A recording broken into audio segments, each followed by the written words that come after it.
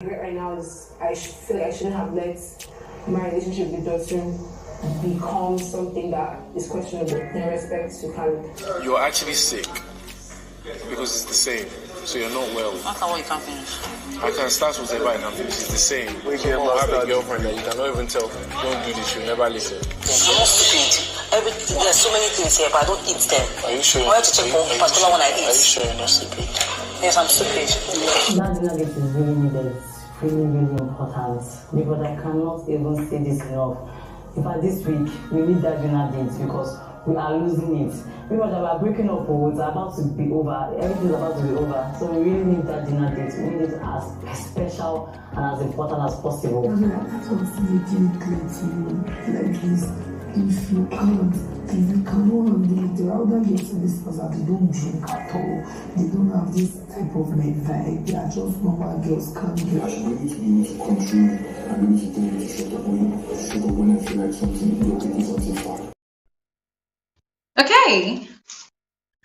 Hey guys, you are welcome to today's YouTube live stream with me, Bbnaija.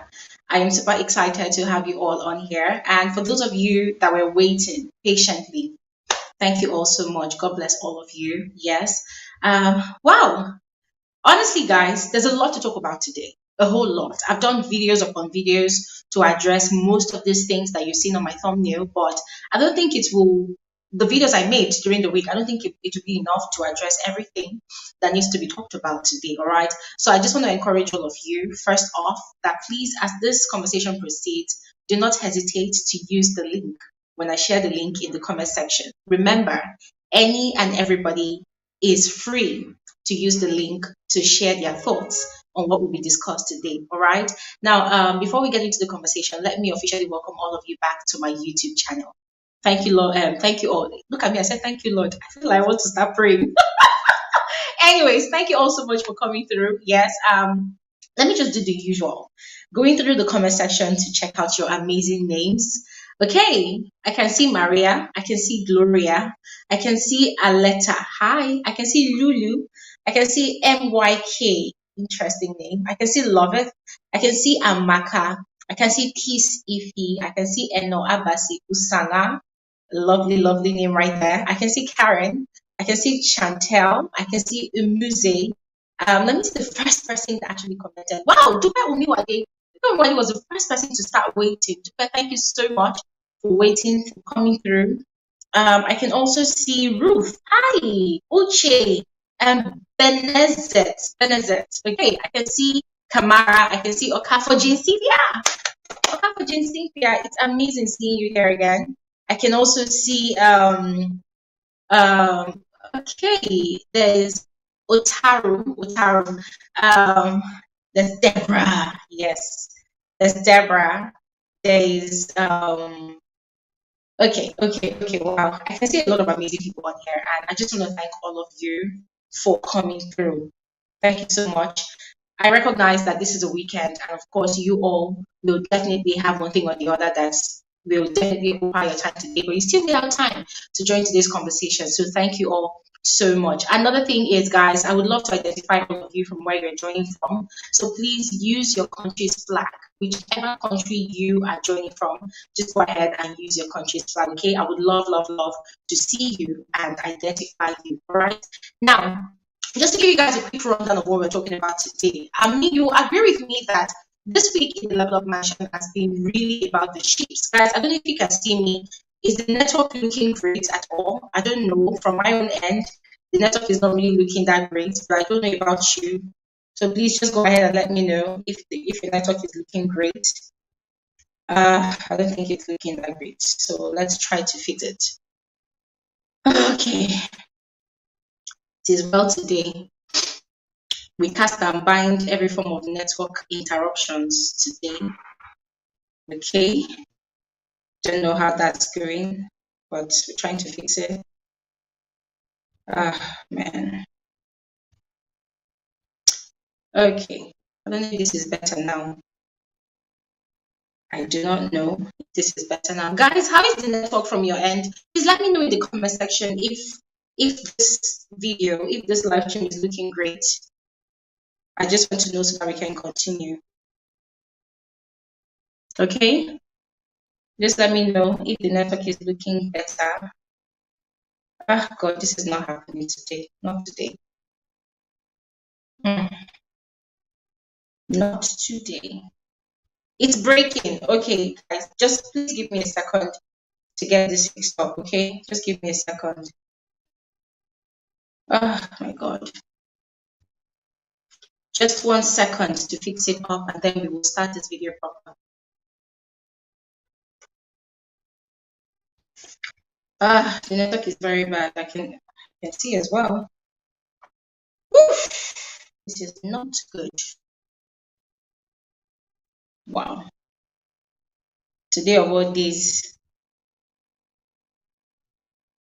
Oh my God.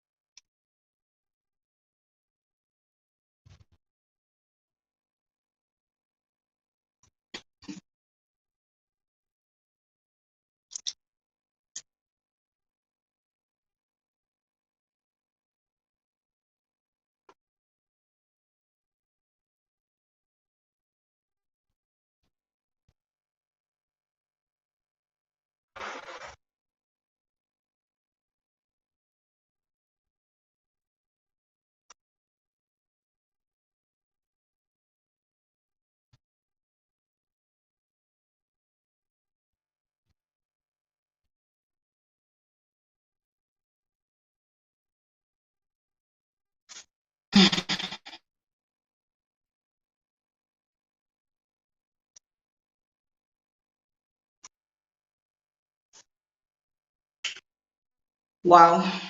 This is crazy, guys. My sincerest apologies. I don't know what's happening. This network has been great all day, and then all of a sudden it's acting up. So please just exercise patience with me. I'm trying to sort it out. We will start this conversation proper very soon. Please just exercise patience, please.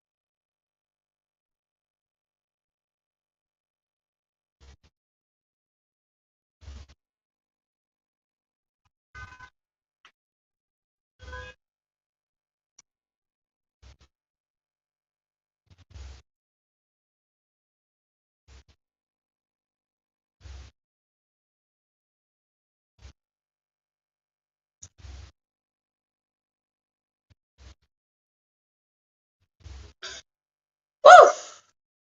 Wow. Okay. I don't even know what to say at this point. That was hectic. That was hectic. I can't believe this network decided to do me like this today, but it's fine. We're good. We move. We move regardless. My sincerest apologies, guys. Honestly, I did not see this happening today, but it's fine. It's fine. We're doing great, and this live stream shall happen as planned. Okay. So if you can actually see me better now, please just indicate in the comment section. The devil is a liar. We're gonna go ahead with this conversation. Nothing is gonna happen. We're gonna get it done. So yeah. So just let me know in the comments, okay, if it's looking great from your hand now, please. Okay, yeah, all right. Okay. All right, guys. Yeah. Once again, thank you all so much for your patience. You guys are simply amazing. Thank you all so much. Now, I'm just going to give you guys a rundown of what we're talking about today. As we all know, this week was majorly about the ships. This week was all about the ships, the good ships, the bad ships, the toxic ones, guys. There was a lot of drama coming from paired up people in Biggie's house. And three major ones that actually caught our interest that even got a lot of tongues wagging the most this week was the Daniela and Dotun's intending ship, then the Sheikh Zambella, the almighty ship of the mansion of the season, and then there's also Groovy and Fina, whose issues became very, very poignant yesterday and today. So we're going to be talking about all of that. So far, I've actually outlined areas that I'm going to be touching upon. So briefly, I'm just going to go ahead and explain, all right, and analyze these three ships, all right, and then when I start sharing the link, you can also feel free to, you know, do your own analysis as well. So beginning with the Daniela and Otun's ship, let's see. Yeah, so we've seen what played out this entire week, right? Daniela's indecisiveness, not knowing what she wants, not knowing initially what she really wanted between Khalid and Dotun, and then after a brief moment of passion with Dotun, she realized that she had actually messed up and wanted to go back to Khalid. But then, guys, we also came up with another theory that it could be that it's because it's eviction week, yes, an actual eviction that's going to be happening this weekend, and she's probably scared, of what to face out there in the real world if she eventually gets evicted this week. So we just came up. Oh, it's breaking.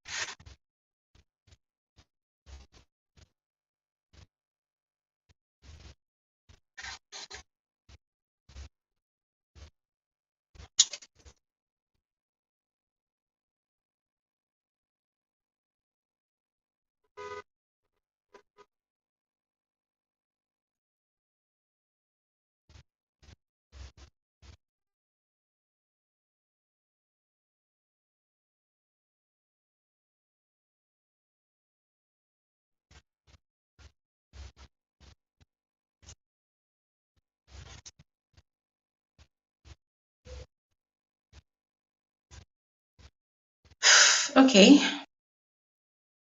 I think we're back again.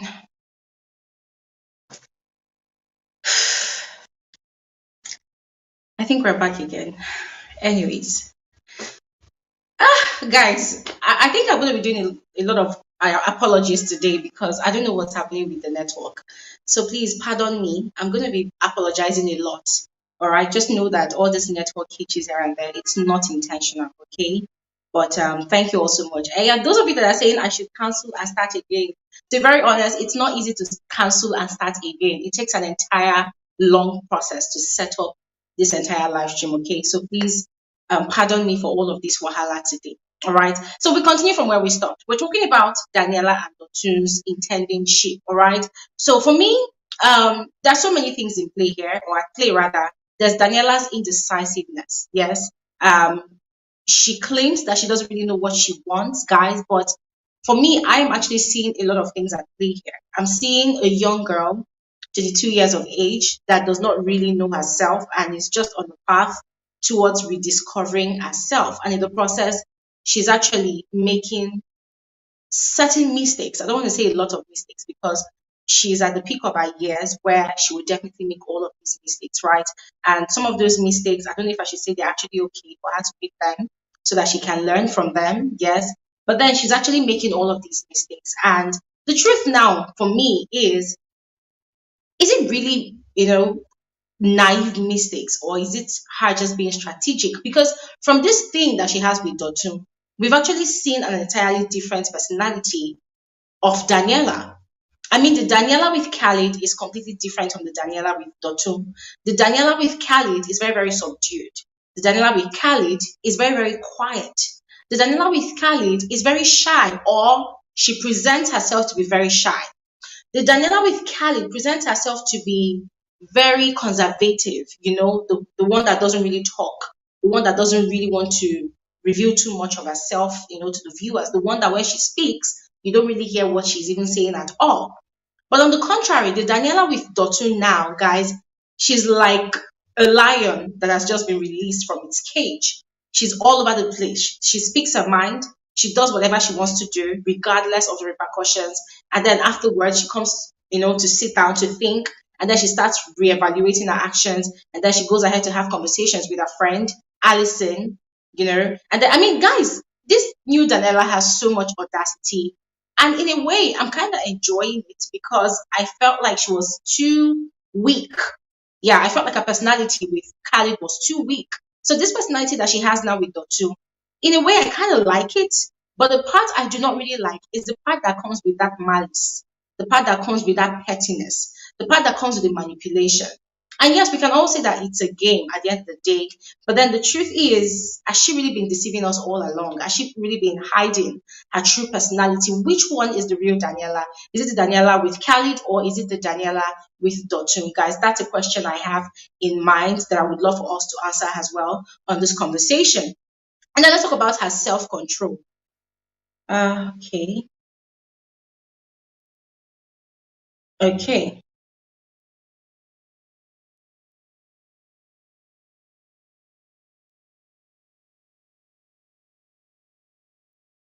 Yeah.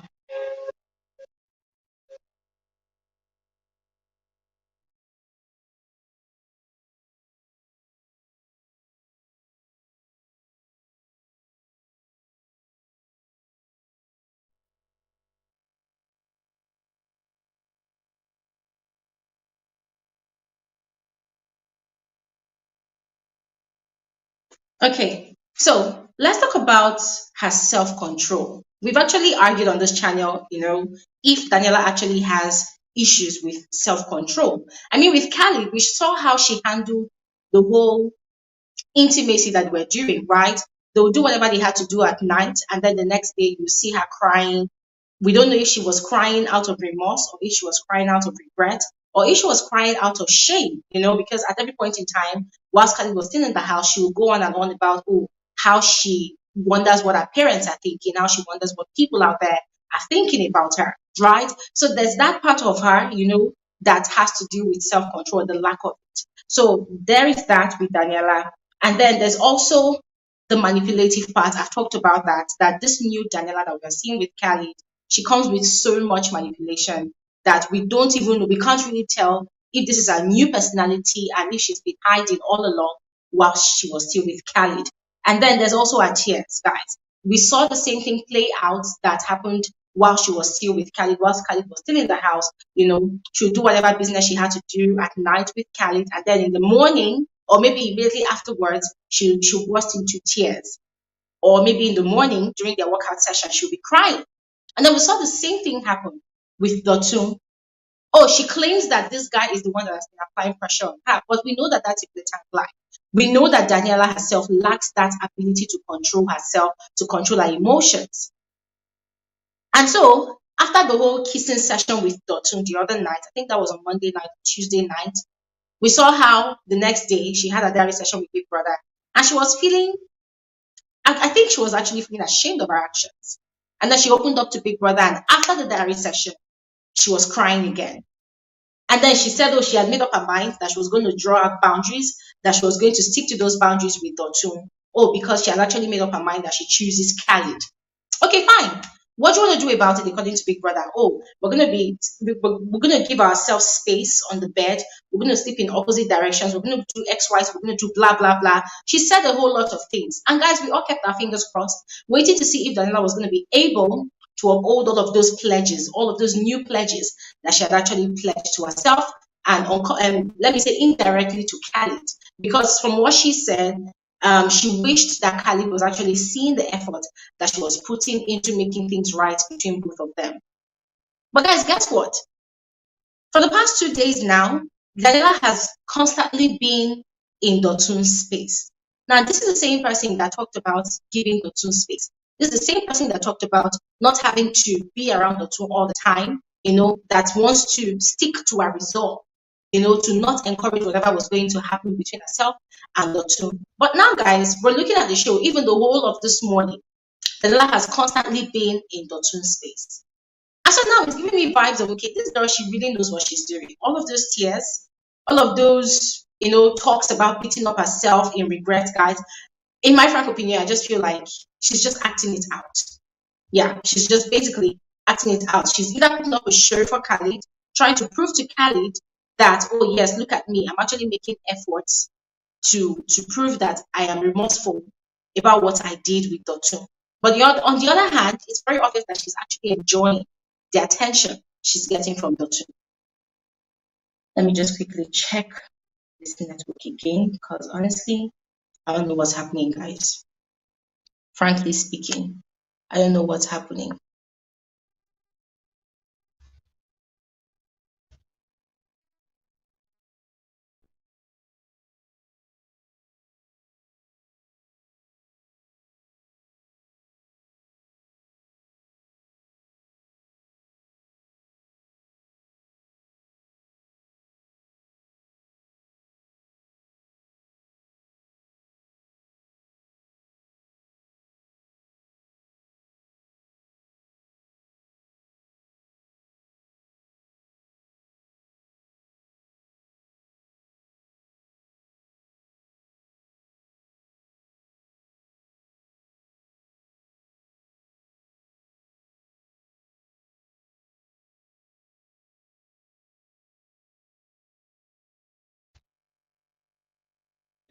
Okay, I think this is better. Still, guys, I'm gonna apologize to all of you. Yes, I'm trying to calm my nerves right here. My nerves are really stretching out because of this network issue. But we'll be fine. We're gonna get this live stream going. Okay. So that's that about Daniela, guys. I don't know if you all heard what I said, but I would love to listen to your own take on the Daniela and Dotun situation. Now, moving on to Shegs and Bella, I have actually done several videos to talk about it extensively. And I feel like, in a way, I've almost exhausted what I want to say. But a few things I want to point out is this, just to give direction to this conversation when you guys start coming on. We're going to look at the toxicity of that relationship. Yes. And when we talk about toxicity, it's not a one-party movement. In my frank opinion, I feel like it's both parties involved in that shit that's actually responsible for creating that toxicity, guys. It's a lot. It's very, very deep. When you listen to these two people having conversations or even having a go at each other, you will see how they are not even compatible at all. In the real world, if they were to have such a relationship in the real world, you see how they are not even compatible at all. Yes. And then there's also the part of the insult and the verbal abuse. On the video I did this week, I talked about it, guys. That is really, really deep. It runs deep. In every conversation that these two people have, you will see that it's almost like Shegs cannot really make one complete sentence or even talk to Bella at length without using some insulting words. And there's something he always says. He will say that, oh, babe, I was only joking. I was only joking. And then it will make you wonder, like, okay, for how long are you going to continue joking with people's feelings, with this girl's feelings, with the kind of things you say to this girl? For how long will you continue joking? And then there's also the gaslighting and the emotional abuse, guys. We see that play out all the time. Yes. Every time Shegs does something to Bella, he reverses it via reverse psychology and makes it look like Bella is actually the offender. And then that completely destabilizes her. But because she acts like she's in need of that relationship. You see how she rushes to go and make settlements. You see how she rushes to go and apologize and beg. And it is only when she comes down from a high horse to apologize and beg that Shegs becomes completely okay.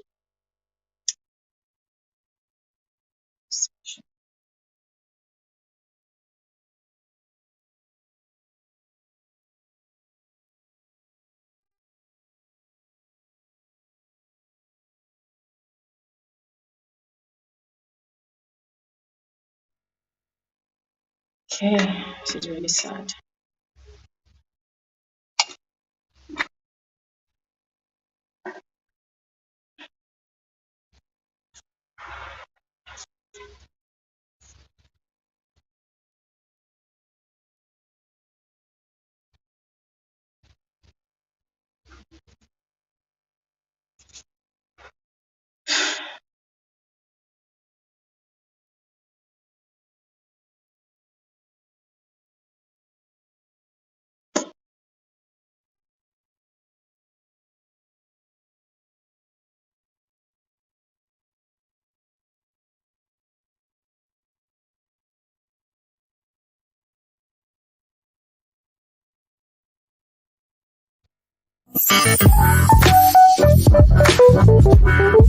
Hey, stop right here. Don't go anywhere. You are especially welcome to my YouTube channel. My name is Bbnaija, and this right here is frankly speaking with Glory. I am the girl with the tea. I give detailed analysis of reality TV shows like Big Brother Naija, like Nigerian Idols, like The Voice Nigeria. You know, basically any reality TV show that actually interests you, it automatically becomes my interest as well. I literally carry off on my head.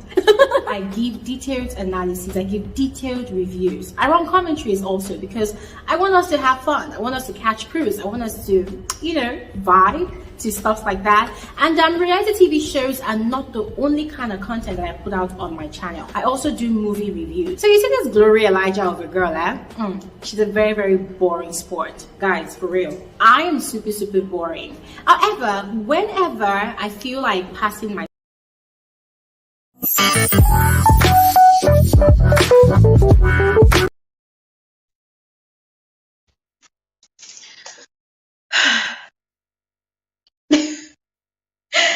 okay. It's well, guys. I'm going to round off what I'm saying very soon so that you all can just sleep. Because honestly, I think I've had it over and done with this network. It's killing me right here. Anyways, I've talked about Shegs and Bella, right? And now I'm going to move on to Groovy and Fina. I actually have a lot to say about Groovy and Fina, and I'm really hoping that this connection allows me to say what I want to say in details, all right? Because I've actually done a video about it, but I've not really given enough details about that relationship yet. So I actually outlined a number of things. Yes. Okay. So yesterday, Fina and Groovy had issues, right? Fina was drunk. She was drunk and she had said certain things to the rest of the housemates in comparing the level 1 and level 2 housemates, you know. And of course, from what she said, she kind of blamed the level 1 housemates more about the fact that they lost their wager for the week. And that did not sit well with Groovy at all because, of course, Groovy wants to be in the good books of everybody. And according to him, because he is together with Fina, whatever offenses Fina, you know, takes in the house, it's going to definitely reflect on him and people might, you know, start targeting him. So he does not want to have any issues at all in the house. And so he decided to have a conversation with Fina last night about her actions, about the fact that she drank a lot, and also about the fact that she has a tendency to become violent when she's upset. Now, the video I did this morning, I mentioned that it's okay for Groovy to want to have a conversation with Fina, but was that the right time for him to have that conversation with her? The answer is no, right? The answer is no, because you cannot have a decent conversation with someone that's actually intoxicated by alcohol. Fina was completely intoxicated last night. Everybody that watched that conversation could have seen that everything that she was saying was just coming from a place of, okay, frustration. And of course, there's this saying that goes that alcohol really brings out the truth in people. So if at all Groovy had not had that conversation with Fina at that point in time, then maybe the next day they could have possibly had that conversation in a more reasonable manner, and then they could have had a proper resolution to their to their issues. But then I felt like no, Groovy was frustrated at that point in time, and he really, really needed a way out. He needed a way out. But he's not the type that has the balls to just outrightly break up with a girl like that. I mean, we saw that from his relationship with Beauty. Beauty was obviously giving him hell. He was frustrated, he was exhausted, he was tired. But it was very obvious at that point in time that he was scared that if at all he broke up with Beauty, that it might affect his game, that it might affect the viewer's perception about him. And so he did not take that bold step to break up with Beauty. Now we're seeing the same thing play out again with Fina. Yes, although Fina is not outrightly aggressive, she's not outrightly violent, yes, but she has the tendency to, because of the way she speaks, because of her mannerisms, because of the way she carries herself in the house, and because of the way she addresses issues in the house. Fina is not one to sit down with someone and have that conversation, because I mean, guys, this season, what we normally see now this season is people having issues, and they just go ahead and say, okay, let's have this conversation. Let's have this conversation. Fina is not that person that wastes her time in having conversations. Her own style of resolving conflict with fellow housemates is a shouting spree. They go head on, against each other. They shout and shout and shout. They attack each other, and then after they attack, they settle their differences. I mean, we've seen it play out with the way she related with Amaka, the way she related with Brian, and the way she related with Shed. And today, aside Amaka that has been evicted, she and these other people that she has had altercations with, they are the best of friends, because now they've had a shouting spree, and now they know that, okay, there's a boundary that is not to be crossed. Now, that is Fina's own style of conflict resolution. But for Groovy, it feels like there's everything wrong with it, because we can agree that the trauma that he experienced in being in a toxic relationship with Beauty still lives in his head. He still has not gotten over that trauma yet. And so he's looking at Fina, and it seems as though every single thing that contributed, influenced, and led to Beauty's disqualification and Beauty's abuse of him as well, his emotions, of course, yeah, it's like he's seeing everything replay itself in Fina all over again. It's like he's looking at Fina and he's seeing a replica of Beauty. And that scares him a lot. That scares him a lot. Now, another thing again that he sees with Fina is that Fina is uncontrollable. When Fina is having altercations with people and Groovy is telling her, it's okay, be quiet, Fina will never be quiet. Fina has a mind of her own. Nobody in that house can control Fina. The only person that can control Fina is Biggie himself. So that scares Groovy a lot, because for him, what manner of man will I be? What type of man will I be if I cannot control my relationship? What type of man will I be if I do not have a say in my relationship? And now another thing that plays against his own that plays against him is the fact that he doesn't really know how to cook. Fina is the one that cooks for the house most of the time. Fina knows how to cook, and Groovy is, oh my God, Groovy is a hopeless foodie. That guy can eat 10 times a day. In his sleep, he's still munching on the bone of chicken. That guy eats a lot. He eats like a hoodlum. That guy eats like he has one big tank in his tummy that has refused to be filled up. And Fina is just that perfect person for him that knows how to handle his cravings, that knows how to handle that particular craving. I don't know. I don't want to call it a flaw, guys. I don't know. I don't know what to call that. But Fina is the only person that knows how to help him with that struggle, because it's a struggle. You love eating, but you don't know how to cook. So it's a problem. It's a hazard to him. And Fina is the only person that knows how to help him deal with that. She has that energy to deal with that. So these are things that actually scare him. These are things that actually scare him. Another thing is, let me see. Oh yes, Fina's temperament, yeah, it's similar to the way she handles conflict. Yeah, Fina's temperament is completely similar to Beauty's temperament. The only difference is that when Beauty is angry, when she's livid, she takes action outrightly, and sometimes she goes physical about it. I mean, as we saw with Bbnaija, as we saw her assault Groovy as well. But with Fina will only make noise with her mouth. She will only shout, she will only scream, she will only say a lot of words, but then afterwards, that's it. That is her own way of venting. Now, it's not like there's anything wrong with these two, that's Groovy and Fina. The only difference is that Fina completely embodies everything that Groovy is trying to run away from in Beauty. And it's frustrating him. His fear is it's making him look bad. His fear is the rest of the housemates are looking at him like a weakling. And that was what informed the conversation they had this morning. So last night, when they had their conversation, Fina had been really frustrated in a tipsy state, and she had said a lot of words. She had actually gone ahead to tell Groovy that, listen, if you cannot condone me as a person, if you cannot condone my vibe, if you feel like my vibe is too much for you, if you feel like my energy is too much for you, there are other girls in the house that do not take alcohol. There are other girls in the house that are not as energetic as I am. You can go ahead and have fun with them.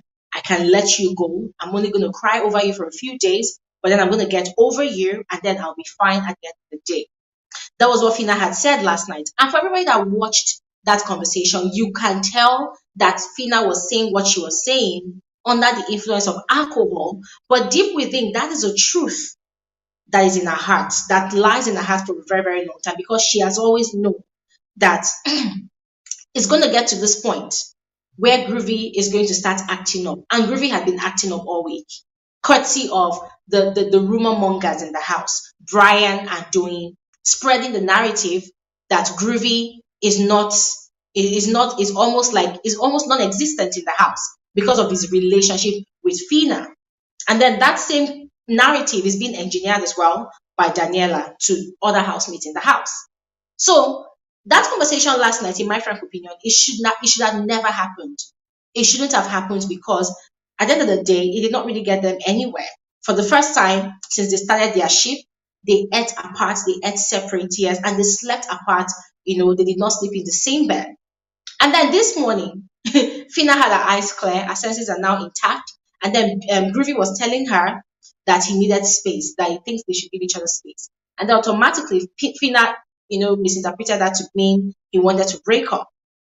And then he had to start explaining himself all over again. But then he gave her two conditions that for them to start off this relationship all over again, for them to get back into the relationship, number one, she needs to stop drinking. And if at all she's going to drink, she needs to tell him, she needs to take permission from him, so that he'll be in the know. He'll be aware that, okay, today you're about to go crazy. So I need to prepare myself, for you. I need to prepare myself, to take care of you.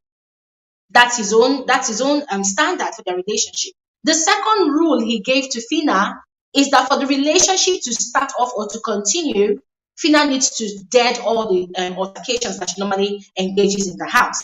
That if at all she has issues with anybody, that she should make sure that she has a conversation with that person instead of having a shouting spree with the person. 1 second, guys.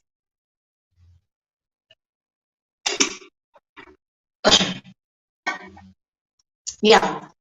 That instead of having a shouting spree with that person or with anybody at all that she has issues with in the house, she should make sure she has a resolution. And how did he even put it again? He said a conflict resolution conversation with that person. Now, whilst Groovy was giving all of his terms and conditions for a ship to Fina, guys, I was just looking at Fina, and the first question that came to my mind was, will Fina be able to shrink herself to fit into the perfect standard of a partner for Groovy? The answer is no. Why, guys? Because number one, aside the fact that Fina says that the way she is in the house is the way she truly is on the outside, we know that all of our altercations, all of our shoutings, all of our yellings, all of our hype woman shit, that is Fina's highlight for the show. That is why people like Fina. And in a way, I have a very, very strong feeling that Fina has kind of figured out that the fact that she has been saved from eviction probably 3 times, that it could be that it is what she brings to the show that people are actually enjoying, that people want to see more of that. And so when there's a need for her to get into an altercation, she will do it properly. When there's a need for her to scream, to shout, and all of that, then she will do it properly. She would not want to shrink herself for any other person. So when Groovy was giving her all of those terms and conditions, guys, it was quite interesting that because she looked like Groovy was about to clip her wings. She looked like Groovy was about to break her down. So it was looking like it was going to be tough for her to handle.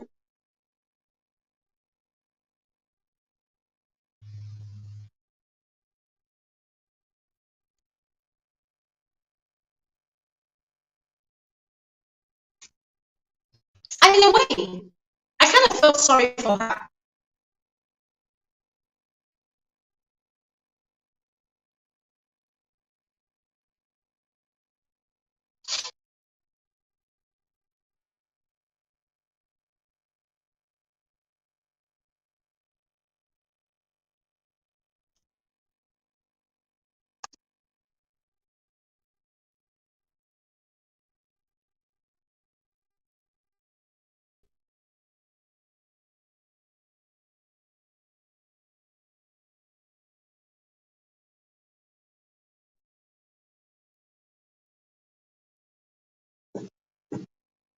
Yeah, as I was saying, in a way, I kind of felt sorry for Fina, and I kind of felt like it was very, very unfair of Groovy to have so much expectation of Fina. Because come on, guys, these housemates, just like the same mistake that Shex is making, they forget that they are all strangers. Even though they've been in the house for over a month now, they are still strangers.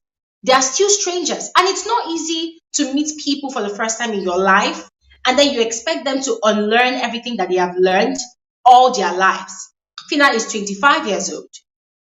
Shex is 26 years old. These housemates, they are above the age of 20.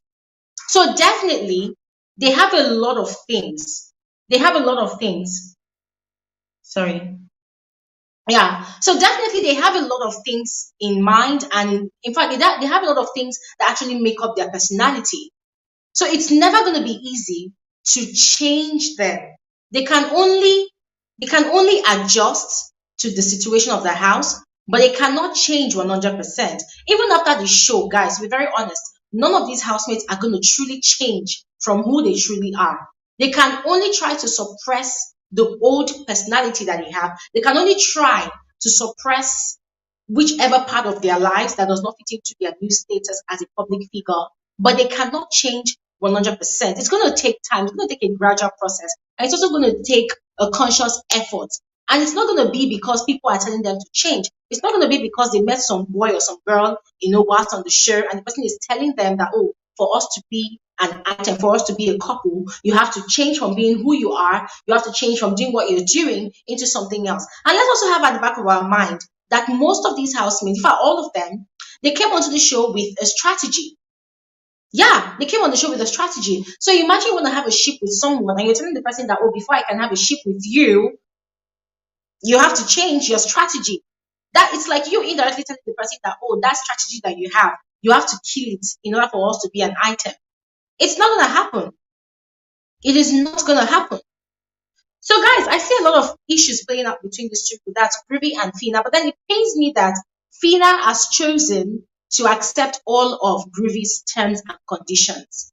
Now, I'm scared for her, and I'm wondering if she will be able to subdue and shrink her personality for Groovy. I'm wondering if that is actually going to lead her to the finals.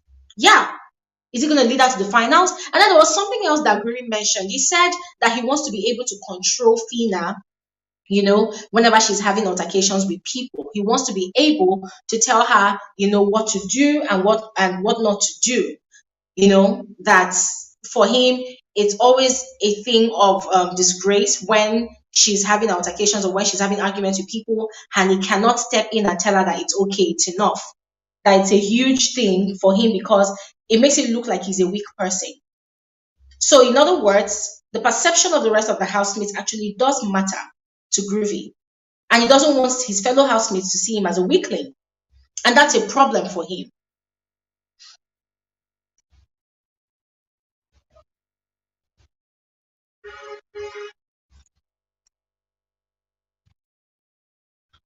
Yeah. And that's a problem for him. So the question is, will Fina be able to sustain this new path that she has decided to stake up with Groovy? Because at the moment now, they are back together again. She has accepted his terms and conditions. But the question is, for how long will she be able to cope with all of those restrictions? Because what exactly is a relationship if you cannot be yourself? What exactly is a relationship if you cannot bring your authentic self that you are to the relationship? What exactly is that kind of relationship if you have to now start adjusting and adjusting and changing and transforming yourself, just to suit the perfect image of your partner? Anyways, guys, let me see if there's any other thing I want to say here. Yeah, now talking about Fina's drinking issues. Honestly, guys, the issue I have with Fina at the moment is the fact that she is constantly using the line of "this is who I am." We're going to talk about that briefly. Let me just quickly sort out this frustrating network issue. God,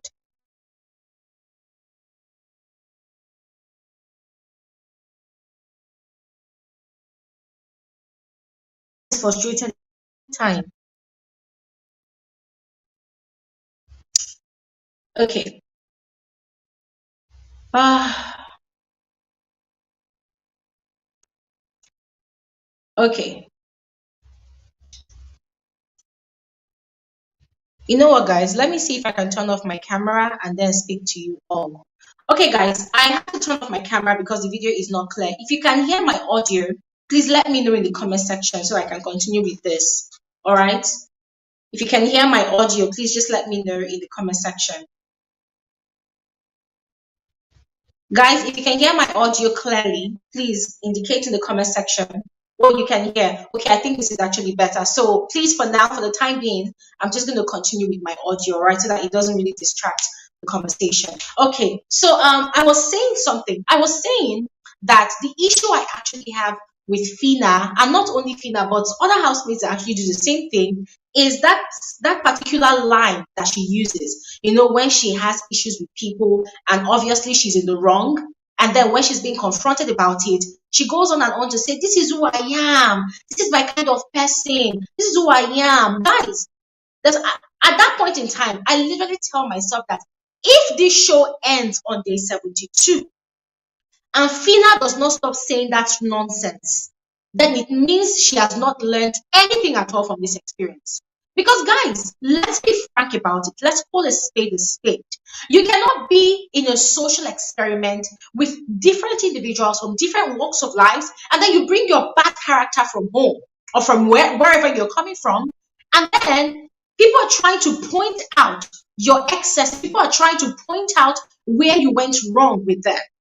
And then you're coming with that angle of "this is who I am." Excuse you, this is who you are, this is who you are. Have you ever heard of something called compromise?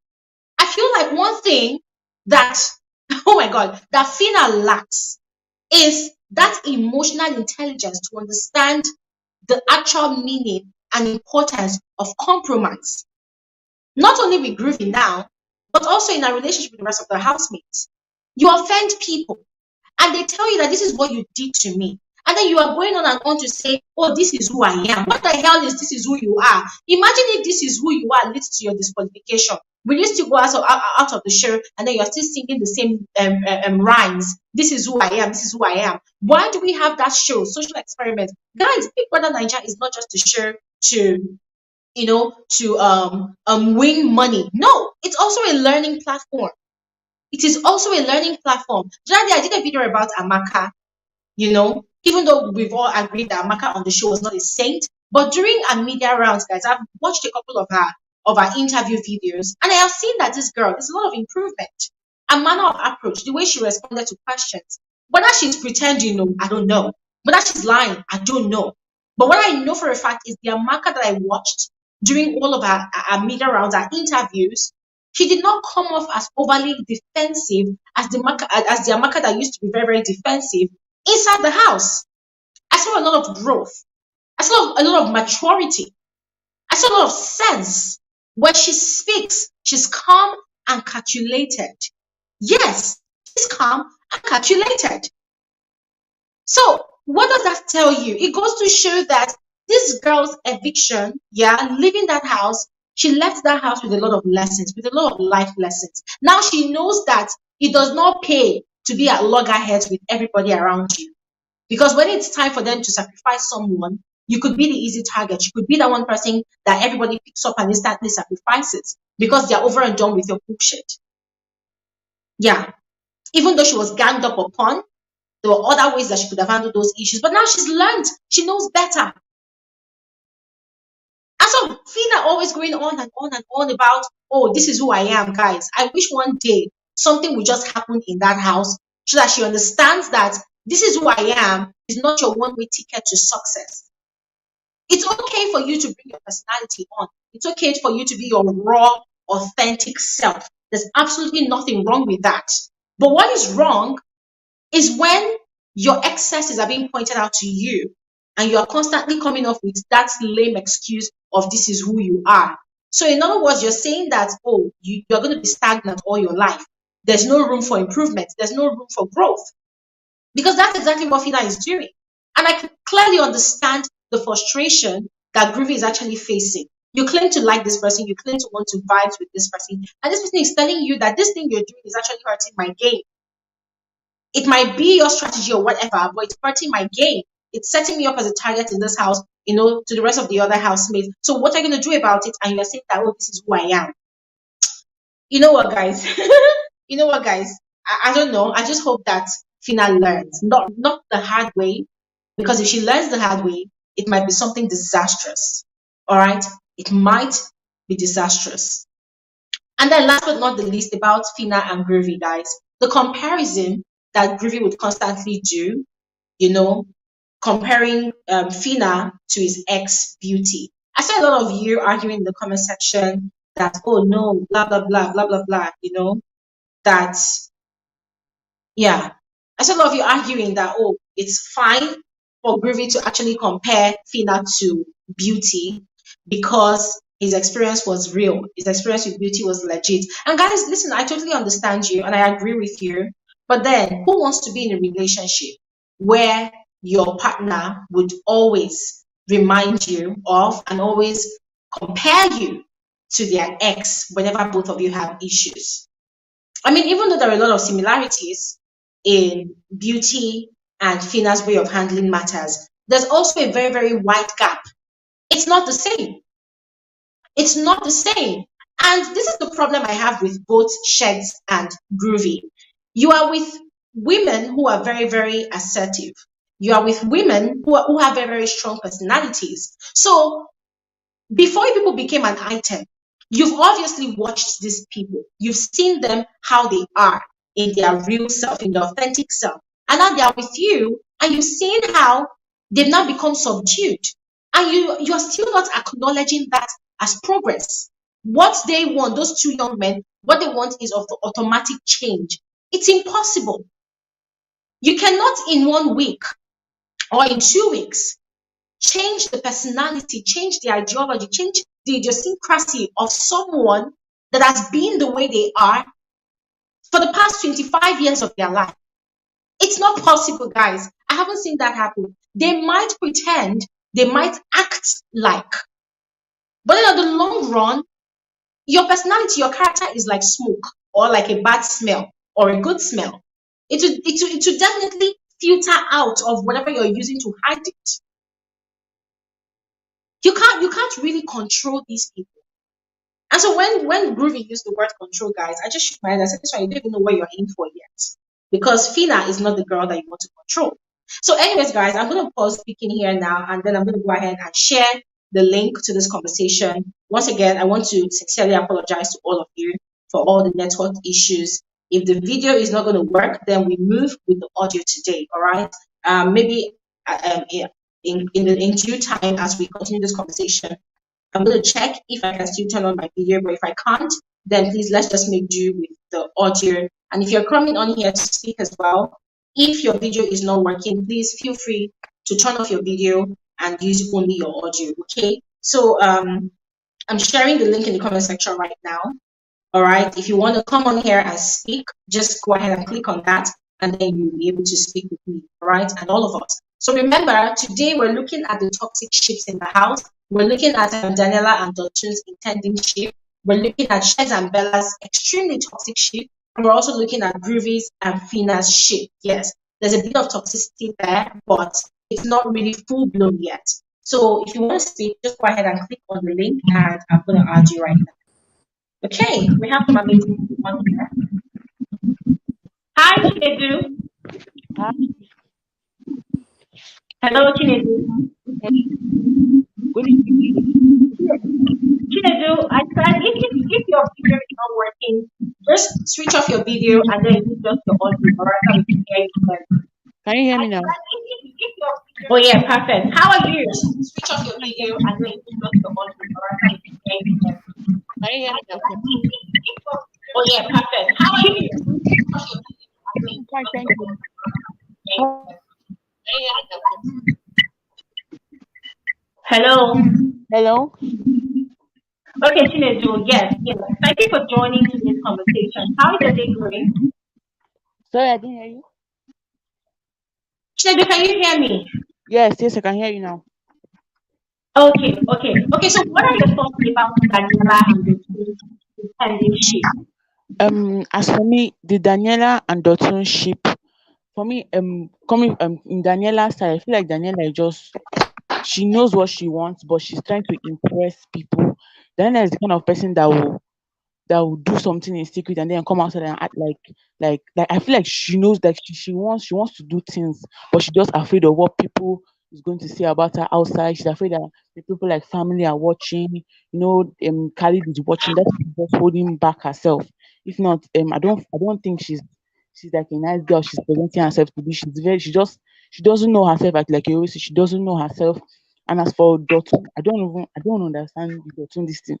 I don't understand Dotun with the sheep because I know that Dotun likes her and her too she likes him, but sometimes I don't understand that their sheep too much. I mean I don't even like the sheep. As for me, I don't even like any sheep at all. Just want everybody to scatter. As for me, that's just my own thing. But as for Daniel, I just feel like she's confused. She wants to be herself and then she still wants to impress people. And that's why she's like it's like today she'll say she's not going to do something tomorrow, she'll do it and then it's confusing people. That's what I have. Yeah.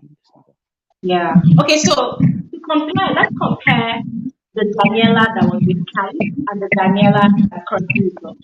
Which personality do you think is real? Um, um Hello? Hello. For me, I feel like the Daniela that is with Dotun is the real one because when she was with Kali, she came out as shy, and like when she was even with Dotun, I was like, this girl is very very calm and chill. She just came out as intelligent, calm, chill. Like, but then when Kali went out, you could see her doing sexy, wild, and I was like, For the like first week that Dotun went out, I was like, Daniela has changed. So I feel like Daniela or Dotun is more of like I don't know, but I feel like she's a bit scared of Kali. So Daniela or Dotun is more. Hmm. Okay, all right, all right. Thank you very much, Chinedu. Thank you so much. Let's quickly move on to Audrey. Hi, Audrey. Hi, Glory. How are you? How are you? I'm fine, thank you. How are you doing today? I'm doing good. How about you? I'm doing great. Thank you very much. Okay, so the same question I asked Chinedu, comparing the Daniela that we saw with Khalid and the Daniela that we're seeing with Dotun now, which one do you think is the real personality that she's got? I think both are real. You know, when you meet someone, depending on the vibe you get with the person, that's how the energy goes with them. So again, Khalid is a whole different individual, and he's also Muslim. You know, that can affect her how she act with him. It's different with Dalton because they both have common beliefs, I guess. So with Khalid, she's more like conservative. I would say that's the word to use, and she's more like alert of what she has to do. Although when she does something, she'll still go and cry about it. But with Dalton, I feel like she wants to be more free, relief, but then she can't really do that because she had something with Khalid before, and she doesn't want the viewers to drag her from going from one man to another. But it's Big Brother's house, so I don't think she should be worried about that. They're gonna drag you regardless, even if you don't do anything. That's how it Exactly. is. So for me personally, out of if I was her, I would not really be bothered about the dragging because it's gonna come either way. So she should just, if she actually like him, she should just. I feel like they'll be more compatible in the real world. Although I don't really know much about Dotun. He's like really, he's not giving much. I didn't even know him till he started with the ship with Daniela. So I don't really know about him, but I feel like she might like him, but she will just burn down that feelings because of Khaled. So Mm. Okay, Audrey. yeah, I remember there was a time we had a live stream and you said your age. I think you're in your early 20s, right? yeah, yeah, Okay. So this is no, don't take this any way, but I really want to understand because I crossed my 20s a long time ago. I'm in my early 30s now. So I want to know if it still feels the same way. It felt back then, being in your early 20s, if it still feels the same way now. Now, being a young person, right? yeah. And you're seeing what Daniela is going through. I don't know if that's a struggle for her, the stress of not really knowing what you want to do, the indecisiveness of it all, the lack of self control, or should I call it the need to experiment? Because in my mind, it's shifting between those two lanes, lack of self control, and you just want to experiment. Because the other day she was having a conversation with Alison, and apparently while she and Alison were roommates during the lockdown, and both of them they had made a pact with each other that they were going to experience as much as they can experience on the show. That conversation happened on Monday after she accepted to be Dotun's partner in the head of house bedroom. And Alison was scolding her that why were you hesitant? You almost said no. Why? Remember, we agreed to enjoy the experience. We agreed to experience everything. I mean everything. And so it just clicked that oh wow, so that is why Alison is so in a hurry to always expose her body, because she really wants to experience and experiment how it feels to do exactly that when millions of people are watching you. So she was thinking the same thing for Daniela. So the question is, you are obviously in the same age group with these girls, Daniela especially. Can you relate with what she is actually dealing with, or should I say experimenting with at the moment? Personally, yeah, because sometimes, as much as you wanna judge her, like sometimes you can't control yourself, like or your feelings. If you have like a tension or like a physical tension with someone, and you're especially sleeping in the same room, it's kind of impossible to resist the temptation, especially if he's your spec or your ideal man, or he has the futures. Like Dutton is a fine person. Like even regardless of his personality, he's an attractive man. So I just feel like sometimes we should not to judge her like that, because if I was in the same situation, regardless of the cameras watching, I'll do whatever I want to do. Like and not that necessarily like have sex or whatever, but physical. Yeah, Yeah, like I don't think they should like judge her because she likes him, or they have this tension. Like whenever they are together, like you can see her literally just feeling his body. I'm like, okay, okay, okay, can you just it's okay to like, because her physical, like you can tell she's trying to like resist him, but there's no way. Sometimes yeah, she'll say something, I don't want to see you, I don't want to talk to you, avoid me, but then you yeah, some way or two you see her them together. It's just that temptation, it's real. Like it's I yeah, understand her frustration too, and it's kind of, it wasn't like that with Khalid. That's another thing I've noticed yeah, with Khalid. It was just okay. I like you. We're just vibing. It's like a slow ship. yeah, With Dutton, it's like this tension. When you yeah, see Michael Jordan now, you're just like, oh my God, I can't wait to like just do all these things, but you can't really do it because it's like everyone is watching yeah, you. So yeah, it's real for her to feel that way towards him, and I don't think people yeah, should necessarily judge her for feeling that way. You can't control your feelings. Like, come on. yeah. Yeah. You know what? Thank you so much, Audrey. Thank you Yeah. so much. And as I always say, you are a breath of fresh air on here. I always enjoy hearing things from your perspective because it's very necessary, for us to hear from the two worlds. I mean, in a way, I'm kind of separated from your own world a bit, yes, a few years ago. So it's very interesting to hear that from your own perspective. And I totally agree with you. I mean, you want to do something, just go ahead and do, right? Yeah, If like you did not have the, I like if you maybe didn't have the guts to I do would it, why did kind you of come on the compare show? her with like Angel. I like Angel because if she wants to do it, she'll do it. She wants to kiss 10 guys, she'll kiss. She doesn't care. I Exactly. feel like Exactly. I think what makes it harder for her is because she came in as conservative and no one Yeah. expected her to be like the girl she's. I don't know, I just feel like her first impression was kind of like, okay, I'm not doing anything. I felt like she could have, I don't know, maybe she thought this house is gonna do I didn't think I don't think she expected like her emotions to be like this real. So that's why everyone Yeah. is judging her. I understand, because when she came in, she was not wearing all this, okay, I'm a bad bitch, I'm Yeah. gonna do all these things. She was really calm, but now it's like she cannot control it, so it's fine. Okay. Thank you so much. Thank you so much, Audrey. Thank you Thank so much. you. Yeah.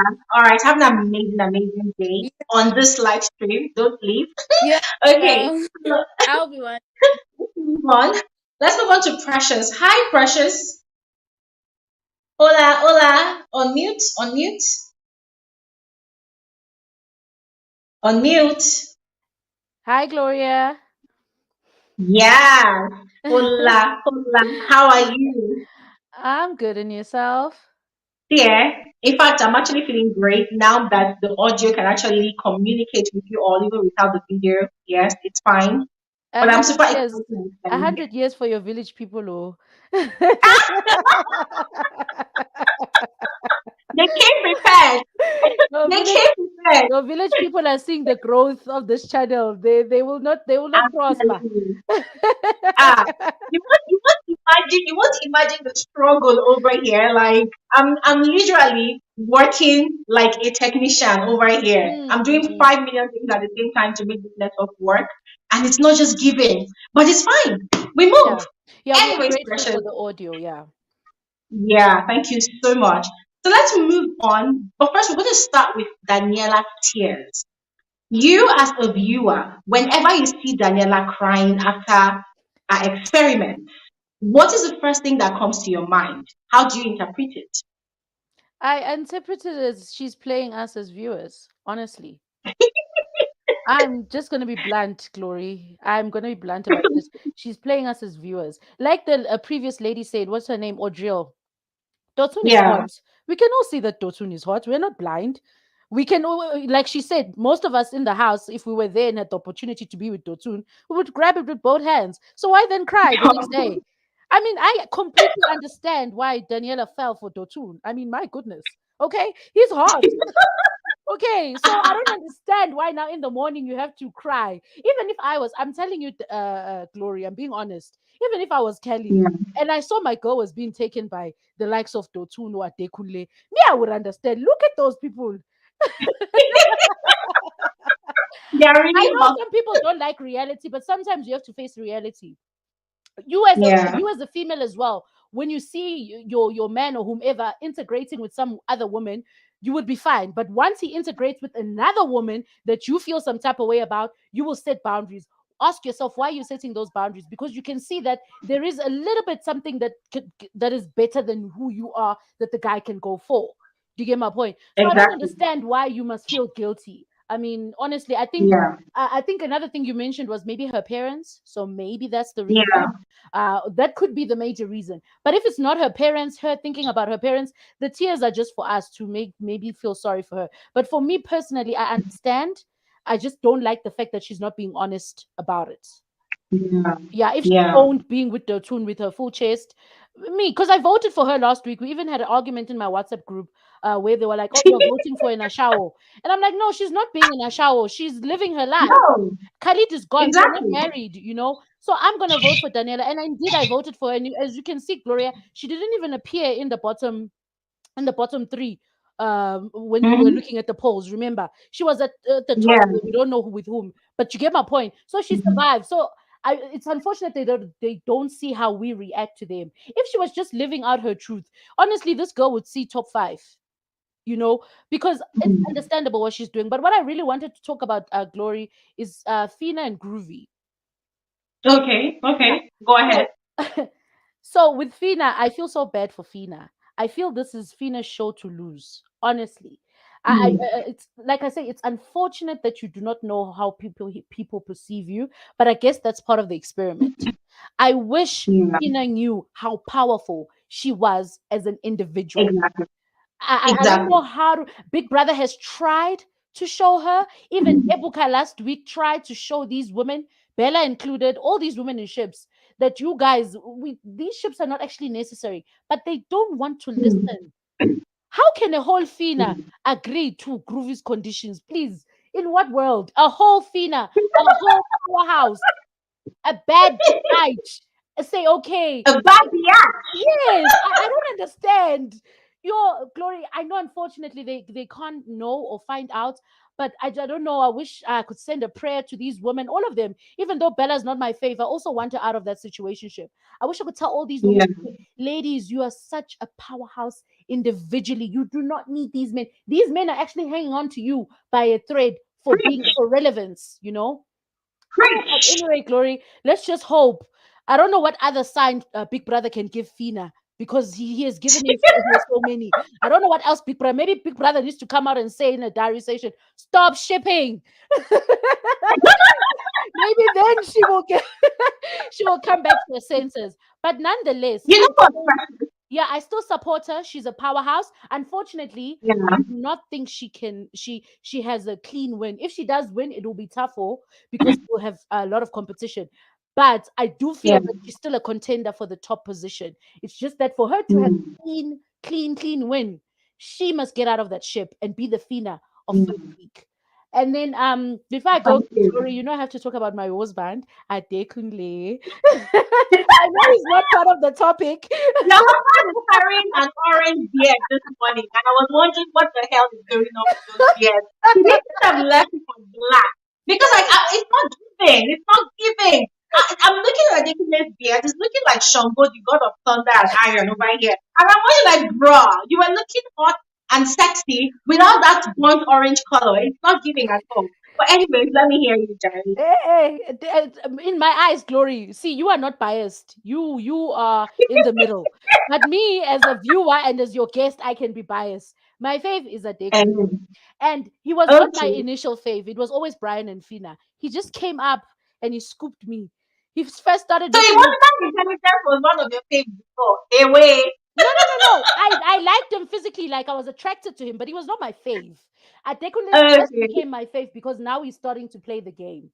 Right. So Yeah. yes, so Yeah. I just what I know he's not the topic, but I just wanted to add that for me to now say this is whom I'm standing with my full chest, it's because he also did the Mm. switch up. He forgot about the ships and he started focusing on the game. The same thing I'm wishing for Fina. That's what Mm. Adekunle did. Remember, he was trying with Ellison and then Rachel and then also with Daniela. Then he realized, no, this Yeah. thing is not working. Now he's focusing on the game and it's going to take him to the top 5 when in the beginning he wasn't even going to make it. I'm going to be honest. Adekunle, I didn't see him in the finale, but after he changed his gears, I see him in the finale, and that's what I wished for Fina, that she would just forget about the ships and focus on the game. But anyway, I know she's going to go far. Glory, thank you so much for the Yeah. opportunity. It's always a pleasure to be Thank here. you so much, Precious. Thank you Yeah. so much, Precious. Whilst you were talking about Tina and Ruby, talking about how powerful Tina is, I just reminded myself of something.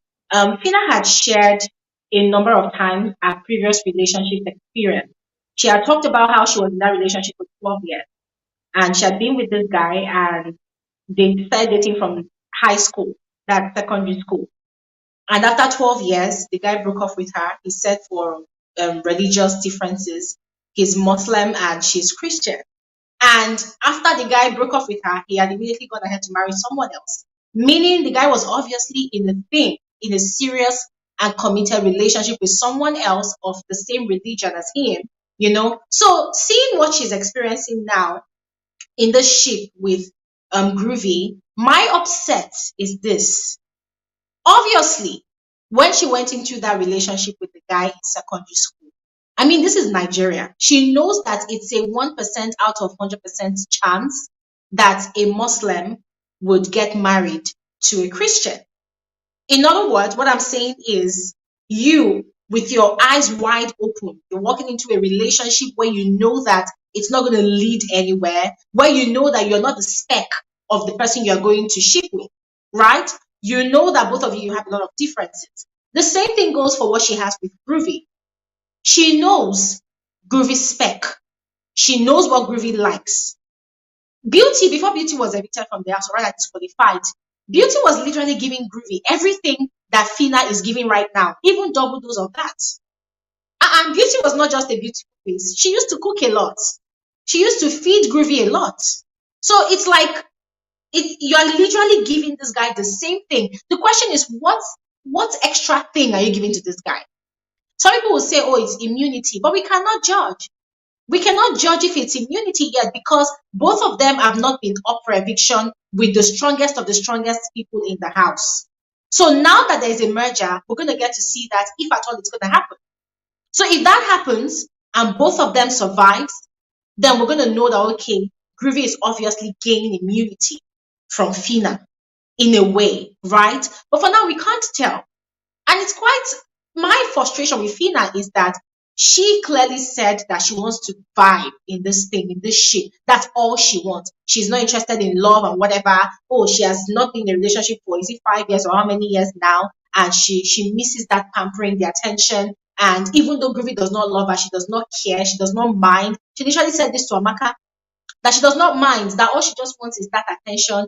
Outside the house, if they continue or not, she does not care. But guess what? This our hearts, our mind, it plays a very, very tricky game on us, especially us as females.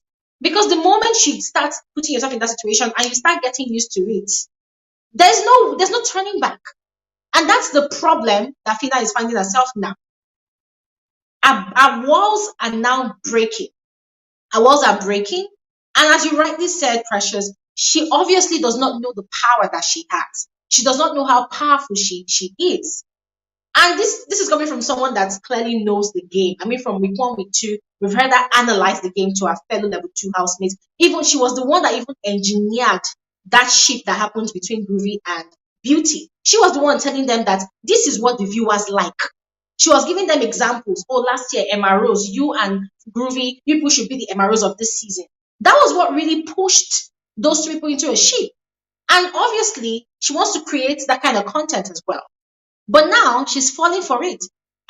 The strategy part of it, guys, I don't even think it's actually valid anymore. I think she has completely fallen, head over heels, And now it's paining me that she's accepting Groovy's terms, because what Fina doesn't really understand is that all those altercations that she has, all those shouts, all those noise, that is a highlight. Take away all of those things from Fina. There's no Fina on the show. Let's be very realistic. Take away the hype woman part. Take away all the noise she makes. Take away all the slangs that she speaks. Take away all the vibes that she's got. There's no Fina. So thank you so much, Precious. I just thought to point that out, because you talked about how powerful she is, and you are correct, like 100%. Fina is very, very powerful. But then, as you also rightly said, that is the dynamics of the show itself. You don't know how people perceive you until you come out of the house. So I'm just hoping that one way or the other, a little bird will just whisper in her ears and tell her that, girl, you are enough for yourself on this show. You don't need a man to help you announce your game. Anyways, thank you so much, Precious. Let's quickly move on to Enrica. All right, thank you. Hi, Enrica. You have to unmute yourself. Hi, Lori. How are you? I am good. It's been 3 years of me trying to get onto this show. Finally, I made it my duty this morning to listen to when you were going to say, I'm going to share the link. And I clicked with so much. Enrica, hold on. So let's do this, okay? I think you're having the same issues I had before. So I advise that you turn off your video and then use the audio so that we can hear you clearly. Okay. Okay. Can you hear me now? Oh yeah, this is better. Okay. Better.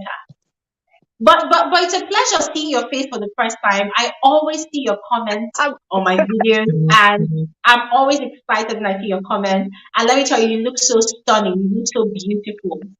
Thank you, Glory. I have always been trying to get onto the show, and unfortunately, the time difference is something that hindered me from getting onto the show. You are 5 hours ahead of me. I'm in the US, so it's a little challenging. Like, it's 10 in the morning, and it's that time for you. So I have to hurry up and get my breakfast and all that ready just to get on. Enrica, Yes, Enrica, I Enrica. can hear you.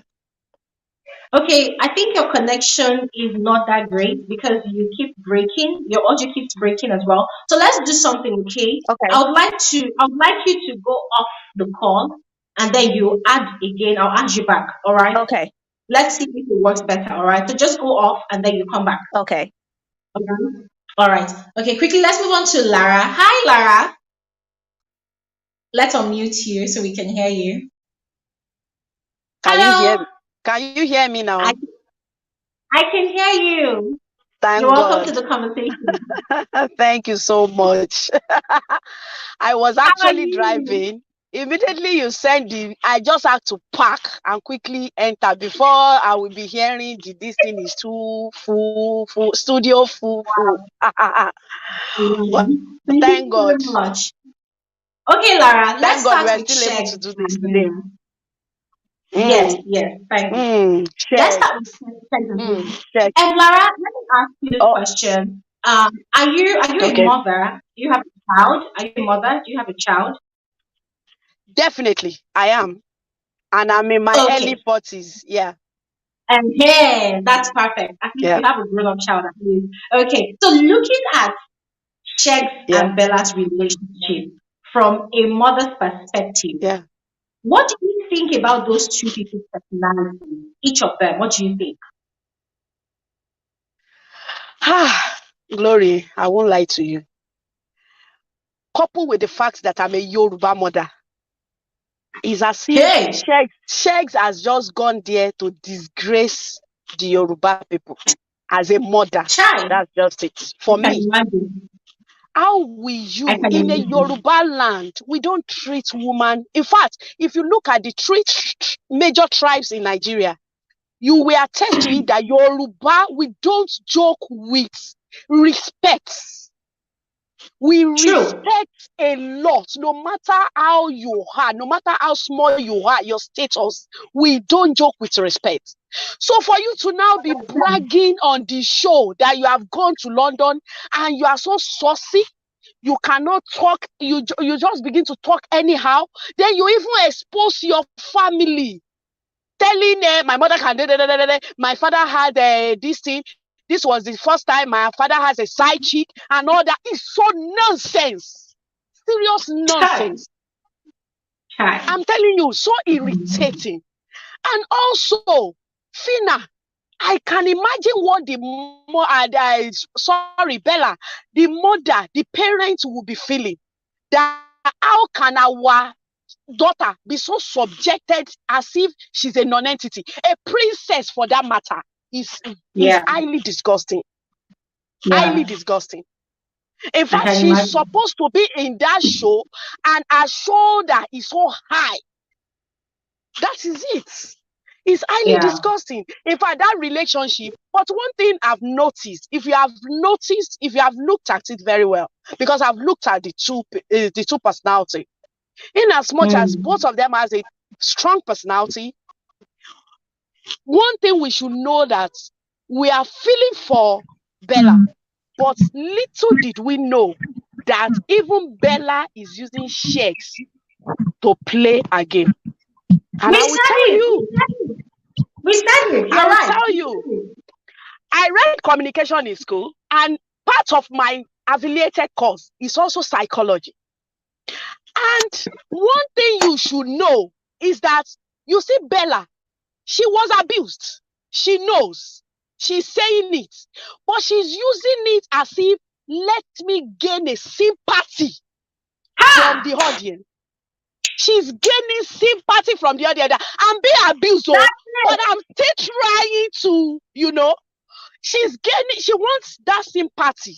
And that was why she was telling people that, hey, this relationship will break, because in her mind, it's the solid relationship that people are interested in. And that was why their strategy in level 1 first was that they don't want any other ship except them, so that they will be the focus at the center of attraction. That's the truth. So she's trying to use, that was why she was telling Big Brother, hey, we are breaking apart. Oh, hey, this major shift that people are watching on this show is going, do something now, this and this, it's just a major strategy from both of them. In as much as we pity her, but can you imagine the person that they call stupid in a night before, and she went on, you will see that immediately that thing eats her, boom, like a stone, and immediately she just feel, there's camera, let me go back to my acting state, and she began. The Fina that we know will not take that shit from anybody outside the house, no matter how you are. That's the truth. Oh, sorry, Bella, I keep calling Fina. So we not take that shit. So she's using it also as a strategy, whereas Shex also is using Bella as a strategy. But the issue is that Shex is now coming, there is an extent that a man will get to, and before you know it, the real self will be coming out. So the real self of Shex as a bully is coming out. He said it before entering. He said, I make women fall in love for me. So he has absolutely done that to show that this is what I'm going to do. So both of them are strategically playing their games. That is one. They are strategically playing their games. I can read in between it. I'm telling you, Emaro Shipa has they even went far. By the time these people go far, mark my word, they won't solve. They can't. They will go apart. That's the truth. They won't. Thank you so much, I also want to talk about Fina. Maybe that was why I kept calling Fina. You see, Fina, fine. She doesn't know that she has a very strong personality. True. But one thing we know is that in as much as I detest that ship, but one thing we should know that Fina is a strong personality. What these things? That outburst that she made yesterday, in as much as she was under the influence of alcohol, she also intentionally wanted to create an highlight for herself. She has gone solo for a very long time. She just felt, wow, why will I? Bam! That was what she did yesterday. That's one thing. I knew they will not break up. All this one, they are just doing baga is a lie. They are just using us to do para. I'm telling you. And one thing I want you to also know is that Fina is playing game. In as much as Groovy thinks she's playing Fina, Fina is also a strong person playing the game. Immediately, Fina, when I want to give you an instance, when Groovy was picked to move to level 1, Groovy Fina was crying, immediately the same night Deji came in, he said, Groovy go reach everybody. I don't tell on that. He go reach all of us, the national cake. Immediately, she concluded, she said, if I now see that Groovy has moved on with Chomzy, I won't fight. I will just collect Hello Swag back. That is to tell you that it's not. It's game. She's playing a game. Serious one.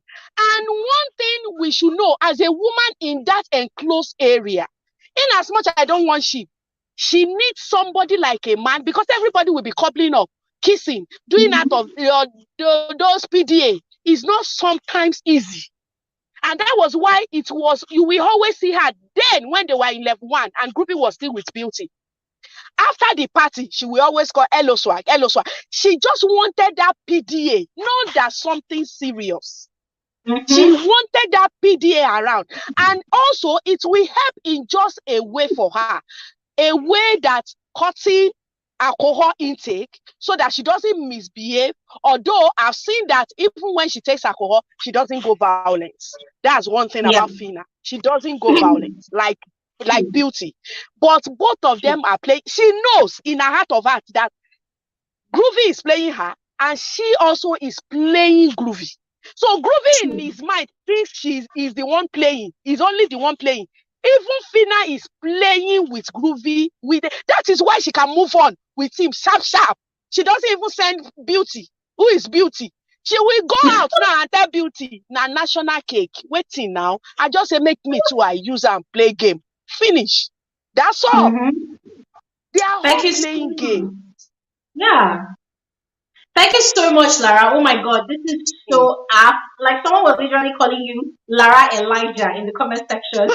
Because what you're saying, because all this things you are speaking right now, it's literally almost the same thing I was saying on my videos as well. So it's like we both Okay. merge brains And together. But also really, remember Daniela, this Daniela of the thing. Have you seen this afternoon? Do you know Daniela and Dotun again under the duvet this afternoon? Have you seen it of recent? Before I left house, I saw it. And I just shook my head. I said, just be playing emotional game. You are just using Lara, emotion. Lara, before they started this afternoon, let me tell you, yeah, Daniela had started going body with Dotun since morning. She has been following this Oh, guy. In the kitchen, she was with him. At the dining, when he was eating, she was with him, eating from his plate. And I was looking at this girl like that, saying, hey, Saturday night has come. Your body don't dey do jing, jing, jing, jing, jing. You want to get down to jiggy, jiggy. Okay, let's see how it's going to happen. Shebi, we placed a bet on this channel. We said, let's see if something more intense is going to happen between these people before Monday. Monday, when there's going to be a new head of house challenge. Let's see what's going to happen. If Daniela can hold herself, fine. If she cannot, then, well, we can't help her much anymore. That's it. That's it. But really, thank thank you you so so much, much. Lara. Thank you so much. I would have loved to continue gisting with you like this because it's so interesting. But you can see there are so many other people that need to speak. Yeah, So let's yeah, just yeah. pick I it can up the other understand. next Thank you round. so All much. right. Thank Bye. you so much. Bye, Lara. Thank you so much, Lara. Oh my days. Okay, so we're going to quickly move on to Tina. Tina. Hi, Tina. Hi, Glory. Hi. Good afternoon. Good evening. Tina, I'm so excited to hear your voice like this. I am. So why are you laughing, Gloria? I'm not Gloria. I'm not even started. You started laughing. Why are you Because laughing I know, now? because I know that when you start, I know that when you start, it's gonna be war. Ah, anyway, I anyway, can't fight let's anymore. begin. I've given up. Yes, no, don't give up yet. Abba, there's still a lot to talk about. Okay, so let's Yes, begin there with is. Shagabela. We've talked at length about Ruby and Tina and Daniela Mm, and Dotun. Let's talk about Sheg and Bella. Tina, what do you mm. think Sheg is doing with somebody's daughter? And what do you think somebody's daughter is doing with them? Did you know what? I'm so glad it's happening on national TV. Yeah, because if it was Have like, you? outside the house, people would think, oh, this guy they use jazz for this girl, and Yeah. it is not the case.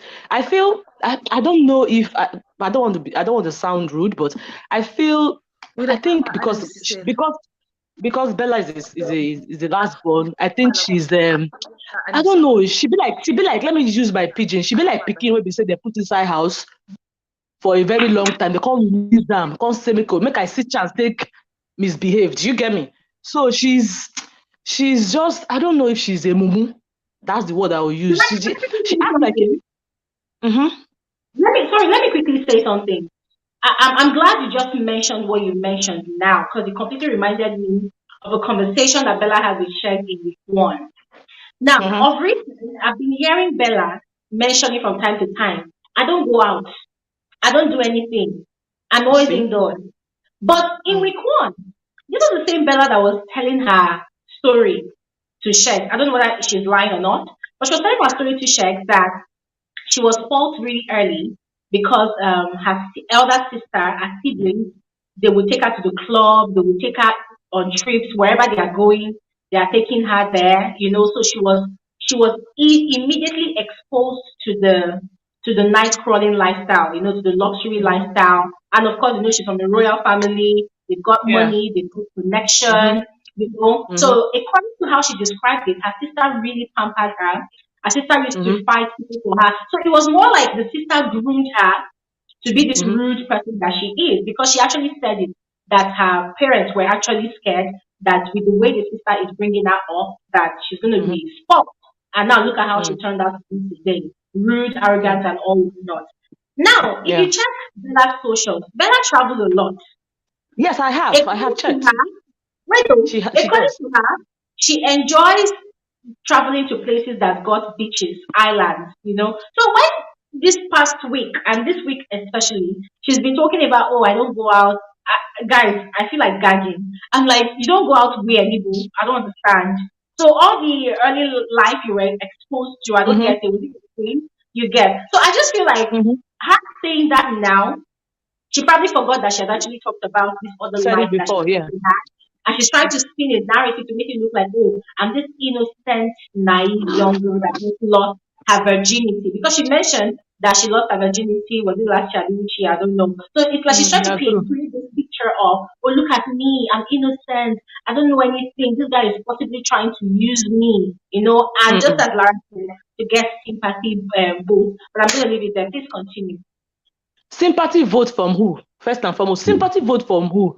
She already, my God, she already sold herself in the first week. Now she told us who she really is. She's a rude, arrogant, saucy, nasty. Just now, she's just calming down. She's a very blunt person. Yeah, I like that about her. She's very blunt. She says that it as it is, but she's all the things I've said. And now she now has somebody that is a narcissistic human being that is arrogant, cocky. I don't know. She's just what I said before. Bella is somebody is a girl that don't go out. So opportunity don't come now. So she wants to, just explore. And what she's doing it's it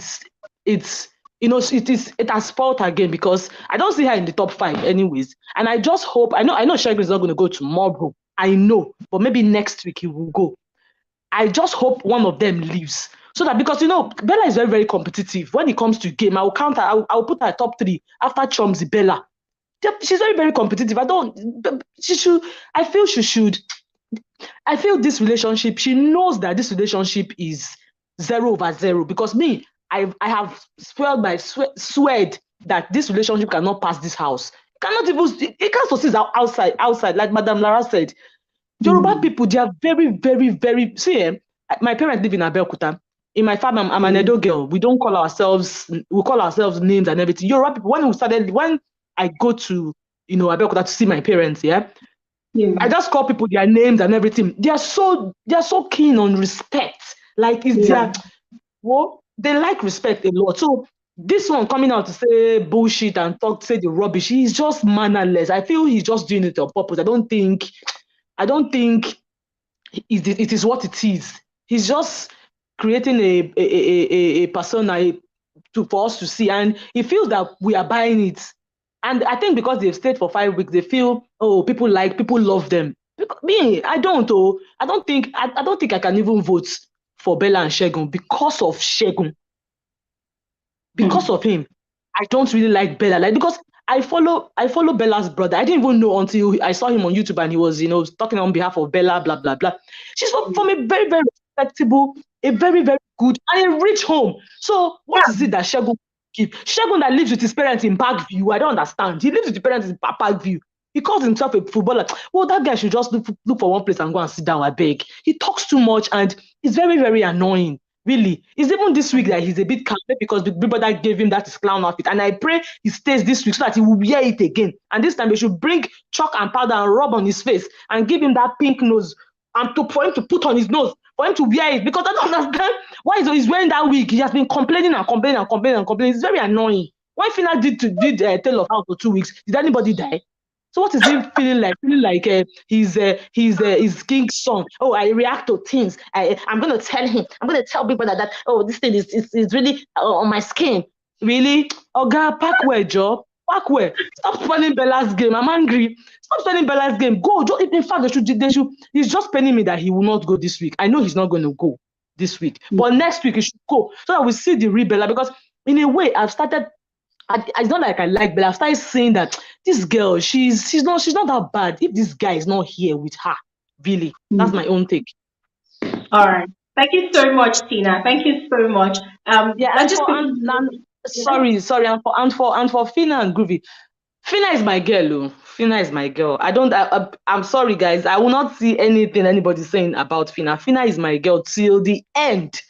But I feel like Madame Lara said, I feel Fina is also playing a game too.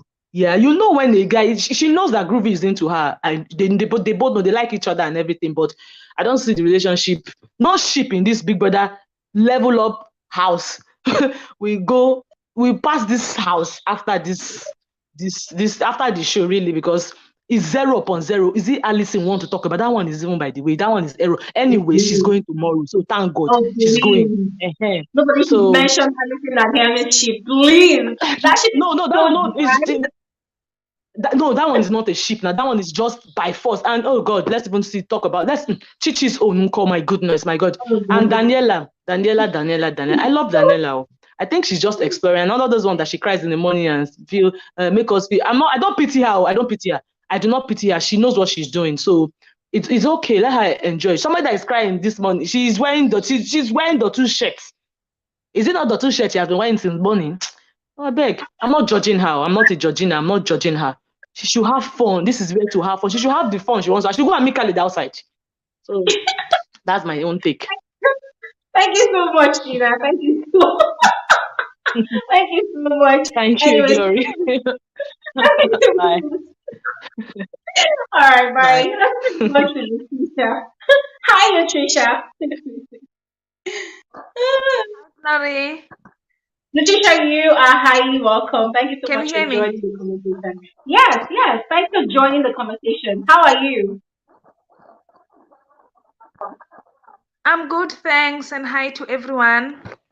Yes. Letitia, I feel like we're actually twinning. Is that the color of my jacket that you're wearing on your head? Yeah, there's a tally. Yes. Okay, Yes, Letitia. Lore, we've been looking forward to today. Okay, it seems like we're having a delay in your connection. But can you hear me now? Yeah. Yes, I can Okay, hear okay. you. Okay, so let's begin with Daniela. Let's begin with Daniela and Dotun. So there's been this narrative, this ugly narrative that people were pushing online over the week. Talking about, oh, Dotun is the one applying pressure on Daniela, blah blah blah. Dotun wants to get Daniela in a very vulnerable state so that he can take advantage of her. But then on the flip side, those of us that are actually really watching the show, we're seeing what Daniela is also doing. So from your own perspective, yeah, from your own perspective, do you think she's actually Okay, yeah. playing a strategy, or do you think she's just experimenting for the sake of it?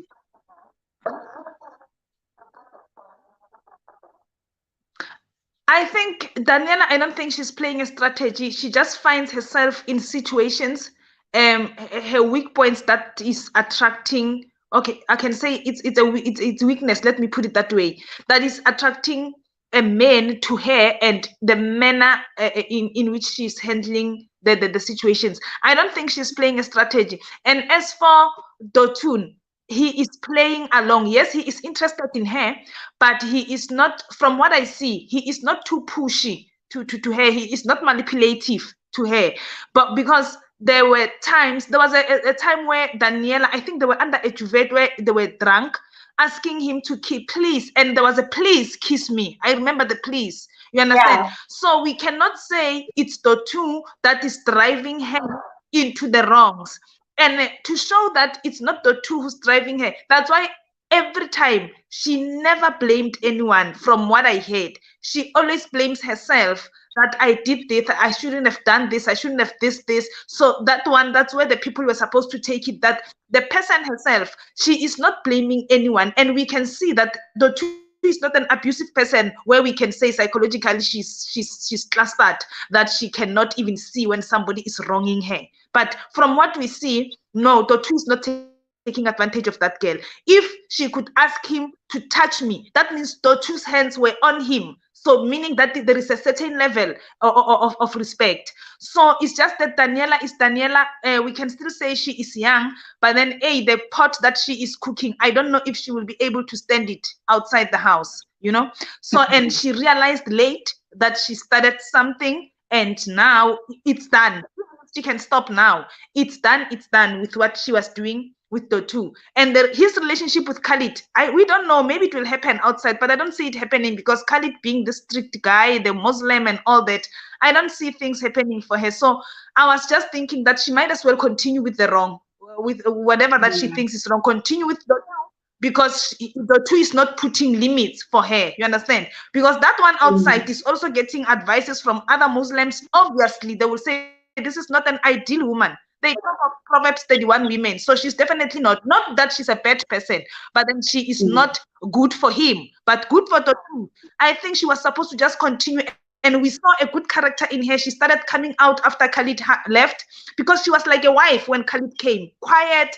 And I thought she's an introvert, but now all of a sudden she's now out and it's spring, on her. And I'm like, what is happening? So all of a sudden she's shining and we appreciate it. It's good. She's now gossiping and what. That's what we want to see. We don't appreciate the gossips and all that, but yes, that is what keeps the house going, and that's what keeps us entertained. To see them gossiping and all that. That's all I can say about him. And about the power couples in the house. The power couples in the house. I want to touch a little bit on Fina and this boy, Groovy. My view is that I think Groovy jumped into a relationship with Fina, even if it was not Fina, with a female.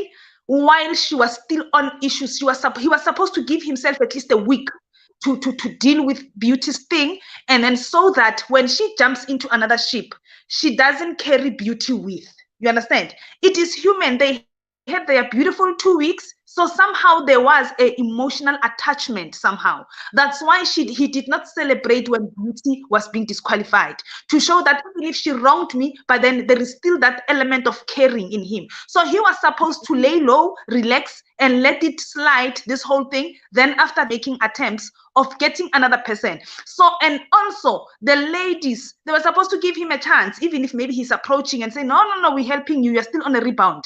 We're helping you relax a little bit. You will be fine. So that is why now, I think that is why now Fina is having this problem of him always dragging Beauty into their things. And I remember, Groovy, another thing maybe that drove him to want to have a ship. Remember how a Beauty insulted him about he dealt with his ego, the way he insulted him, talking about his boner being small or what, or all those things. So I think he was at a point where he wanted to prove that I'm a man. Isn't it that he doesn't know that Beauty outside corrected it when in her interviews to say, no, I was lying, I was just saying out of anger. You see, he doesn't know that. So he is trying to close that gap, to correct that thing that Beauty did, unknowingly that Beauty already corrected it outside. So I think it's a pressure that he put himself under, and he just went for someone that he was not even sure himself that he wants him.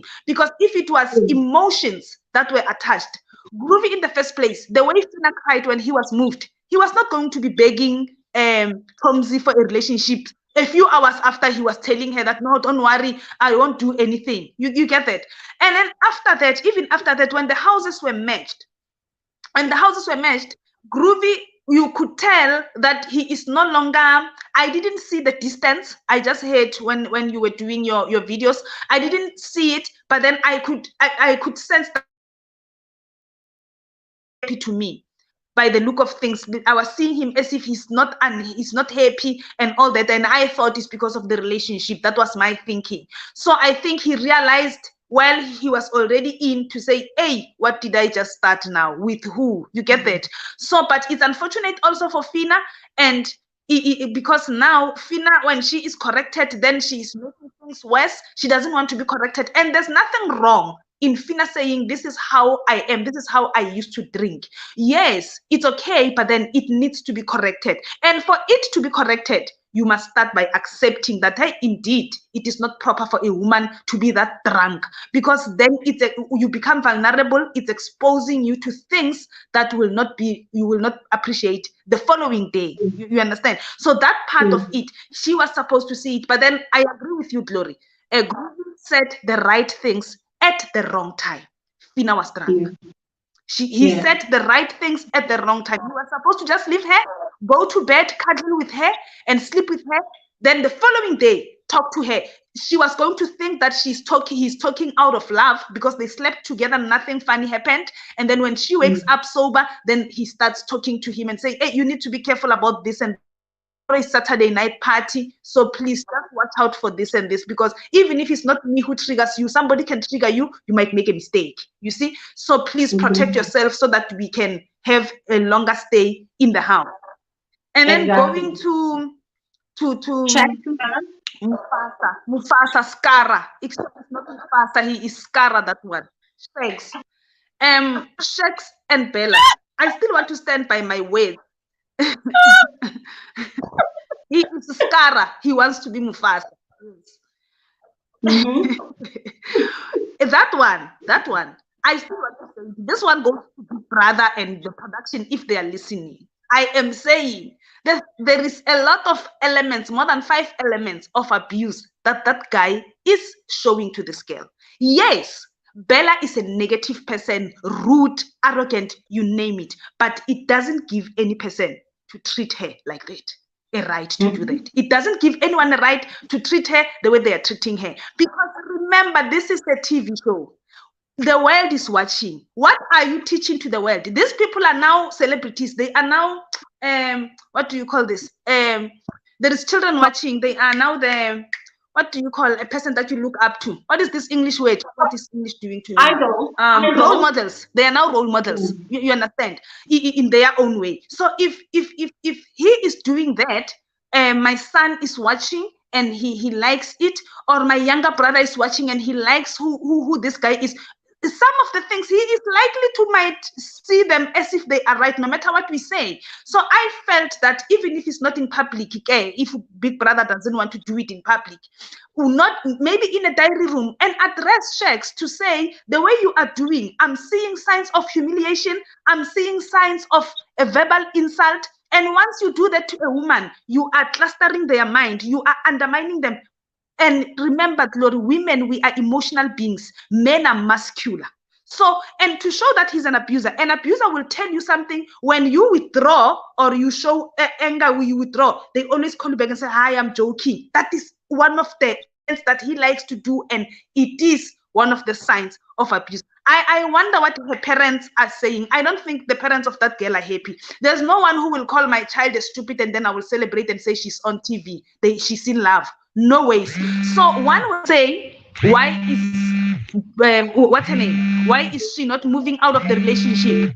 It's not easy to move out of the relationship, because now he made him a toxic partner will make you an alien.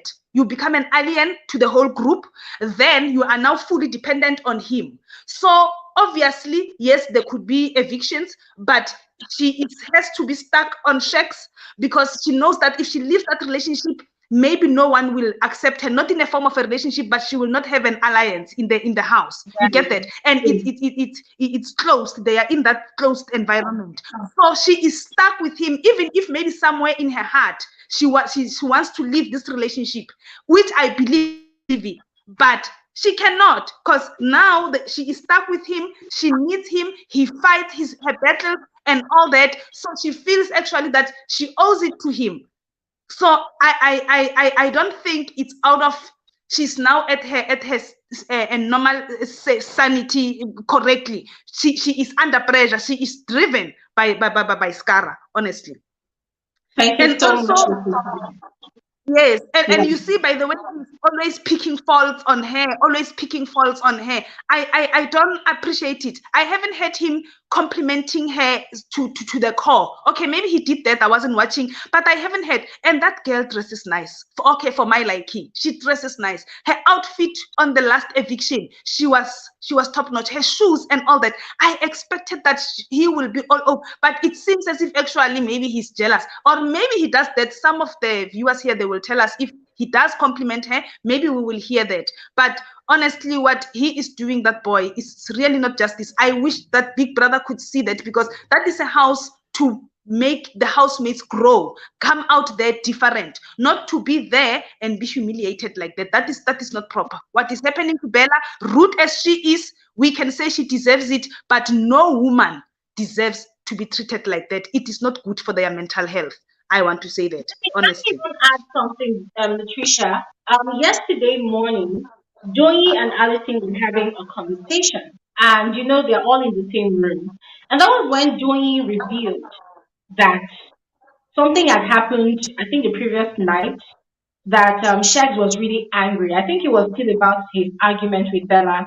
Shags was really angry that he was so furious that he picked up his slippers and he, kind of violently hit it against the wall. You know, where you are so angry and it's like you want to hit someone and you throw it against the wall. I listened to that conversation and I froze. I'm like, wow. Because I've been reading some of your comments on my story, and there's a particular comment I saw. That person commented that the kind of aggression that Shex has, it is because he's on national television that he has not fully displayed that level of aggression yet. And it went in line with what Doyin said. Doyin said that guy has a very aggressive, like he's very aggressive. That when she saw that particular action of his, coupled with how he behaves as well when he has issues with Bella, that it just shows that the guy has anger issues. And the same thing played out on the night that was 2 nights when he was having his issues with Bella. Giddy Fire was at that dining table with them. Initially, there were other housemates, and then at some point, it was just him and Bella. But Giddy Fire was at the end of the table eating. So when he was insulting Bella, Giddy Fire was shocked. The camera was on Giddy Fire's face. Giddy Fire was looking at them like this. And so Shed was unaware of his environment on the beach. But then the moment he turned and noticed that, someone was watching, that was when he now started apologizing. Oh, baby, I'm sorry. I was only joking. I'm sorry. When you talk about emotional abuse, and he does. Yeah, he does that a lot. He does that a lot. Please, continue. This thing of him, when they talk, maybe Bella is engaging with other people and he says, baby, come here, and hugs him like this. It's another sign of violence. It's just that he's in Biggie's house. He cannot do. So the only way of at least feeling that he's applying it is by holding him like this. That is power, of saying, I'm in power, I'm in full control. That guy is sick. He needs help also himself. He really, really needs help. And look at the guys who can... Yeah, I said thank you so much. I like the guys who can stand up. Okay, yes. And I also like the guy Adekule and Cheesy who can stand up for him. And who's this? Fina who can stand up for Shakes and tell him where to get off. We can say whatever about Adekule, but then the rival, the animal that he is now, they made him to be, but yes, he must still be held accountable for it. We don't appreciate some of the things that he is doing, but then I said, you know what, Ade, if that is a strategy, move with it. Let the good times roll. He must just do it. We like him. I didn't like him at first because he was too quiet and all that and too submissive. But now that he's coming out, I'm saying, so be it. We will give you our votes. Adekule and Cheesy, I like it because they stand for it. As for Hemis, who just makes noise in the background, I don't know who can shut that boy up while he's still talking and say, if you are not going to address a certain individual or certain individual, shut up. They must just tell him that shut up. I'm telling you, he's going to keep quiet. I was looking at Chichi and saying, Chichi, on this one, I trust you. I wish Chichi could just say, Adekule, if you're not talking to an individual, shut up. Keep your mouth shut, please. You're making noise. Yeah. Because he's just going around talking and not address, and it will not be addressed because now it's like he is passing remarks. So it's up to a person whether they take it or they don't take it. So he shows an element, although there are those who say he's going to be the winner. Hey, we are going to have a weakest winner. If Hermes wins, no. I don't see him winning. If he cannot stand and face a man to man, and say, I'm not happy about this, no, then he doesn't, it's not on for me. It's not my winner. But for my top 5, I see Adekule going to the top 5. And Doyin, it might be a difficult way up. I don't know how strong she is outside, but then she is trying. She has her flaws here and there, Doyin, but then she is also trying. I like her character. She doesn't force things in. She doesn't force herself. Yes, she likes going into people's things, but she doesn't push even where she's not wanted. I liked when she said to Big Brother, I cannot approach Adekule because I know myself. I will end up making an utterance that will show him who told me. That was a very good one, protecting a friend. That's what we want. So I like it. So I think I see her also in the finals, Glory. All right. Thank you so much, Latricia. Latricia, there's still a lot more to talk about. So I would appreciate if you still stick around, as usual, towards the end of the live stream so that we can, talk more. But really, thank you so much for pointing out all of those areas that you pointed out because I cringed when I went online the very next day. That was yesterday. Was it yesterday after the whole Bella and Shes quarrel? And I saw their shippers tweeting all manner of crap. I mean, at that point in time, I just concluded that these people are toxic.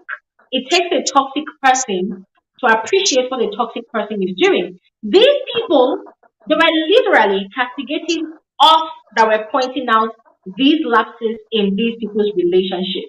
And what were they saying? I was seeing tweets like, oh, and at midnight, people called Shed an abuser, called him one of names. The next day, Bella is thanking God for giving her for blessing her with someone like Shed. Shed is the man that he says he is. That kind of stupid thing. I mean, I get it. We would definitely have fan groups that would always campaign for their faith. But I respect a fan base that have the balls, to have the emotional intelligence to capitalize on the situation, apologize for it on behalf of their faith, and then do some kind of PR to promote the good qualities of their faith if there's any. But this annoying set of people, they were literally castigating everybody that had something to say about that episode. And so I just wanted to know what these people are very, very toxic. Period. They suit each other. But anyway, we're going to quickly move on to Fred. Latricia, please stick around so that you can come back again, okay? All right. I Thank just you want so to much. hear Fred's voice. I just want to hear Fred's voice. Fred, okay. Hi Fred, are you on now? Are you there? Hello, Hello. Fred. Yeah, hello. Good afternoon. My God. Good afternoon. With your broadcasting voice, finally you came back. Thank you. You're welcome. You're so welcome. Fred, can you just hold on? Let me just take in. Let me take it in. Wow. I just my voice. Look at me packaging myself. At least Fred can actually. The broadcasting voice. With that voice, Oh my God. with that voice, you say here and now and forever. I swear, when Latricia said, I want to hear Fred's voice, me too, in my mind, I said, me too, I want to hear. So when the voice just boomed back at me, I'm like, wow, who is that? Who is that? Anyway, Fred, Okay, you good are afternoon. absolutely welcome. And listen, you are the first female speaker today, so that makes you really Yeah, special. Thank you so much for joining. you're most welcome. Yes, Fred. Now that you are serenading all the ladies on this platform with your voice, please take your time and speak. We are your listeners. We'll listen to you. All right, use us properly. Okay, Anyway, sure. Okay. we want to talk about chefs. All right. Now, Yeah. there are people that have been applauding all of the strategies, and there are people that have just basically been saying that, oh, chef is a manly man. Mm-hmm. You are a man. Do you Mm-hmm. think that Shed is being a manly man? Now, comparing Shed's personality to Groovy's personality, do you think that Groovy is being emasculated in his relationship with Fila? And do you think that Shed is being a manly man, taking charge, taking control of his thing with Bella? Okay, so I'll first start with Groovy. I think, to be very honest, I think Groovy's own, it's not, as in the rules and things he was setting for Fina.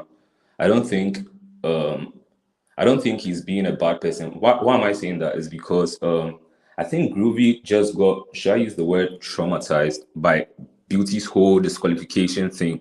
You see, Groovy was kind of the victim. Groovy was at the receiving end of all that violence from alcohol and stuff like that. So, and you see, Groovy is that calm guy. So when Groovy tries to set boundaries, set rules with, a high person like Fina, I think maybe it's not the best, but it's understandable because there was something that, that occurred. That's what is making him act this way. That's how I see it. But when I look at Shegs, right, I think what Shegs does, he does it.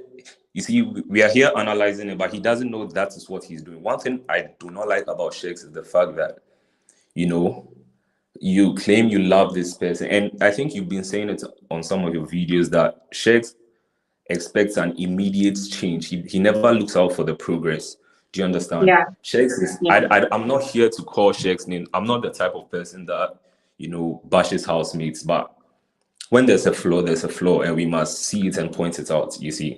But I also think Bella to an extent, she has a problem. Why am I saying that? Is because, well, you're at the receiving end of all this. You see, people, I usually go on spaces a lot and I listen to people's analysis. People are like, Bella being, is she 25 years, 25 or so?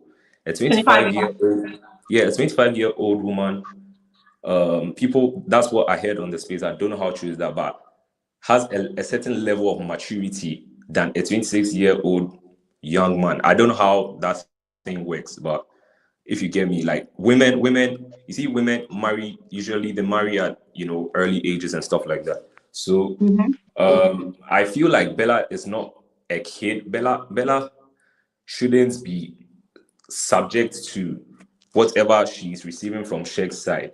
She has the right to speak up. And I think the diary session, we saw it. But I think that she also sees it as a way, she thinks there's something she finds in that relationship. As in, I don't know whether it's a strategy, I don't know whether it's her gameplay or something, but you clearly went to, you know, complain and all in the diary room. Then you go back, you know, it's kind of frustrating. Like, I mean, this week, we have been able to see that this toxic ship or whatever is getting to her. And Bella, we know her personality. She has a really strong personality. She can speak out. When other housemates and things provoke her, she speaks out. But why is it that when it shakes, she can speak out, then she goes back? Do you understand? I feel like subconsciously, I don't want to say her gameplay, but if there's something she gets indirectly, there's something she gets that, you know, keeps taking her back and all. That's how I feel about Bella. But for Shakes, man, that guy, there's a whole lot. There's a whole lot about him. I agree with. You see, I'm speechless because I agree with everything everyone says. You know, there's some truth to an extent to what how everyone analyzes Shakes and all. But I feel like Bella, if she clearly does not want it or she clearly has problems, she should be able to speak up because she's not timid. Bella is not the same as if even let's take Christy O. If Christy O was in Bella's situation and people are saying Bella is being let's say Christy O being Bella is being abused or something, we can understand because Christy O, until the latter parts of her stay in the house, she was, you know, calm and all. If you hear that such a person is being bullied, being all these words, we can agree, but it's not Bella. It's not Bella. Bella is not the person we should. Yeah, we should not totally agree that, you know, she's being abused and all. I know Shakes has his flaws. I'm not a Shakes fan. I have no faith, to be very honest. But you know, Bella is not the type of person we should also treat as the baby. She can't do anything. No, she should be able to speak up. She should be able to speak up. That's how I see it.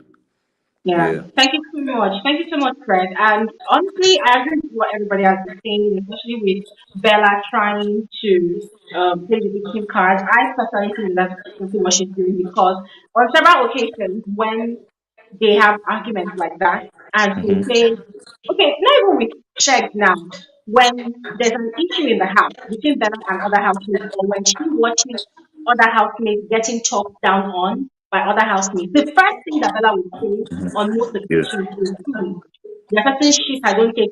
If it's outside, I will not take that bullshit. You know? So whenever I hear her speak that Mm-hmm. way, the first thing that comes to mind is, but when you are in your thing with Ted, you literally open your mouth and allow me to feed you with all the crap. And then you take in all the crap, you Yeah. swallow, and then the next time you come and start singing praises to God for giving you, blessing you with a man like Shek. According to her yesterday morning, oh, she blesses God for giving her a man like Shek because he treats her like a queen. I'm like, wow. Yeah. You see, that it's something she receives in a way, you understand. I don't know what she gets, but I feel like there's something she's getting whether strategy, whether gameplay or what. But Glory, for a minute or two, I want to briefly speak about Daniela. I feel like we were talking about Daniela earlier on this live, and I think Daniela, right? How I see Daniela as a person who, for the lack of a better word, I'll explain what I mean by open. When I say Daniela is open, she's open to the energy she receives around her, right? Now, when Daniela was with Khalid, right, the type of persona Khalid had, the calm, whispery guy, was the type of vibe she was giving. In the early days of the game, we saw Daniela, even people were trying to ship them, Daniela and Brian. You see, Daniela was all that jovial and all. Now, here's Dotun. Dotun is that easygoing guy. I even heard on a certain space that people, I think it was the bus, yeah, the Showmax thing. Someone was saying that they were comparing Adekunle with Dotun. You see, Adekunle was that calm guy, but no one ever knew that he could burst out like that. You understand, like the fights. People were saying that that's how Dotun might be, and someone was like, "No, Dotun is not that calm guy who, when he gets angry, he'll burst out. He will be that calm guy when he gets angry. He'll either run away or he'll just, just be quiet or something. Dotun is that easygoing guy. Like there's no malice whatever. You understand? And this recent few days with Daniela and Dotun, right? Because Dotun is that easygoing guy, and as I said, I use the word open. She's open to the energy she receives around her. So it's more or less like we are seeing two sides to Daniela now. We are seeing the side that we saw when she was with Khaled, the quiet, the under the duvet, that quiet, they were secluded from everything that was going on in the house.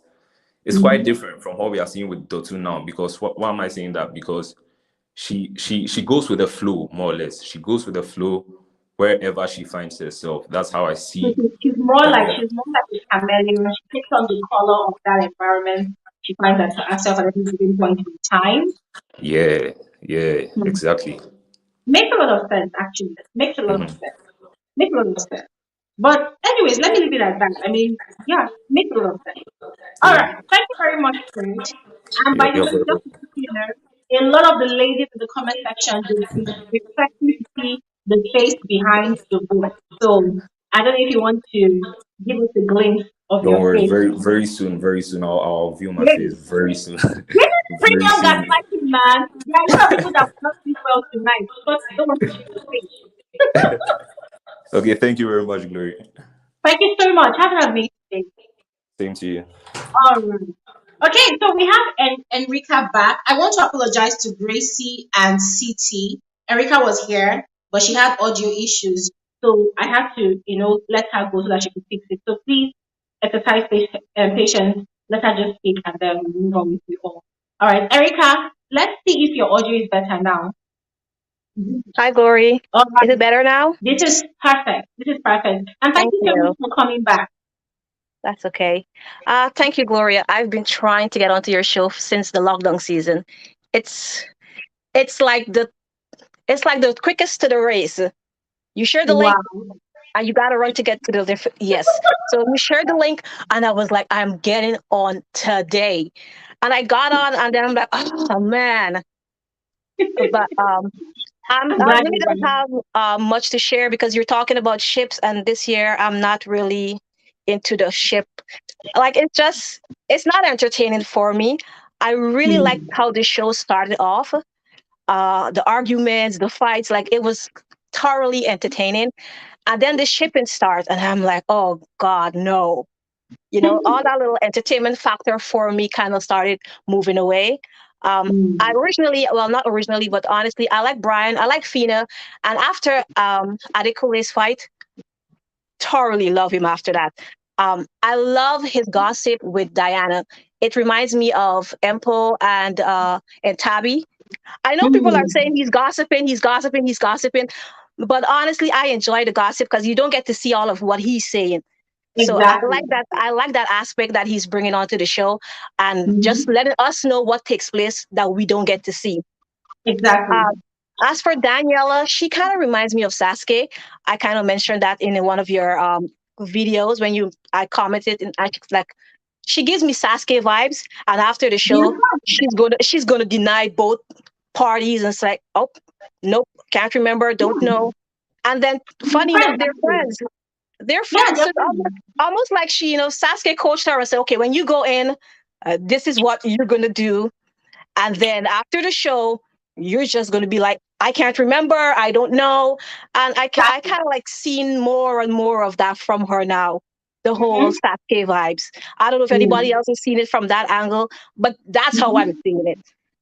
She kind of make it seem as though she's innocent. She gives it because that's how Sasuke came off. Sasuke was everybody's girl, and then she played these two grown adults, and then came out like, "I didn't do anything." What you talking about? you know So, I mean, I honestly, I'm enjoying this season. I know there was going to be a lot of fights when you look at the age gap. I knew there was going to be a lot of drama. Everybody's talking about emotional intelligence, and neither half of them haven't lived that long to even be talking about emotional intelligence. Like, you're 22, you have no idea what's ahead of you. So everyone's all talking about emotional intelligence. I'm like, you're not even there yet. But I just enjoy the young aspect of the show. I really am enjoying the young aspect of it. Like, they're so naive, and they're all in this game, and they think they know it all. Everybody has an opinion. This is how I am. I'm like, when you get out, you're going to all be chewed up and spit out. And then you're going to start living and see what's it all about. But honestly, I don't have much to share. I'm just happy to meet you. I've been following you for so long. I thoroughly enjoy your show. You are gorgeous. Your skin.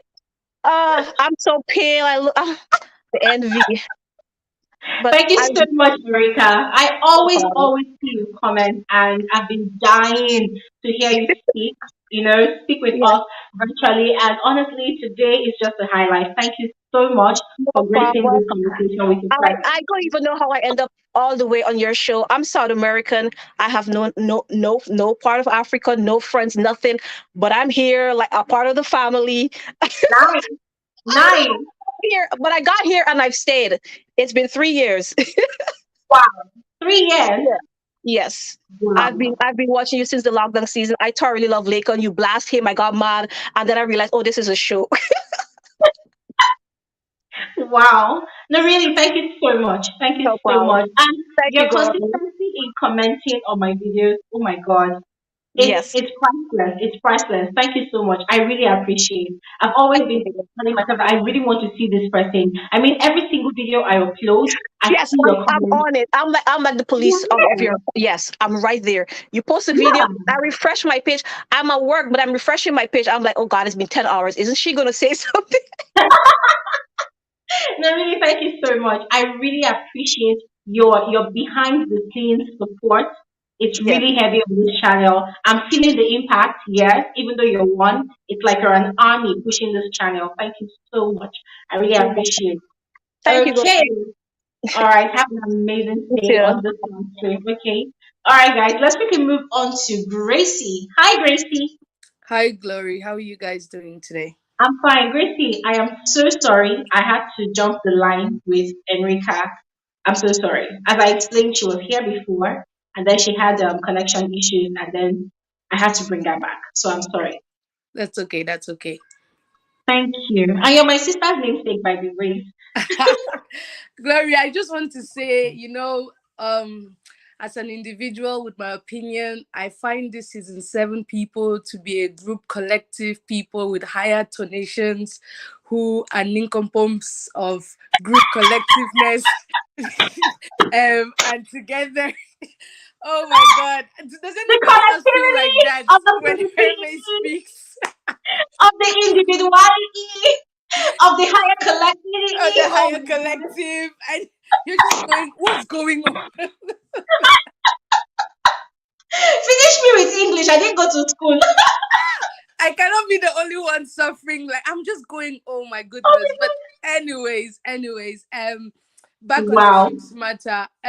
You know what, Glory? I think I'm a Fina fan, I'm a Brian fan, and many others.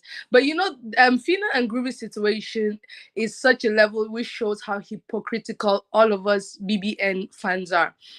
I believe that the only reason why a lot of people are even more disgusted by this ship, apart from the beauty thing, because even myself, I've been praying on my knees that God should scatter it, but it's because a lot of people underrate Fina.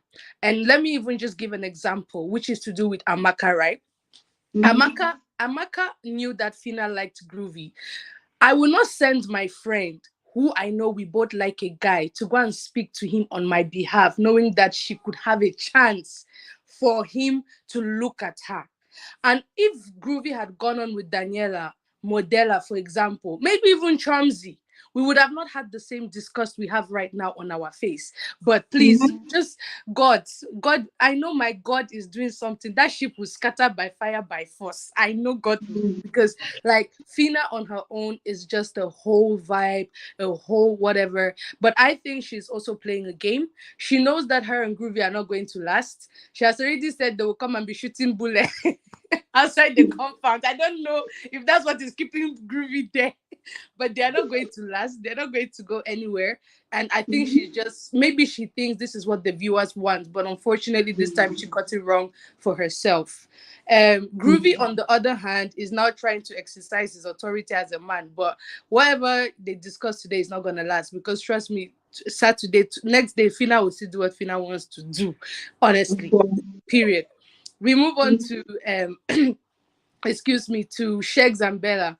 I hear a lot of people saying Bella is 25, she knows how to stand up to other people and etc.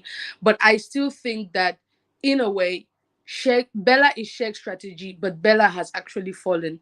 And I don't want to I think she's actually a victim, because I don't think she can see what has actually happened. She has been isolated, she has been manipulated, and many people, this ship is not going to last past outside. Like, in fact, as the show is done, whoever leaves first, because most people, what I saw on, was it the other night when Shex called us stupid, is that Shex has checked out of this relationship, like checked out. And when I say checked out, is because he was on a hunt. She looked so hard on the exterior. She looked like somebody who was like, I wanted to break her walls down.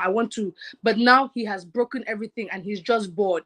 Because before, when Bella was would be sitting and talking, now Shex looks like he's staring in space. We don't even know what is going on.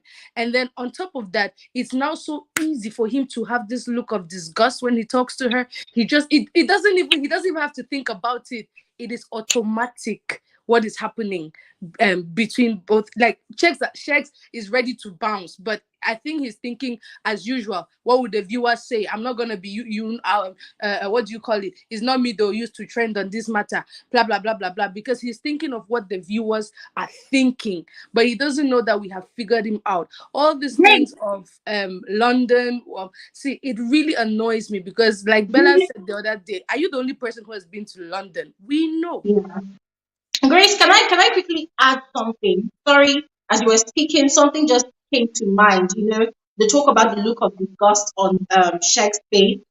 I just remembered something that happened in week 2, no, in week 3. Yeah. Yeah, when they were still upstairs, something happened.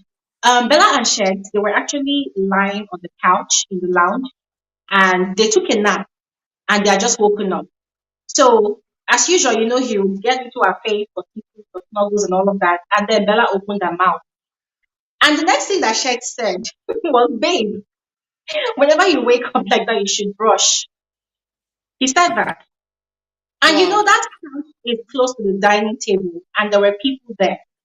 There was Adekunle, there was Diana, I think. There were people having conversations there. So it was like these people having conversations were the major conversations that we could hear, right? Whilst the Bella and Shek's conversation, it just happened in passing, like was happening in the background. So you would have to listen in properly to hear what they were saying.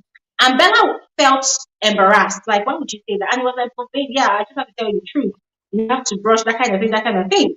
So she had picked offense with that. And I can't remember how they resolved that matter, but he had, used the sweet way to say, come on, babe, do you know many things you said to me that I find very rude? I just thought I should tell you this one now and you're feeling bad. That kind of thing.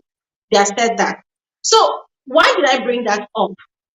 When he started wooing Bella, these were things that he made to look like they did not matter.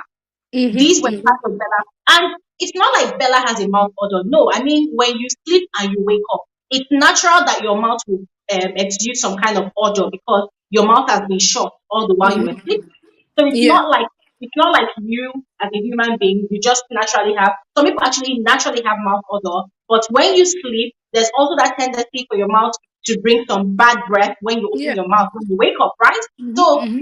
what he said that on national television, and he quickly covered his insult to her, right? So what I'm saying is, back then, when he was still in the process of wooing and proving that he's the perfect gentleman, knight in shiny armor, he made all of those things look like they did not matter. So now, talking about that look of his stuff, the rude talk, the attitude, the butty lady kind of thing, it's now glaring that these are things that Shem cannot condone on a No, he normal day. can't condone Bella at all. Like Shegs will not last with Bella outside the house. That's the truth. Mhm. He just did that because that is his strategy. But it's not going to work because I don't think her family. You know what? It's not going to work. Like, in fact, to be honest with you, I think Shegs is more attracted to Doyin on a very intellectual level. But Hmm. because Doyin has Hmm. Doyin can call him out, and he sees that he Hmm. cannot subdue her easily. That's why he has not pushed it. And this is why, if you notice, Shakes is always he talks to Doyin, but he doesn't want Bella to get too close to Doyin.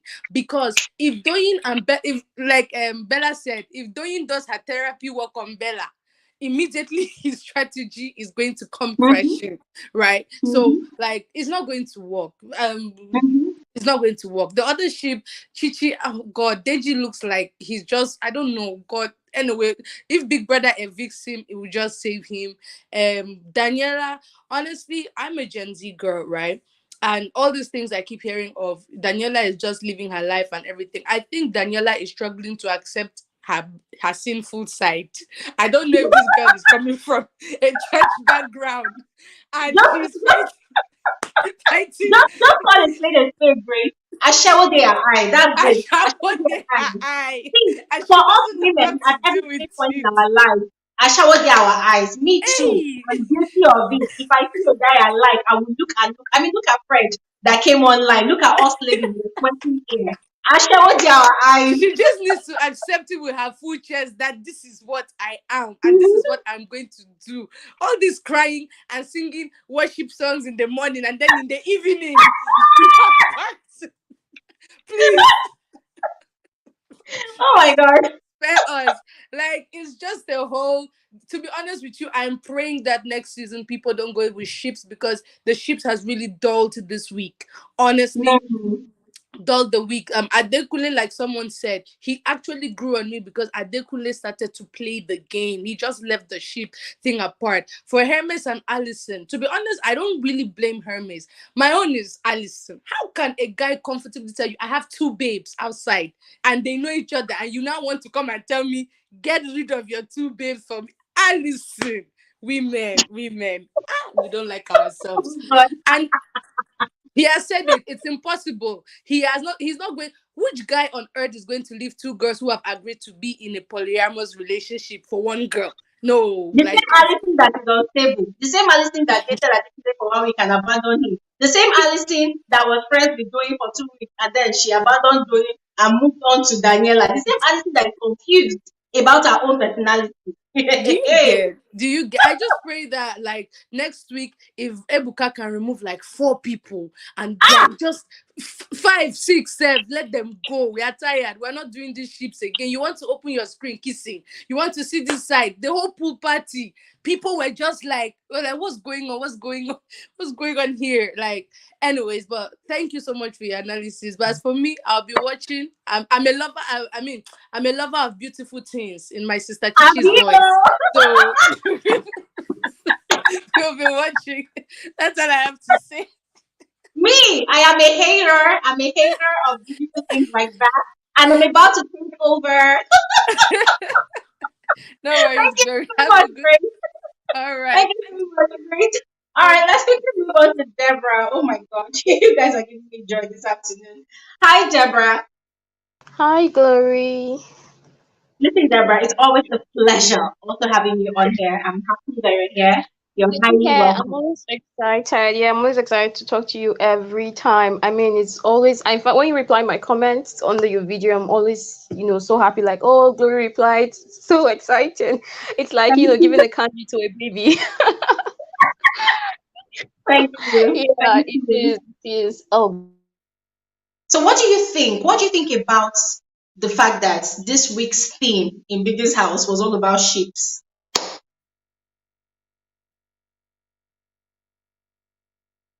Hello, Deborah? Oh, well. Deborah, I hope we haven't lost you. Oh, she's here. Okay, Deborah, I think your audio has issues.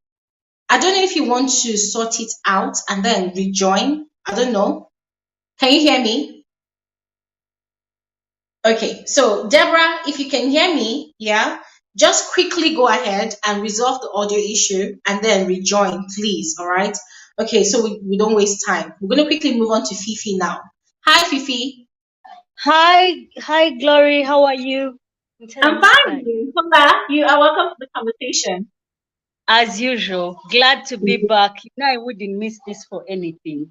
Yeah. It's like this is my favorite thing in the world, and that's watching your videos or finishing to watch something, and I'm like, what? Let me wait and see what Glory is going to say about this. Like, what is she going to comment? And among the things that I eagerly waited for, before like you even dropped the video, was that argument between Shegs and Bella when Shegs called Bella sick. Yeah. I've been ranting about that thing like all week. In fact, I've nagged all my relatives about that argument. Because How do you feel about that? How do you feel about that? Honestly, at that moment in time, I felt like if I had one wish, it would be to jump into the screen, give Bella a hot slap, and then jump back out and let her think what has happened to her before it lands. I mean, I sat, watched this girl be abused, be humiliated, and then I remembered her diary session when she was telling Big Brother, "Oh, Big Brother, like Chizzy called me a dog. Is it a stray dog or something?" And she was feeling bad, and she felt like that was the worst thing someone could tell her. No one is going to turn you into a dog. If someone calls you a stray dog, you know yourself you're not a dog. So why should such a thing hurt you? But then someone calls you insane. Someone calls you sick. Someone calls you mentally challenged, and then calls you, "Oh, babe, come and sit on my lap." And you come and carry your bum bum and sit on that person's lap. Did you carry this boy from your village to enter Big Brother's house? I wonder. Honestly, Bella, I don't have a word to describe her because I've been thinking. I'm like, okay, we've said Bella maybe lacks some sense.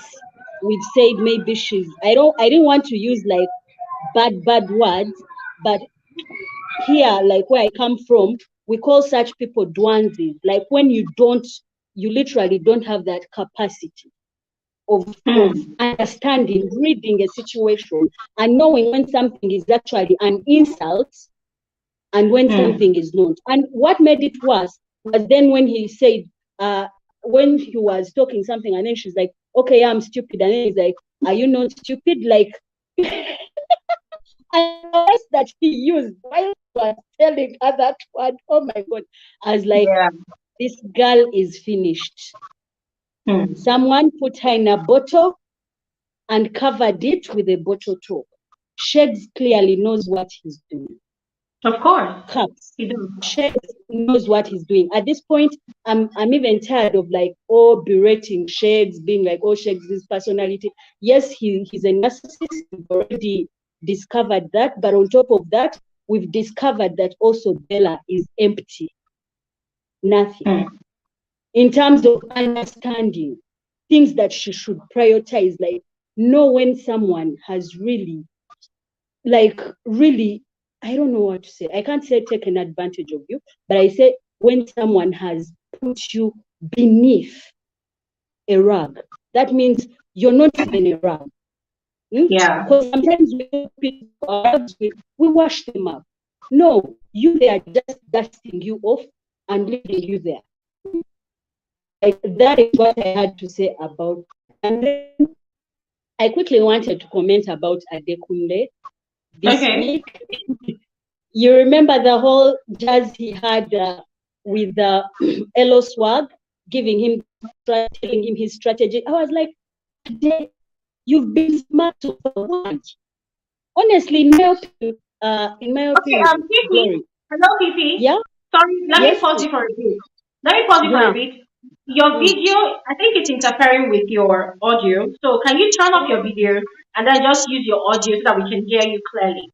At the moment, we can't really hear you. Yeah. Okay, no problem. Can you hear me now?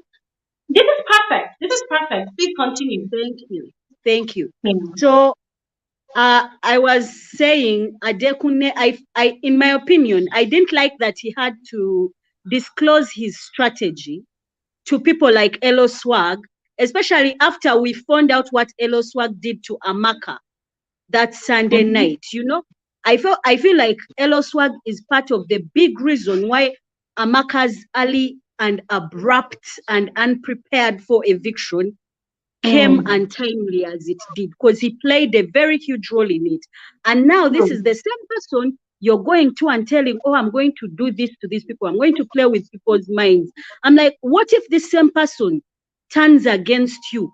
And tomorrow you're the next victim that everyone is going to gang up and then put you up for nomination, keep putting you up for nomination. And then you find yourself being evicted before your time. You get what I'm saying?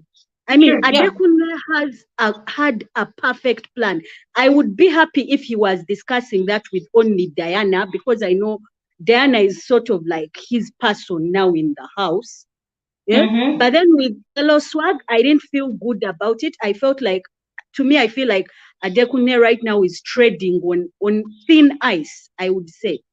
He's treading on thin ice with those people. So I'm worried for him. Initially, he was doing his game, that whole standing up against Shakes. It was all good and all. But then when now he said revealing his strategy to these housemates, I now started fearing for him. So I'm waiting to see what will happen after Sunday. If he's going to survive, I'm waiting to see next week what will happen with him. And then, yes. Thank you so much for bringing that up, and I completely agree with you. And the reason I agree with you is because looking at the new eviction system that Biggie brings, that might be at ridiculous detriment, for the same reasons that you have given. Elo Swag is a terrible, terrible instigator and gossip, and one cannot completely trust him with their secrets or their plans, not to even talk about their strategies. But I would have preferred, I actually love the fact that Adekunle revealed his plans. And the fact that he reviewed it kind of helped him to garner support from most of the viewers, because us the viewers were already tired with the shipping and all of that nonsense. We wanted to see some actual strategic gameplay on the show. So once Adekunle introduced and he started practicing that, or experimenting rather with doing, you see how messed up doing was during the week. Adekunle said this and that. She was really messed up. And the fact that she cannot even approach the guy or even confront him, it completely added to the emotional damage Adekunle was planning to dish out on certain housemates, right? And so what I'm trying to say is, I would have preferred if he had revealed this strategy during his diary session to Big Brother.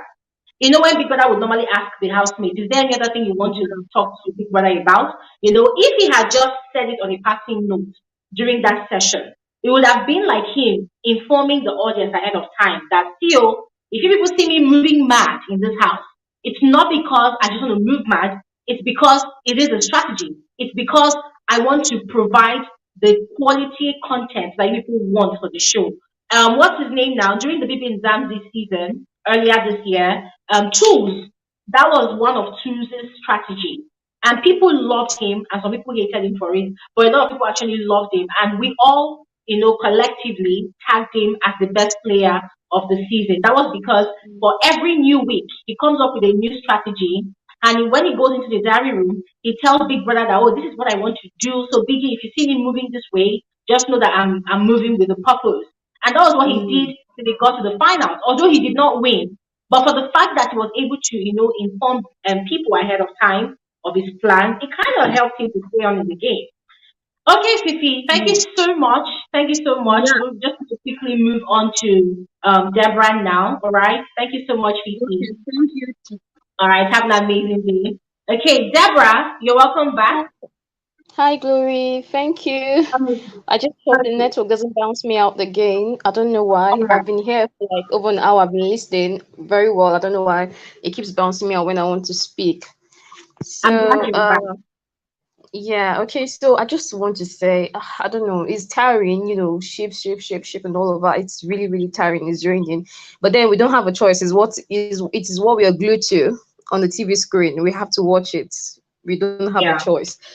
So I just want to say, I think first of all, I think viewers sometimes, most of us, we are too I don't know, we are too strong when it comes to our judgment, whether good or bad. Because I think we should try to understand that this is a reality show. We watching is different from those that are actually in the game playing. It's very different. When you, for example, maybe one of us watching this year, by the time you get into the show, if probably you get to go next year, is different. It's a very different experience. You being on your own, in your own comfort zone, watching from the screen, and them experiencing it is very different. So that's aside. Just people, you point out flaws, errors, but bashing, no matter how bad or good or someone is, we should try to be more I don't know, with our choice of words and all of that. So about Shegs and Bella. Shegs, I think one thing that I get so tiring about Shegs when he talks is he brags too much. I mean, I feel even if you have something, even if you are this, let it speak for you. You don't need to. I mean, with the kind of hair, like the way Shegs stepped in on the very first day, no one needs to tell anybody to know that this dude is made, to an extent. This dude is okay in his own right. He doesn't need to even say it. He's everything from the top of his head to his feet. As he has said it for himself. He didn't need to go through the stress. That is why I believe he's playing a strategy. But what he doesn't understand is this strategy is already shooting him in the leg very, very bad. And him and Bella, I think, is just a clash of two strategies. People whose personalities are crashing, and I don't think they're compatible at all. I don't think they're compatible. They're definitely not going to work outside. And I just feel that one person's strategy has sucked in the other. And when people, are trying to Shakes is obvious is a very bad person. Like I don't think even I as a girl would, want to be with someone like that. But then we should not make out Bella to be a saint. That's just the truth. I don't think she's not a saint. I don't see her as a saint because she's not completely innocent the way some people are trying to make her feel. That's why I feel I said two strategies are clashing, because I also see her. I agree with Lara when she said she also has a way of buying sympathy, because I see a lot of sympathy from the viewers. So it's also a strategy to say that Bella is to say that she's completely unaware of her situation. I don't totally buy that. She might probably maybe sometimes she might get lost in it, but I don't think she's unaware. She's completely unaware of what's happening around her. And I want to talk about. I know you didn't talk about them, but Deji and Chichi. I'm so pissed on Chichi's behalf, because look at though she doesn't know, but we are the one looking at it. And Deji also knows himself. He's a fake housemate. He doesn't need a ship as a game or strategy. So I don't understand the reason why he's taking someone through emotional torture. If it was a real housemate, we understand that they could try to make it as their gameplay. But he's a fake housemate. He knows it himself. So I don't get the reason why he's taking a real housemate through a cheap strategy, and it's just, to me, it's just totally unnecessary. Can I tell you what I think? Yeah. Let me tell you what I think. I think for Deji, I think for Deji, it's all about the warmth. It's all about the warmth at night, having a companion in the house. Because I mean, we saw that Showmax clip of both of them having done something, and then this afternoon they were in a very, very steamy position at every given point in time. During the pool party, we saw all the shenanigans going on. And what is actually really even putting me off is the fact that this guy literally lied to Biggie that what he felt towards Chomdi was more of lust than likeness. And then what he Yeah. felt towards Gucci is more of likeness and not lust. But the past few days and even last, in fact, since the house has been merged, whenever this Yeah. guy has a conversation with Dotun, all we hear about Chichi is, I'm just catching vibes with this girl. This is Yes, not the kind of yes. person I can actually have something to do with. So I feel like it's just after her body. And after the fact that she's willing to Yeah. give. Chichi is a Yeah. giver. She's giving. And his own work Exactly. in that house is to receive. And he's receiving properly. Exactly. And I also blame Exactly. Chichi because, hey, to be very honest, I feel like she comes up as one person that's not really desperate for attention, but she has really proved to what's his name now, Deji, that she's desperate for that attention. Now, if you even Yes. compare her and Doyi, you will see that she's even worse than Doyi, to be honest. Yes. Yes, she is. She is because I mean, when you see them when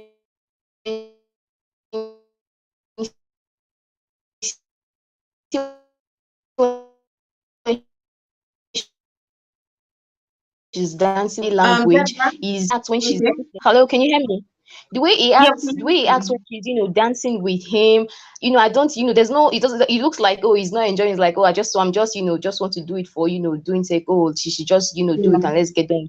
He doesn't want to have, he can't even hold a proper conversation with her. He Mm-hmm. doesn't, I don't think he enjoys anything with her. And the annoying, the only reason why I feel for Chichi slightly is that Chichi is 22. I think she's just someone that got exposed early in life to be able to do things on her own with, I don't know, without a choice of hers, because the way she has said it, she has been living alone, had to grow up this way and all of that. I think she's a baby. I don't think she's emotionally matured to handle someone like Deji. It's just the truth. I don't think I she's agree. mature. I don't think she's emotionally mature to handle someone like Deji. Deji is too much for her. She can't I handle agree with Deji. you. It's just the truth. And Daniela, I don't agree with Audrey when she was trying to make a comparison of Daniela and Angel. Daniela, even if she had come in as a bad bitch, I don't think Daniela is a bad bitch. I cannot use the word that would actually own up to a bad bitchness. I don't think it is. If you follow Angel on Snap, the Angel you saw in that house is still the same Angel that is outside right now.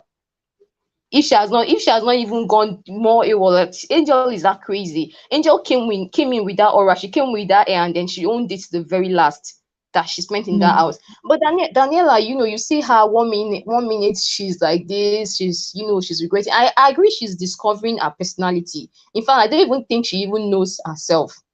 There are a lot of things about her that she even I'm thinking it's coming as a surprise to her. And I think she also has issues with having to control, even though it's fine to explore, but not everybody has a leash on self-control. Not everybody True. has. Not True. everybody has it. And I think she struggles with it. True. And she and Dotun the Daniela with Dotun is different from Daniela with Khalid. It's just like the way Groovy is. I feel Groovy is trying to subdue Fina. Khalid did subdue Daniela. The way she dresses Yeah. when Khalid was in the house different from the way she dresses now. When she had the altercation with 100%. Ilebaye, before Ilebaye left, people thought, oh, everybody ahead was like, oh, is Ilebaye is altered, so obviously Ilebaye was the problem. But now, when we saw her with Ozamaka, then we got to know that when Daniela is an altercation with someone, it doesn't mean that other person is always the altered one. Daniela too has her own altered part that we didn't see from the beginning. Enjoys dragging beef. She enjoys dragging and Yeah, extending beef. yeah, she Yeah, Deborah. We can't hear you at drags this it point. so much. As she drags it to the very, very, very, very, very last of it. That is just how. And I think Groovy and Fina, I just want to believe that Fina is actually catching cruise. Okay. I'm trying to because, but then I don't. I understand. Hello, can you hear me? Yeah, I can hear you. Just round off. Yeah. Okay, yeah. I just want to wrap up. I think it's nice, when a guy, is trying to like, oh, don't, do this way. it just depends on how it is presented. It's not like you're trying to enforce it or you're trying to like, oh, I have to do it the way it is because you said it, I have to do it. But when you try to make me see reason and like, oh, do it this way because this is how, it's right, that would actually be better. I think Griffey would have, come about it in a better way than the way he actually presented it to her. I That's agree. just it. So Guri, thanks for having me. It's always nice Thank talking you to so you. much. And Thank you so yeah, much. so next week. Bye. Yeah, and thank you so much for your patience. Thank you so much for coming back. And thank you so much for sharing all of that. All right. Yeah. Okay. Let's Thank quickly you. move on to Naima. Naima, are you there? Hello. Gang gang. Now you know what, yeah? We need to start presenting flowers to Naima because whenever she's coming on this live, oh my god, the packaging, the decking, oh my days. It's like she's coming for a wedding reception. And me, I'm always happy. I'm like the priest that wants to bless the union. I'm always happy to see your face. Naima, dear, I must greet you specially. You see that your red lipstick? Oh my god, it's giving. It's giving violence and I love it. Oh yeah, fire us. Okay, you have to unmute yourself because I can't unmute you. So click on the audio icon. So you have to click on the audio icon. You're still muted.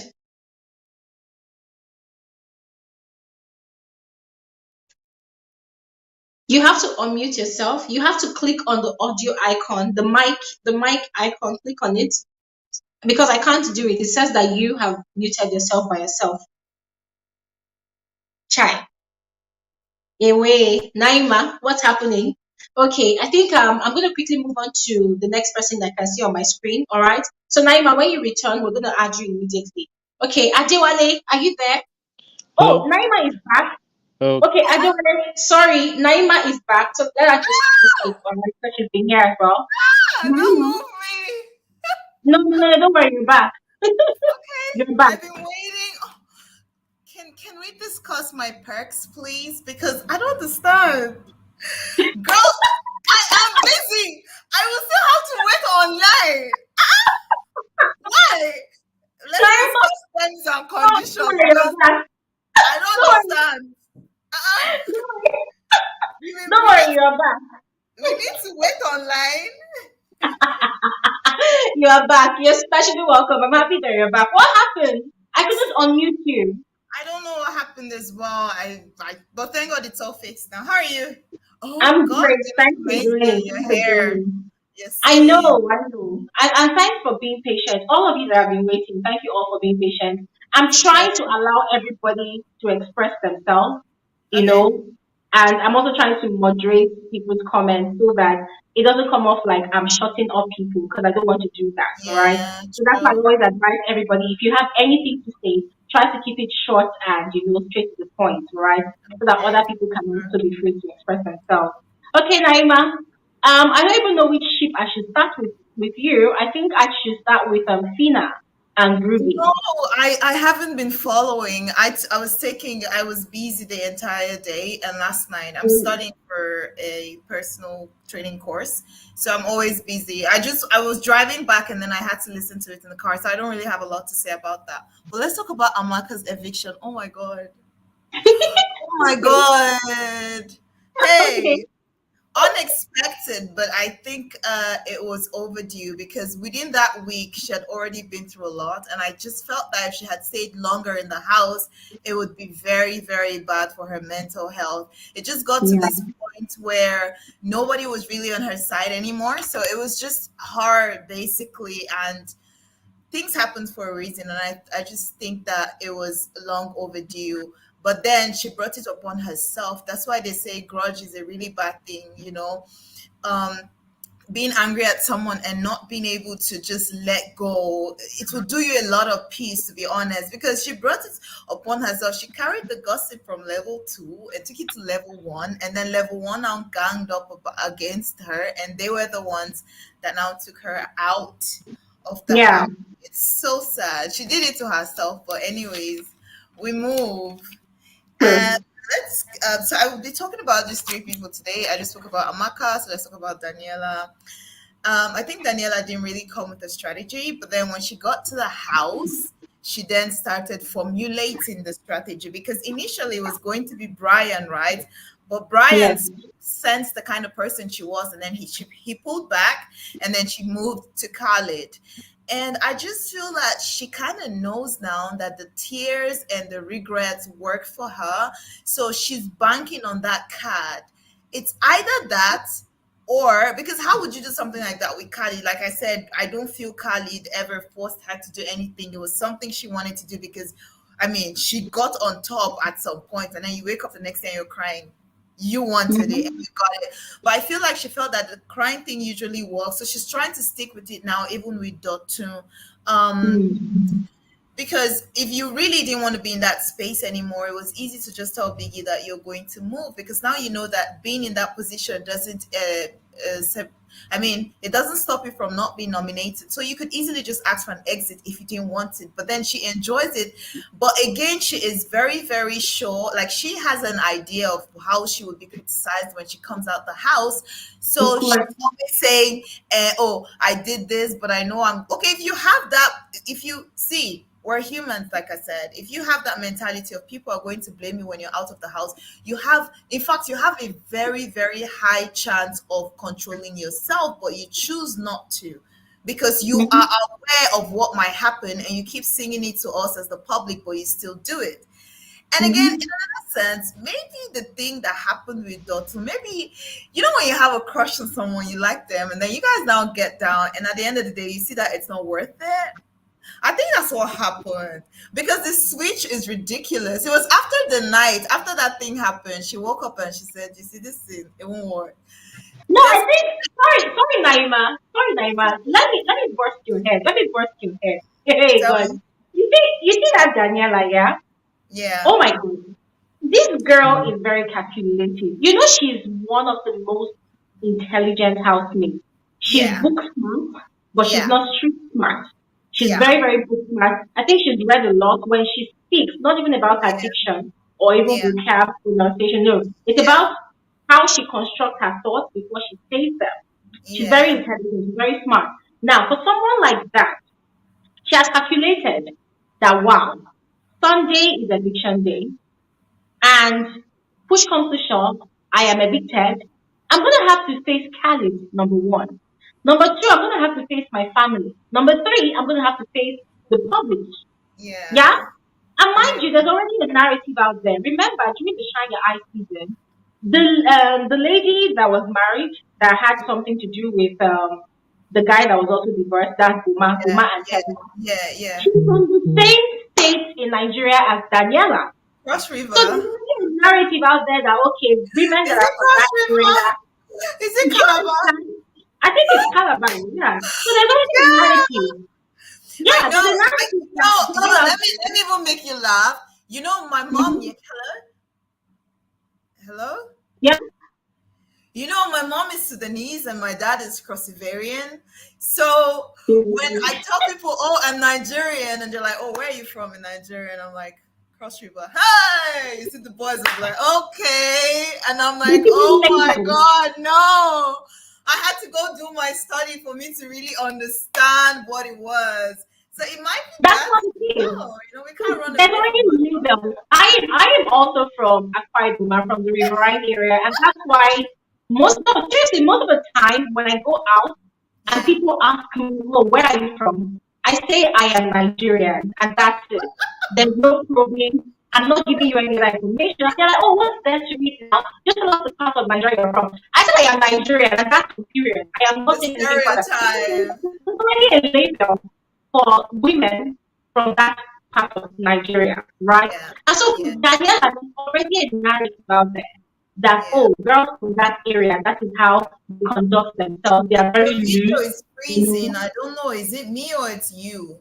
Don't mind me. I've returned back to my audio life. Oh no, it's boring now. Yeah. Okay. So please Okay. continue. All right. So now my own point. Now I just watched your video like 1 hour ago, and I saw that she was already making statements about Fina, and she did make statements about Amaka. Now where I'm pissed is I wish Amaka spilled the tea. That she and Khalid, got down to it. I wish Amaka spilled that tea. Then Amaka will automatically have a voice over Daniela. And maybe this extra vote she got to get her evicted, Amaka probably might have not even left this week. And because Amaka didn't say that about Daniela, even if she knew, I'm not sure Amaka actually said what these people are claiming she said to level 1 housemate about Fina. Because Amaka had proof, like she saw Daniela and Khalid and she didn't say a word. So I still don't believe Amaka might say, oh, they're getting together and stuff like that. But I don't think Amaka said that she and Fina is getting raw and all of that under the shit. Because why would she want to spoil Fina and then protect Daniela that she isn't really entirely close to? Do you get what I mean? No matter what the rift is, the way people address other people's situation is how they'll address your own situation, no matter how you're close to the person. So it just means that Amaka didn't really say that, yeah. And if Amaka had said that after the merger, oh my God, Dotun's situation perhaps might have not happened with Daniela. Do you understand? And then I'm just so pissed that Amaka didn't say anything. Like, no. I wish Amaka spilled it. Then Amaka might still be in the house and Daniela wouldn't have a voice, and this whole Dotun thing perhaps might have happened. Okay? Yeah. Yeah. Do you have anything to say? I know it's your life, but when I'm talking, you just tend to keep quiet very much. So let me ask you. No, not really, not really. I'm listening to you. So are those the 3 people you wanted to analyze? What? Are those the 3 people you wanted to analyze? No, and then I want to talk about Bella and Shags. I know I said I don't want to give them the audience, but then I would just chip in a little bit now. Shags' true color is automatically coming out. Like I said, you can't hide in your shell for a very long time. Who you are will surely prevail. And I pray that God gives Bella the ability to walk out. But did you hear when he told her that you're stupid? You know you're stupid. And then she was like, I'm not stupid. And then he's like, you're stupid. And then she was like, yes, I am stupid. Did you hear it? Did you watch that? She actually agreed. She actually now agreed that, hey, Gloria's left me on her live. This is not happening. Guys, I don't know how to do this. I'm freaking out right now. Glory! I'm here. Oh, okay. Because you're at the bottom now, so I thought I'm the anchor of your life. Jesus. Okay. I'm here. Okay. So this is now giving Shags more power. How will somebody tell you stupid and then you say, you're stupid? Nutricia mentioned something. She's like, no one deserves to be treated like that. But I say that we, as people, we are the ones who give other people the right to treat us the way they treat us. Nobody treats you in a certain way without you giving them that access. Do you understand? Nobody will treat you. See, I had a friend who calls all her friend a bitch, and she started calling me a bitch, and I was laughing, and then suddenly it started graduating into, oh, I'll beat you, and I had to come like, yo, come here, don't speak. I don't like how I don't like you now saying you. I go to the gym, I will fucking beat you up, but then I don't want you to use this statement in public. I had to cut her there, and then she's like, oh, you take things too personal, all these other people. Now imagine if when she called me a bitch, when she used to jokingly, oh, her a bitch and stuff, if I had stopped her there, it wouldn't have graduated into I'll beat you in public. So I just had to, that's what I'm saying, that there's always that space. It starts from somewhere. Do you understand? The sign is always from the beginning. Now, if you stay after the sign, it is now left to you to deal with it, because imagine the situation with Doyin. You saw that Bella was scared. She could have pulled back. Now, put under her armor of Yanga, like, I don't want to do it. Let's do it outside the house. It would give you more respect. But you saw all those things. You saw him disrespect a woman in front of you, and you still stuck with him. So what are the chances that he won't treat you the same way? By the way, like, energies attract energy. If you're not really a good person, some kind of things will be coming your way, because life entirely is energy. Do you get what I mean? So secondly, Bella is Igbo. the stereotype. They like money. So when a guy comes and starts telling you, oh, I take you to Santorini, I'm gonna do this for you, I drive a Lamborghini.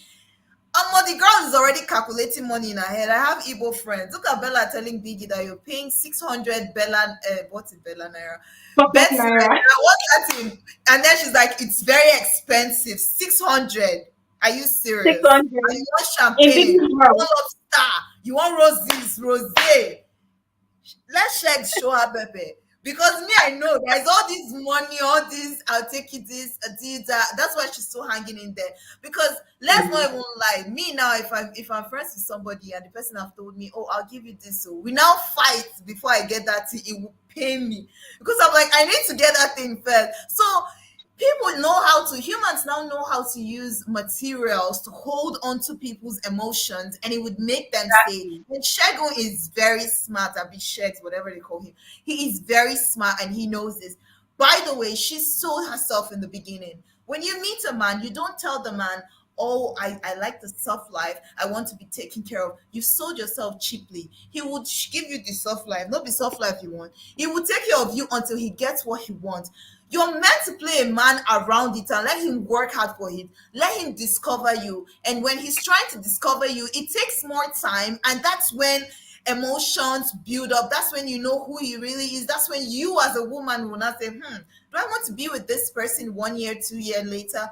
But then you came into the Bbnaija house, the first night, you're already saying, I like soft life. I like to be taken care of. You said if you go bed, the guy give you chin chin, he cover you blanket. Easy. Like she was, she just sold herself. The guy is like, don't be waiting you want. And he did it to her. He gave her everything she said until she fell for him completely, because now she's completely in love and she can't even pull back, Exactly. I think that's about it. For Fina and Groovy, I don't have any comments this week. And for Rachel, I don't know what she's doing in her house. That's my analysis for today. Thank you so much, Naima. Thank you so much, Naima. You see, we totally need to have a conversation on how a woman can be premium without having to, how a woman can be premium. You do what you want without having to sell yourself like that. Honestly, it was when you look so at easy. Yeah. So easy. She just laid herself on the platter, because when the guy heard it, he grabbed on that one and said, oh yeah, now I'll give it to you. You want soft life. And that's why and perhaps he probably wouldn't have come with all those bragging, oh, I own this, I own that. Traveling, some people travel, but they're not. I just saw her page. I mean, she's just been to Dubai and France. That's not a lot of exposure. Because if you check it, she doesn't even know what LinkedIn is. You're 25-year-old, you like soft life, and you don't know what LinkedIn is. How will he not call you stupid? Before you even set yourself in some certain caliber or category, do some reading, do some studying, so that when a man is talking like this, in fact, he can't even talk. He will tell people, shut up and wait, my baby's talking. Do you understand? Have a very vast understanding on things. I don't know what's wrong with this. Like, you want to go for this kind of show, go first do proper study. Shegs the other day was like, he's going to the airport, his flight was 5 a.m. He and his pops, and people were shouting big Shegs, big Shegs. I'm not even sure I don't know if you heard that one. I watched it somewhere. And then she's like, 5 a.m. in the morning, where are you going to? He said, I don't know. And then she's like, 5 a.m. is too early. Are you serious? International flight, do they run on any timings? No wonder the guy's face. Look at my face, no wonder. No wonder the guy's face is like that, because he'll be like, what is this? I don't understand though. He got himself into it initially thinking that, oh, it might be good. But now, he has now seen that, this one are no go. That's why he will outrightly call her stupid. And she'll say, yes, I'm stupid. Imagine. All right, Naima, thank you so much. Thank you so much. This was really fun. I mean, at the end of the day, it's a show. We just look at all the things. We just have a good laugh, because these housemates will still come out and they have the liberty to tell us that, oh, we're actually playing a game, So we'll just leave it at that. All right, thank you so much, Naima. Let's quickly move on to Adewale. Have an amazing evening. Bye. Okay, Adewale. Hello, Glory. Can you hear me? Adewale, I can hear you perfectly, and I want to thank you especially for your patience and understanding. Thank you so much. Yeah, you're welcome. All Thank you right. for having me. Yeah. So I think everyone is taking this ships too seriously. I mean, Ah. I'm just being honest. I think from the very first time the show started, I came on this live show and I say that all the shits in the house are all fake. And there's a Mm-hmm. reason for that. I mean, the Mm-hmm. previous Big Brother editions, we used to have maybe one or two ships, right?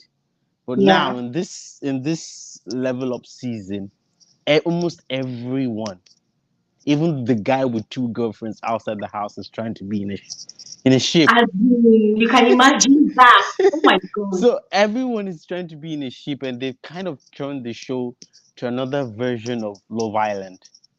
Mm-hmm. And so it's kind of making the show a bit boring and stressful. So I mean, they're not. I mean, back in the previous editions, at least even if the housemates wanted to fake the ships, they still took the natural way of getting into relationships. But Mm-hmm. now it's now sort of becoming very mechanical. Like even the discussion Groovy had with Fina the other day, the way he was telling her, "Oh, you can't be drinking this much." In real relationship, people don't talk like that. You can't demand for your other partner to do something for you. It's something you have to talk them into doing, and you can't expect them to just change all of a sudden. So that's what just makes me think that they're all just cruising and they're all just trying to be, in the ship. So maybe that would provide more content for the viewers. And Yeah. ships always have a lot more screen time, and Yeah. especially the Bella and Sheg's ship, the Sheila ship. Everyone is Mm-hmm. talking about it, and everyone is taking it too seriously. A lot of people are sympathizing with sympathizing at the same time Yeah. criticizing Bella, but I don't want to waste my energy on it because I already know it's fake. It's not really real. I mean, Yeah. Shex came into the house. He started applying too much pressure, telling the girl, "I love you. I did this. I did that." That's not real. That's fake. He Preaching doesn't. He marriage. he doesn't. He doesn't enjoy being with her. He can't even Mm-hmm. stand her. He can't even stand the conversations he has with her.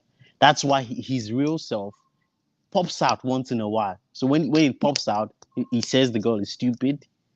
He just starts insulting and abusing her, and she takes it. And a lot of people are thinking, oh, maybe this girl's not seeing it, or maybe she's just too naive. That's not true. Bella is very bold. She's outspoken. She can talk. She She is. knows how to talk. She knows that Shegs is abusing her, he's insulting her. She knows these things, but she chose to stay there because she also wants to be in the ship. It's also a strategy for her. So she's accepting everything. I mean, she told Big Brother in the diary session that, oh, Big Brother, maybe you'd organize maybe a dinner date for us. Maybe that would save our relationship. What does that even mean? It doesn't even make any sense. Both of them But actually paid for that dinner date together, I think on Monday when they were ex- shopping. Was it Monday? exactly, They bought it. They bought it. So exactly. Billy was only asking if they wanted any guest at the dinner, and that was where she was saying no, they need the alone time together to sort out their relationship, otherwise they will break up. Exactly. So that's more screen time for them, and that's more discussion for people outside the house. So at They the I same think time, I just want to replicate what Emerald did last season. exactly, Yeah. exactly. It's not just them. Everyone is trying to do it in the house, and they started from the very first week. I mean, Mm-hmm. Sheg started from the very first week. So I don't think we should take these ships too seriously. I know it's not it's we can't help it because everyone's trying to be in the sheep, but at least don't take the Sheila sheep too seriously because both of them are in it for a reason. For it's a strategy for both of them. So I just I don't do as for me when I see them talk about or discuss, I just kind of take my mind off it because I know this is not real. And yeah, so I guess that's it. And for Amaka's eviction, I think a lot of people are saying that wasn't fair. Biggie didn't do it right. I don't think that's the case because Amaka was just unlucky. She was just the scapegoat of that particular eviction process. If it Mm-hmm. wasn't Amaka that was evicted, it You could would have be married Doyin. anybody. It could be Adekunle. So Amaka, she was just unlucky at that point, and she left the house. So it happens. It And happens. it It's could have Biggie's been house. anybody. It It could could have be been anybody. anybody. I Anybody. It could mean, be anybody. I was telling this to my friend that with the way Fina was very hot-headed, yeah, if after the merger Fina had been having issues with everybody, that would have been the end of the road for Fina on the show. Exactly. It could have Exactly. been any, I mean, Anyone. anybody, Anyone. anybody, Anyone. yeah. Anyone. Anyone. So I don't know. Maybe my suggestion for Biggie is maybe he can come up with a strategy or something to break up the ships, the ships, because they're killing the show. Big Brother is not a relationship show. Yes, we always have like one or two relationships, but like it's not a relationship show. They should stop this ship thing. I mean, they lost their wager basically because of ships. I think almost all the fights they've had in that house, it has something to do with one ship or the other. So it's like, I don't know. I don't know. Just, I don't know. Maybe bring more riders. I don't know. Just break the ships and let everyone stand on their own and play their own games. I mean, that's what I want. So that's just my suggestion, and that's all I want to say. And thank Thank you, you Chloe, so for much having for me. giving me. Thank you Bye so bye. much for being such a gentleman. All right, enjoy the rest of your evening. Okay, and so we have here our in-house psychologist, Dupe Omiwake. Dupe, yeah, I've been waiting for your psychoanalysis of these people. So please let's hear you speak. You're highly welcome. Okay, good afternoon, good evening, everybody. Good morning to some group of Welcome, people like welcome. what's her name now? I didn't know who said she's at 10 a.m. Yeah, honestly, it's when we were trying to predict how this season, what we expected from this season. I think I am one person who said we are tired of shit. Mm-hmm. I'm saying that look, any of these games that will come with desperate shipping, it messes up their game. They don't just understand it. I'm happy that the last person I do only spoke about it. We are tired. It's on. In fact, you don't even want to watch it anymore. Most of us now will wait for Glory to do sensible analysis. Nobody wants to waste time on DSTV because what you see is gumming and kissing and doing all of the PDAs that are not real. Yeah. It's not allowing them to bring the real person in them. I won't be surprised if this group of people will not see endorsement as we have seen in the past. Because there is no, you can't pin someone down to a quality, both in character, both in personality, both in future ambition. I've not seen anybody who will really talk honestly about, look, this is my goal, this is my strategy to get to my goal in life. Everything is about getting, fighting about honestly, we are tired. Now, for Bella, a lot of things is playing, a lot of things are playing against her. Her background is playing against her. She was born into wealth. She's a pampered girl. And I like, I don't know who said it, that, oh, how do you, okay, I think it's Naima. She said, how can you start a relationship? In fact, she was talking about what I intend to talk about. How can you start a relationship and the first thing you do is to start telling almost the component that you're supposed to hide for the man to discover. So she's born into wealth and she wants to sustain the wealth. Otherwise, a university girl who is so dumb, I still maintain that she's very dumb. No matter what anybody wants to say, she's not streetwise. She also justified the fact that maybe last born overfed, overcared. She's been locked at home almost all the time. She gets everything she wants on the platter. That is affecting her. So she wants to continue to be in that lineage of wealth. And that is why she can be so gullible to check fake utterances. It's fake. Yeah. Sex love is suffocating, for God's sake. In the real life, if you have a boyfriend like that, run because see, you can't have a life. You can't even you can't mingle with the housemates. You don't have one particular person that you can say, oh, this is a girl, you want to talk and get it. He has so marginalized and monopolized your territory. It's not ideal for anything, even if it is a relationship or marriage, you will not be able to breathe. It's not, in fact, that alone should tell a 25-year-old Nigerian girl that this is not a relationship. Now, I told us that is playing against that. She wants to belong. She wants to continue the wealth that might have been running her family. I mean, there are basic questions you said the last time that you need to ask a man who is talking and talking and talking, and yet she has refused to. See, one of the things that she said in her bio, that's Bella. So I'm really surprised at what I'm seeing. She said she's a fun girl, she's very energetic, all right, and she loves, she's a no nonsense person. Okay, so you are a no nonsense person. Somebody is telling you you must be stupid, and she accepted that And really I she said, must be yes, I'm stupid just stupid. because you demanded for something that a man should honestly give you to really worship you if she's in love with you. That's also if it's an ideal relationship, that man will even jump into the my girlfriend wants this, I must go all out to get it for her. And she's not that guy is not doing it, and you requested, and on that she said you are a stupid person, and that girl almost believed that she's really stupid. That is to tell you Yeah, the extent that Sheikh has met her brain. That see, crazy. she will get to Big Brother and she will talk like a sensible person. But let me also draw attention to one of the things she believes. She can't break up with she can't easily break up with Sheikh. She believes that that relationship, that's the only thing she has. Have you forgotten that this is the same Bernard that said, even this if it is this relationship that is got from Big Brother house is more than 100 million. I How don't on earth can somebody, a 25-year-old Nigerian girl, say that? He said it to you. That one look at her. Really? So, with somebody of that mindset, let Shex match her brain. She will not see it. She knows that she's being abused. But because of her selfish interest, that is her own. She's okay with that relationship if that is what she's done. As if she hasn't seen a man before. Honestly, it is very, very embarrassing. Again, the kind of margin that Chess has given her, I tell you, there is no. She believes that if she breaks up, she will not have acceptance because she believes that others are jealous of her. She's been treated. Look at Chess strategy. She started with royalty, worshiping her, adoring her. The first few weeks was really, really a queenly approach. That guy was full of he knows his game.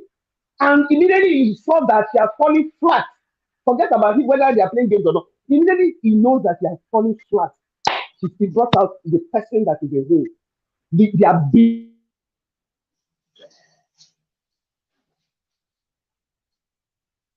Dupa, we can't hear you at this point. for people to Can think you? they'll get out. It, it will be very difficult. I believe it with what we are saying. Now for Daniela, man, that girl, the when you are looking for somebody with many faces, somebody that can pretend so much. I said it last time too. Daniela she has PhD. That girl can be anything, and she doesn't mind to tear you apart to get to what she wants. And that's why I also love I think Naima that said I honestly wish that Amaka voices out to deflate her bubbles. That girl thinks she's something. And if you are looking at people that are nothing in that house, I want to class her. Forget about her intelligence. An intelligence that you cannot put together to bring yourself in a complete package is no intelligence.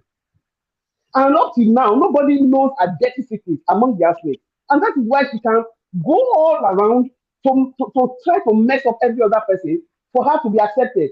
She did it honestly with, I think, Lebai. She did it, she played it cleverly for Amaka. And she has started with Fina. But I Yeah. tell you, this might be her last. If she doesn't go tomorrow, I am expecting a time bomb between her and Fina. If she doesn't drop Fina, because that one, Fina not saying though. Fina not saying. She's going to squeeze her and bring the juice that is in her brain that's not working out. And So Fina has she knowledge doesn't of she what doesn't she have did with Khalid. Fina knows what she did with yeah. Khalid. I'm not necessarily told Fina. Because Amaka have just dropped a little ink, but she didn't say Yes. everything properly. I wish Yeah. that day that everything became rough and she was going all out. Amaka is that kind of thing and say, hello, just go and sit down. When we are talking, not people like you. And then people will say, hey, what happened? And then the thing will spill the beans. So honestly, I don't like what she's doing. And like you rightly said, she knows that she might go tomorrow. She's trying to be in an acceptance level or acceptance state for Khalid. But that doesn't mean anything. Khalid has seen what he wants to see. See, there are so many things you say as a woman or as anybody with your actions than mouth. I also like the person that said, what, see what she's wearing. She doesn't wear all this when this girl that came, like I said the last time, she came like an out, like a head mistress, village head mistress. She won't wear this when Kali was there. And she has brought about, they said it is discovering herself. What kind of discovery can you ever make on the reality TV show? For an adult, no. She knows herself. She knows what she's doing.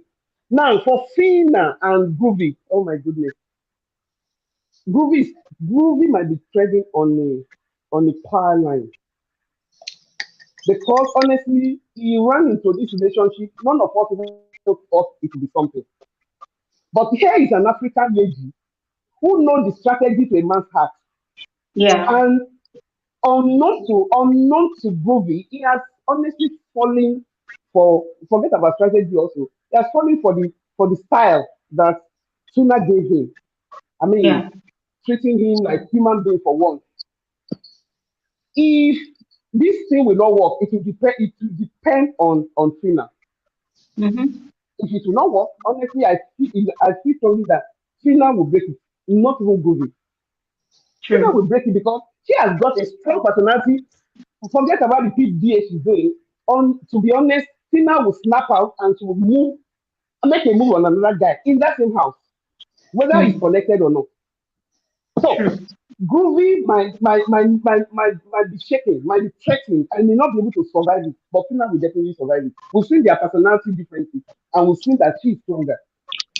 And then it is out of order for you to go to correct somebody when it's under a normal thing. Somebody is under alcohol influence. What do you want to tell her? She won't listen. And that also tells you that you don't love her. If you love her, you won't do that. The best thing a lover will do is to find a way to go and talk her somewhere, or maybe take her to have a bath, give her something to eat, and let her just have a quiet night. In the morning, when her brain is reset, they will continue. So that will not work. Another one I want us to discuss is, oh my goodness, how can somebody be this fake to herself or real to herself? It's Titi. For God's sake, what is difficult for Titi to know is the fact that you are talking to a man, he's dozing off almost every time. He will tell you your skin is coming green color. Are you bleaching? See, there are some words that must not be found in a relationship, especially when the love is still catching everybody at the early stage. This is at the early stage where they're supposed to be fond of each other. So all these utterances, even if it is a joke, it's an expensive joke that may determine the lifespan of that relationship. Exactly. So somebody is telling you, you brought food for me. If there's a lot of sand, did you pass from hello? Am I your cook? Somebody is telling you your skin is becoming gray. Are you bleaching? You still remain there. You'll be talking to this guy. That is when you want to sleep. Oh no. It just see. And then somebody tells you, see, in a relationship, go to your class. That is when you will be able to find a relationship will be in your class. This is a pharmacist. I don't know what is at least maybe somebody can tell me what is TP's level. I don't know. I can't remember. So if she's nothing near university and all she has been doing in her life is these are business, how on earth do you think this guy will be your person? You're just going to be under his feet. He will not be able to present you. Men are hearing me. They know what I'm talking about. Men Mm-hmm. will like to look for, especially a man that will not be that will not be suppressive, will look for a woman they can bring to their level and showcase. So she's Yeah. not still getting it. It's a sad story. Another one that honestly I wish maybe she should go tomorrow, honestly, is Chomzi and Eloswag. Hey, I honestly don't understand that. That girl is the most bitter soul I've ever encountered. How can you say everybody does not like you? Went to the diary room, you tell big brother they don't like me, they hate me, this one. No, The Chichi, girl has a Chichi, lot of Chichi, problems. Chichi, Chichi is a sore loser. That's my issue with Chichi. She's I a mean, sore sorry, loser, Chomzi. and she's just Chomzi she's is a a sore sore loser. loser, and Chelsea is a sore loser, and she's honestly she has not let go Fina, she has not let go Groovy. She's annoyed with everybody. She's even not happy with Elo Swag. She's not happy with Eloswa. She just wants to look for somebody to, okay, me too, I belong. For God's sake, you have been one time head of house. How can everybody not like you? So that girl, I wish that she goes tomorrow. But before she affects everybody in there. And I honestly want Eloswa to go. I don't like Eloswa. What is initially when that guy came, I love his vibe. But no. What he's doing now, sincerely, I wish that they take about 6 out tomorrow. Because Eloswa, whatever gets Eloswa, is our new Al Jazeera, it's our new CNN, it's our a man that is interested in gossip like that. Instead of Adekunle, no, that is Adekunle. I respected his aura, I respected his personality when he came in, but that how I told you, Alison messed Adekunle's brain. There's nothing we can talk. Alison made that man a no man, turned him to a sleeper, and he has been trying to find his feet, he cannot. And he has now formed alliance of night crawlers, gossiping everybody. They are, no, I expected more than that from Adekunle. Yeah. But now I see him even lesser than the youth of the person there. So that is that. Then, so that I can allow people to talk also, the last person I'm going to talk about is Johnny. Honestly, they did not understand Doni. Of course, she also presented herself as somebody who does not know her work. Doni has the work, but unfortunately, in a definite, we're back to she in a bit to desperately get into a link with any man. That was what people were seeing. So even when she's honestly talking senses to anybody, they will think, or a man, for example, they will think he's looking for cheap. And unfortunately for her, a number of things also played against Joey. Okay, our best friend was evicted. Our love interest was I was interested. evicted. Was disqualified, evicted. Yeah. Who again left? That no, that meant Modena. I think left. All Yeah. those have made Joey look so much alone. So the beauty in that girl has a lot of work, but she became so she was floating at some point. She cannot feel her feet. The only thing she could think about is, oh, let me also lean on somebody. Unfortunately, she's dealing with wrong set of human beings who feel she should just go to just get out. It's now doing getting back. I love what she did to Deji when Deji went to confront her. Who are you? They went to confront her about what they talk and what she talked to Titi. And I love the way she intelligently handled Deji. I honestly love it. I hope she will sustain it. I hope she will not put herself in another trouble because she's been Yeah. able to set a balance now. I hope she'll be able to. And finally, Mademoiselle, what's her name now? Diana. Diana, like she will call herself. Hey, God. The Diana, one, the biggest Diana. messenger. Biggest That messenger. The one girl, that sends you I around. honestly, is it biggest legend or the comedian of the house? I always look forward to her diary session. The last, she talks so Yeah. innocently, honestly, the way it is in her mind. She told us that she has nominated the Janchichi because she has not released them out of their mind. I think I love that. She said, why I nominated them is because what she did to me, Chichi did to me. I don't like it. I've forgiven her, but I've not forgotten. And She that reciprocated. I nominated her. Anyway, so I love the fact that she's able to manage Giddy Fire's madness. That Giddy Fire, it doesn't That work was my the sign, best and I'm thing not for going to her talk to do. about it because that guy irritates me. That's one other guy I want to see leave tomorrow. That guy is completely a nuisance. But That was the best thing to do. um I love the way Diana is maturely can manage herself now, which she wasn't doing before. Maybe because they saw that Amaka has been the scapegoat in all of this, and she Mm-hmm. needed to pull herself back. I think she saw how cruel Greedy Fire can be. Mm-hmm. That is helping her so well. Yeah. So we see how it plays. All right. Thank Rachel is you. just thank you so Yeah. much, man. Thank you so So much, in Jeffrey. Thank you so much. honestly, what we are seeing right now is a combination of personalities that do not Yeah. favor the same strategy. Unfortunately, all of them are looking the same pattern of strategy. It doesn't favor all their personalities. They have different Exactly. characters in this house. And all this one focus of strategy, shipping will not work. And that's why we are bored. I just wish that one of them will just completely bring down something better. And I tell you, the whole game will change. Thank you so much, Exactly. everyone.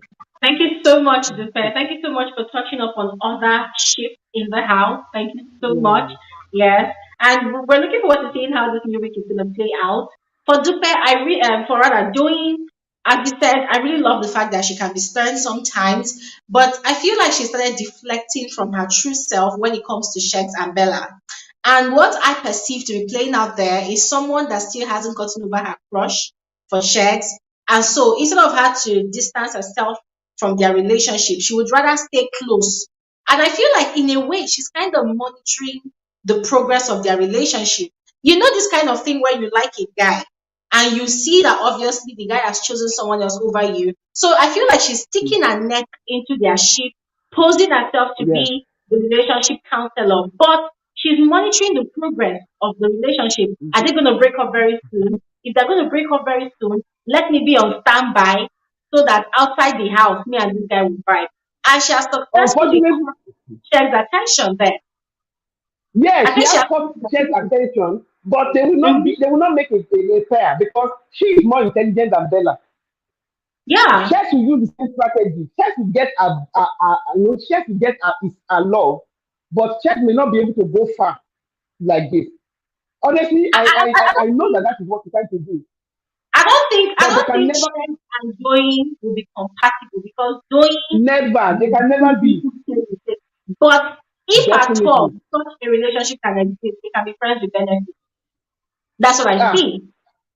That's even what with I see. benefits, these checks have nothing to benefit anybody. We haven't seen checks though. Checks has nothing to benefit anybody. I've gone on internet, I've gone to search the guy, I've gone to even look for the football club, I've gone to look at the family name. Sincerely, nothing is popping up. Nothing tangible is When I say popping friends up. with benefits, yeah, when I say friends with Mm. benefits, I mean in plain terms, they can be shag bodies and then there's nothing more to it. They just And, might be. and, and, and, and yeah, they can be. And because I think he specialized in that, with all we've been hearing from him and all he's been talking. Even this afternoon, what he was telling Bella, I'm like, on the national TV, for God's sake, these are personal things you're supposed to talk when you are behind the closed doors. No. That guy is a PhD holder in that.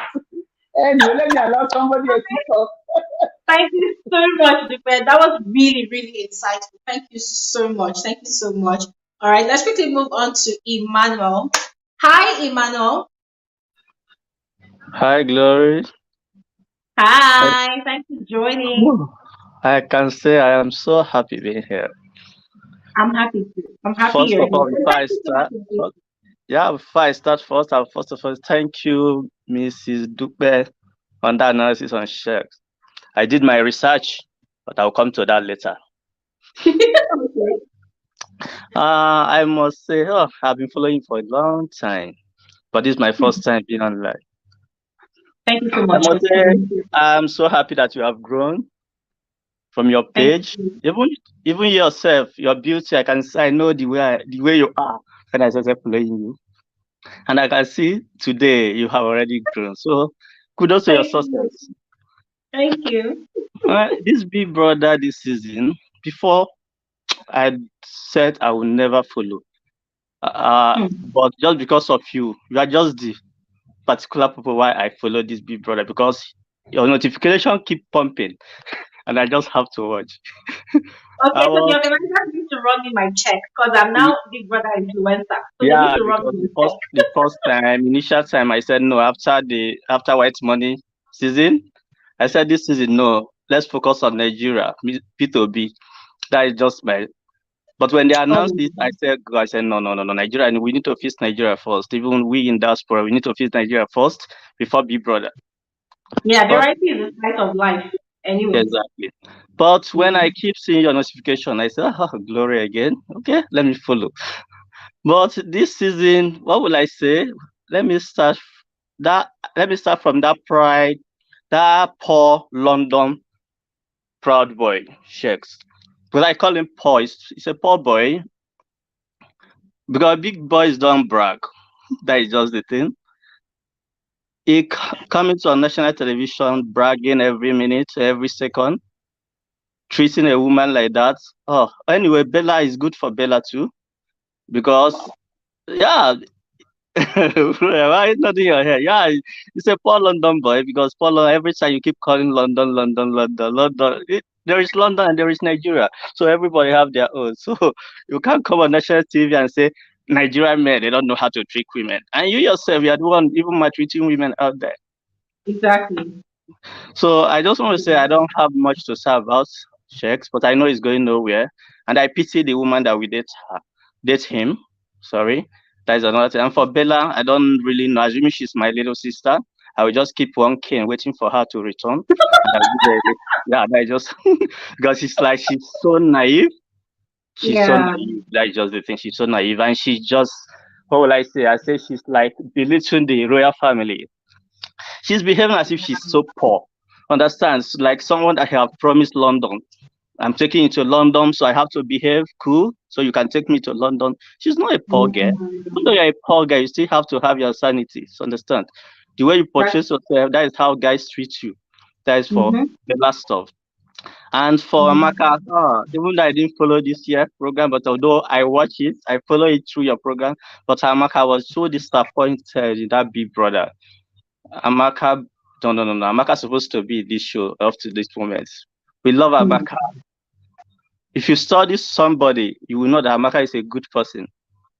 Yeah, she is. But I used to tell people when you are coming to Big Brother is not a dating site. Hold your feelings. That is the problem. People think that Big Brother is a dating site. You don't come to this show. This is a show of 100 million. Forget the friendship of anything. I can betray you. When we're outside, we can reconcile. That's just the show. Don't come here and start forming sheep. What is sheep? You Please carry on, Emmanuel. Are you there? Whoa. You come to Big Brother, you are single. Why are you single for a while? Why coming to Big Brother? You want a quick relationship. You are preparing for your marriage. You want to do marriage after Big Brother. Why are you single for a while? If you are a good person or if you know how relationships work. So when you are in Big Brother, do the game and go. So and I always pity the fans. They always take their emotions so far. You come here like I remember last season, Emmanuel, they want to crucify Emmanuel. Emmanuel, and also when they are crucifying Emmanuel, he was coming to me. So I said, they are saying Emmanuel's bad or something like that. I said, no, this is a show. Remove your feelings, do the game. Although you must not maltreat a woman or guys, both guys and girls, don't maltreat any of them. But do your show and remove your feelings and play the game. And for Daniela, I think is the one. I think her libido is so high that she can't control herself. That is just the thing. There are some people like that. Whenever they see man, they can't control themselves. So I don't have much to say about her. That is her life, but I think after the show she needed therapist. So that is just and for Khalid, nothing Khalid is out. That one is a disgrace to his religions too, because I don't understand. So and for the first girl that was evicted, Beauty, I was so disappointed in that girl. Oh, how can you say because of alcohol you misbehave or something like that? No, it's not done. Alcohol, know your limit. And if you misbehave above your limit, anything that happens, bear the consequence. So that's another thing. So that is for Beauty her own. And for this girl, what is her name? Fina. I like Fina. I used to call Fina whenever I'm watching little clips. I used to call Fina. This guy is a thug because I like her behavior, but she's not to be trusted, especially what she did to Amaka. So I can't have such person as a friend. Yeah, because you have to respect you and you have to there's boundaries and you have to respect your friendship. And for what is her name? And for Chumsy, or what do they call that guy? No. That guy is a terrible person, but you guys don't see it. She behaves as if she's good, but she's such a terrible human being. She can instigate everybody against one person, and she will just come to you and be as if she's a good friend. So, and generally, I can say the boy 22 years old voice, and I think the musician and the what is it? Yeah, Brian. Brian? Sometimes the guy is like a little bit scared of those guys out there, the girls. He's still young. Yeah, he's still young. Yeah, he's still afraid of them, even though it's a big show. Even though it's like you're home there, you have little sisters or little brother. It, there are sometimes they want to approach you, they must still be scared. So they're not. So the respect is still there. He can still gossip, but the respect is still there. So I can't really criticize him, even though it's a national show or something like that. And for what is the name? Sheiks and Bella, I think I've talked about them. Yeah, Sheiks and Bella, I think I've talked. So let me just not talk so much. I think this is my first time being here. And Thank gradually, for this you. guy that just left, what is her name? This guy that just left, Nema or something Modern. like that. Nema, no, the other Okay, girl. my Yeah, speaker, yeah. yeah. I love her analysis. Just kudos to her and her beauty too. Thank you, I everybody. Thank you so much, Emmanuel. Thank you so much. And Yeah. really, it's a pleasure having you on here, even though it's your Yeah, first I time. just waited patiently. I just wanted to watch football, but I said, okay, this is first time of watching Gloria live. So I used to watch you live, but this is my first time of being on your show. So thank everybody, and Thank you. And please keep coming back, okay? It's not something yeah, for everybody yeah, to do as yeah, well. no problem. So, Thank you correct. so much. All right, right. Okay, so let's quickly move on to Shirley. After Shirley, the last speaker is going to be Sia, all right? Woof, it's almost 4 hours. We are going to finish exactly 4 hours, okay? Exactly. All right. Hi, Shirley. Hi. Shirley, it's a pleasure having you on here. I think this is the first time you're speaking really late, right? Yeah, actually, I would have gone on earlier, but I was busy in the kitchen, so I just had to finish my work before I hopped on. By the time I hopped on, studio was full. Then I came back and all that. So that's why normally I would have come on much earlier. But I feel like a lot has been said. Like a lot has really been said. It's been an exciting time. But Glory, let me suggest something. Maybe we should make this like um this live stream should be like twice a week instead of one. You know what I'm saying it though, so that at least we can, let's see how that works out. And then apart from that, I feel like by the time we come on Saturday, we get to forget some things that happened because it's like a long time. Oh, yeah. You don't get to really talk much about the Saturday parties, especially because it's like it happens immediately after we had just finished the live stream. So by the time we come for the next one, we may have forgotten about it. Even the evictions too, we don't really talk much about Saturday and Sunday. We really talk mostly about like the things that happened during the week. But that's on the side, Sha. Let me talk about those issues. I am happy Modella left. Sorry, Shirley. Let me quickly respond to that. Okay. So, I was actually thinking, okay, Saturday is just fine because I know everybody is busy, and I wouldn't want people would go for their daily hustle and then they're back, they're exhausted. I don't know if anybody would be up to, like look at the energy that we're using to analyze the show on the Saturday. So the question is, how many people would have that kind of energy during the week? But I'm going to put a poll on my community tab. I'm going to put out some days of the week, and then you guys are going to vote which day of the week, except certain days when there will be serious tasks going on in the house. So I'm going to put some days, and then we're going to vote on it. So the dates that has the most votes, then we're going to test it out next week and see how it works.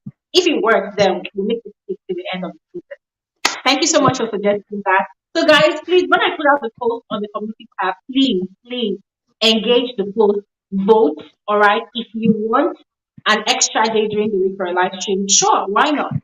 All right, please continue. That's great. Yeah, that could work out. It could even be like, you surprise how many of us actually stay up until 12, 1, 2, watching these housemates. So some of us are still around. Anyways, um, like I was talking about, I wanted to talk about Sunday and Monday, especially. I was excited. I was so elated that Modella left. Honestly, I don't know if there was any other thing that made me happier than that. I was glad Modella left. But for Amaka's incident, well, it's happened. I know people are saying, well, Big Brother's house is not her father's house. She would have eventually left. And I know many people may opine, even myself, that she wouldn't have won the show, right? So, well, I mean, it's still the same thing, living, and whenever you leave, it doesn't matter. So let's just get over it. But I beg to differ in the sense that there is definitely something more to staying longer in the show. Apart from the fact that you get to sell yourself more, you get to redeem yourself where you need to, you get to form even alliances you feel you may not have formed. You also get to win more tasks. You know that they win a lot of money. Apart from winning the show, this one is winning 1.5 here, 2.5 here. It's something. Let's not pretend like her living doesn't matter anything. At least she wouldn't have won or something. I mean, let's just give her small empathy in that regard. That's what I felt. Then secondly, if I hear emotional intelligence one more time on the show, honestly, I might stone my screen because the people that are shouting emotional intelligence are not even emotionally intelligent. Like, honestly, enough already. They're just overflogging this whole thing without even understanding the actual meaning of emotional intelligence. Honestly, I don't know. I don't know how else we can get this information to them. It's just exhausting at this point. Really, it's exhausting.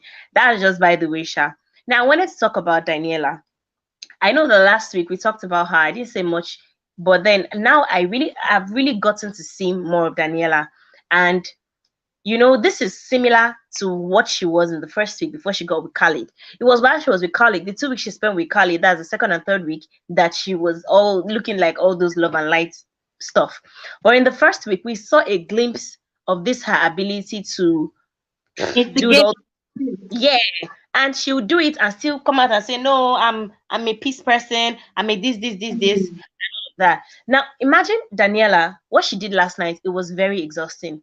Honestly, if I didn't even watch it just on reviews on YouTube and stuff, it was on while I mean I was watching while it was going on. So I saw it live and direct and I was like, oh my goodness, like this is so terrible. This is really, really terrible. Like what she did. And if you feel like you can judge, then you have exposed yourself to being judged as well.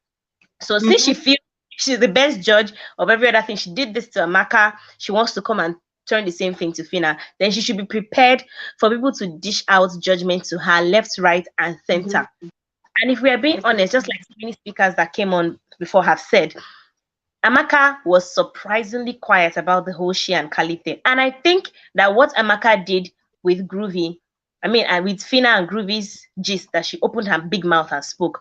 I honestly am convinced that she may not have done it in a malicious way, because if she was really being a malicious person, I mean, about, opening her mouth and yapping all the time, she would have also spread Daniela's and Khalid's stuff. And if you remember that time when it happened, we were waiting, like we were really, really waiting to see what she was going to do, who she was going to tell, because we call her Al Jazeera. We were sure. But then, surprisingly, Khalid and Daniela shenanigans under the sheets was never a discussion, was never a topic of discussion. And it was shocking, like, wow, the whole Al Jazeera saw this and did not say anything. Do you understand? So meaning that she has some level of self-control, but I think that probably because of that whole feeling scorned and whatnot may have made her to spill, not necessarily because she wanted to really, but I don't know. And then she ended up talking about Fina stuff. And unfortunately for her, she got to leave, and it was pretty sad. Honestly, I watched it and I was sad. I don't know about any other, and I'm not even an Amaka fan. I'm not even a Stanley, but I felt sad at that time. I really felt sad for her. Like, I feel like nobody deserved what she got at that time, and it was just unfortunate because she was just unlucky. Yeah, but that's basically. Well, Gloria, I was also hoping you were going to talk about the coming evictions, because this one has got to be jumbo size. We have 19 housemates. We don't need 19 housemates at this point. Like, these people need to understand that it's not their father's house, because, like we said, the whole 14 lot of the level 1 housemates, not a single one. We need like 5 at least, or 6 or 7 to get out of there. Like, you know what, Shirley? On one of those videos I did during the week, I actually talked about it, and to be honest here, I decided that, you know what, anything that has to do with the organizer's decision, I'm not even going to front anymore, because they obviously have a plan. They obviously have a well thought out structure on how they want the season to go, and from the start of the season, they've been doing great, but I feel like along the line they've missed it with how busy has been paroling, and it's been getting on my nerves, to be very frank with you. Yeah, because The question I asked on the video I asked that how exactly do they want this to play out? Yeah, we have 3 weeks left. If we're being very realistic, we have 3 weeks left for eviction. The final week is when the winner will be declared. This is week 6. So there's week 7, 8, and 9. So plus this plus tomorrow. How many housemates each? Because it's gonna be ridiculous if they start evicting four people every Sunday. It's gonna look up like a rush job. Do you understand? So what Yeah. me I was personally expecting, and I suggested that on that video is that hey, during the week, just like Ebuka did during the Pepper and Gang TV, he walked into the house on a Saturday. He disqualified Thatcher. He evicted Cindy, shocked the housemates. Then the next day, you evict more people on the stage. It happens. Nobody's going to die. It's a show. And this is something that the housemates must have prepared their mind for. That listen, eviction can happen at any point in time. So what I was expecting for this week was that Amaka's own impromptu eviction, which was great, it should have been 2 people that left, not one person. It would have reduced the burden of the amount of housemates that are still left lounging in the house. Like big is still get money, they are just chopping anyhow. Look at them, they open their wide mouth and they're consuming food like good luck. They'll be eating, you want to like it's exhausting get. So I feel like that element of surprise is getting lost on me on the show. So right now I'm just really hanging on to the little excitement left, the little excitement left. So that's why to answer the question, I did not even bother to even talk about the eviction. For me, whatever I see tomorrow I take. I'm not even going to stress at all. Yeah. Yeah, in fact, I totally understand with you because I mean, having 19 housemates, how do you want to take 19 down to 5 in 3 weeks? Like, how do you want to? Okay, fine. If we count this one in 4 evictions, so how do you want to take 19 down to 5 in 4 evictions? Like 19, okay, 14 is what you have left. So if you divide 14 by that's like 4 housemates. It's even more than that. For 4 housemates, some weeks 5. Go fly. It It's will a even lot. fly. It will And even fly. the eviction show is 1 hour. On Sunday, Ebuka has to do a recap of everything that happened in the week. Ebuka has It's to talk to the housemates. Ebuka has to sometimes read family tree. There's a lot happening on the eviction show. So it's okay, not so really far, possible. yeah, it's true. Honestly, I think the only thing that's going to save it is just like you have said, hit some impromptu evictions within the week, or if they do like biggest jumbo size eviction that Big Brother Nigeria has ever. I'm talking 5 to 7 housemates evicted tomorrow. That's the only way I bring some form of excitement because I can bet that many people are going to react to it positively because many people are actually fed up at this point. We feel like we're still in the beginning of the show, 19. There are some of Big Brother Nigeria that they began with 20.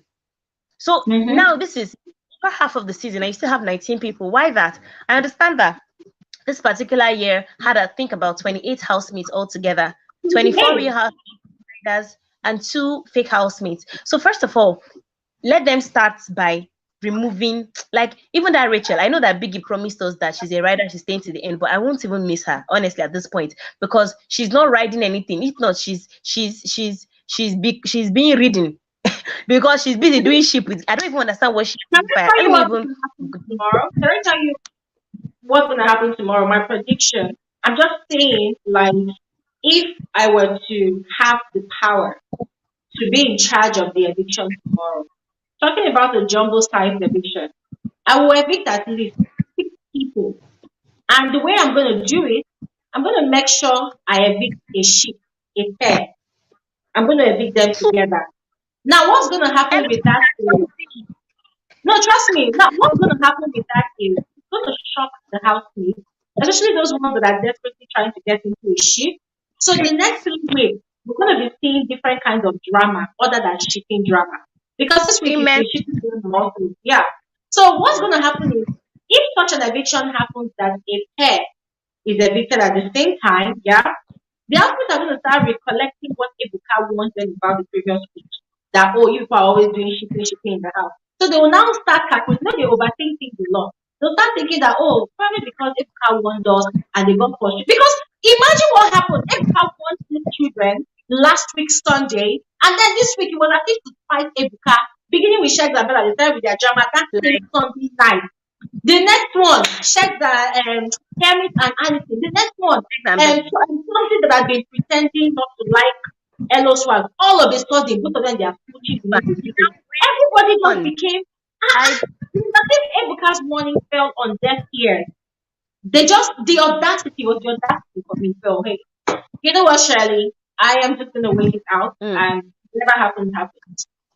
Thank you so much, Shirley. Let's quickly round up with Tia. All right, let's quickly round up with you. Thank you so much, Shirley. Thanks for all of your amazing suggestions. I've taken them to heart. I'm going to work towards all of them. All right. Okay, Tia. Bye. All right, Tia. It's your turn. It is your turn, and it's just you and I. So I hope you're going to spare me. You're going to have mercy on me because right now my back is about to break. So I hope you're going to have mercy on me and so that we can finish on time. But really, Sia, I'm super excited to have you on here with me. I am super excited. How are you? How are you, Glory? How are you? I see you are good. I see you are good. And please bear with us. Yeah. You see, the love we have for you will extend beyond 4 hours. It's love. Look at those minutes and look at the 4 million whatever love that people have for you. But anyway, let me be quick. I'll start by saying, gorgeous as usual, looking beautiful. I think me, Lutricia, whatever, we got the same color vibes. It's fine. We are there. Look, oh my God, we're twinning as well. Look at that. So, Glory, it's a beautiful platform. That's why someone like me will stay 4 hours later. And you know, this episode I've learned. We just finished August in South Africa. August is Women's Month. In August. So we just finished Women's Month now, and it was so beautiful to hear mothers from Africa, from South Africa speaking, because remember we spoke about this, that this is the youngest group that is there. Those I don't want to say girls, those ladies that are there, they are experiencing something that is beyond them as young women. So it was nice to hear a perspective from Nigerian mothers, South African mothers who are saying this and this is correct, this is not correct. You know, those girls, guys, can we please, when we watch the show, all of us, as I'm in my 30s as well, Claire, by the way, mid-30s. Can we all please watch a show like this? And I will go back to my tagline. It's a show that mirrors society, guys. Come on. Those kids didn't come from nowhere. Those are our kids. So let's allow them. For example, if someone says, Choms is a terrible person, you can't conclude from a show like this to say Doin is a terrible person. I mean, Choms is a terrible person. It's like you are condemning someone, you know. But anyway, all of them went into that space knowing what they went into. You know, Gloria. We can pity them. Some of them say, okay, let's allow these things. But at the end of the day, these what do you guys call them? Gensies, we call them 2000s in South Africa. These kids will show you flames. I'm telling you. Yeah. They're very hot-headed. Yeah, very hot-headed. So to cut short as metal, I want to finish at 4 minutes 5. The only, I think I've said a lot I wanted to say. What else? I don't want to go into your village people. They must come again. This page is going to 400k subscribers. Whoever is in charge there, they want. I saw today they started to. I was like, yeah, glory. The past month or so, everything was flowing on the Saturday. Like today, you're close to 400k. People, things are starting to. I'm like, it cannot be. It cannot be. But it happens. We're in Africa. It happens. We're in Africa. It happens. But that's just something I want to say. If whether they like it or not, you'll get to 400Ks. You'll get to 500,000 because we are here. We are here, and it doesn't matter. Okay, let's. What else did I want to say? The 4 hours. Don't worry about it. I'm speaking now. I've been here for 4 hours. Don't even feel like I waited too long, whatever. There are guys who probably could have come after me at 6 hours. I will know it's not possible. I hear the beautiful lady who just spoke now says who asked for the extra day or hours and stuff like that. I also did the same thing if you remember during big Mzansi. I was like, hey, we're putting too much pressure on this lady. But it's like when things happen because we know in this safe house, but we'll see how it goes, Glory. I mean, hey, Glory, you must prepare that you won't get married the next 3 years. You won't get married the next 3 years. You'll be married to this show. But beyond that, that's why I'm ending it off in this manner. I heard African women speaking, mothers reprimanding. I don't know your culture. I don't know my culture because if you remember, Glory, in a way, in our Big Brother, the shipping thing was not a. It wasn't That is what poor and label didn't work, didn't make sense. But let us not forget, guys, we are the same persons who, after the show, I see on social media who bought houses or gave money or whatever to Emma and Emmanuel. This shipping environment, it was. I think the Nigerian community must take responsibility for it. Yeah, I know. The African community doesn't ship like that. The shippers don't even give gifts to the ship. They don't. I'm just saying, Glory. These kids. You see, the honest the younger you are, the honest you become, because life has given you the blows. These are young kids. They saw that if I go to Big Brother and have a sheep, I'm gonna win. And it doesn't come from. I mean, these kids are intelligent. I mean, Daniela is very intelligent. You can say the way she talks. Bella is very well to wide view because she comes from. Bella is not excited by shakes. I'm sure outside the house, Bella will ask maybe a handbag from Shakes that will cost him his soccer career. So let's not pretend when we come to these platforms like these kids come from nowhere. These kids come from the society. So whatever they're doing is entertaining. Let's take it from that point, Glory. So none of them are doing what they're doing. I know that. I mean, for example, like person like Bella, for example. I'm hearing so that she comes from this and this royalty. Do you think a princess will allow someone to call her stupid? It doesn't make sense. But she's doing it. I don't know if maybe all of us guys, we've never been in that compressed environment, that Big Brother house.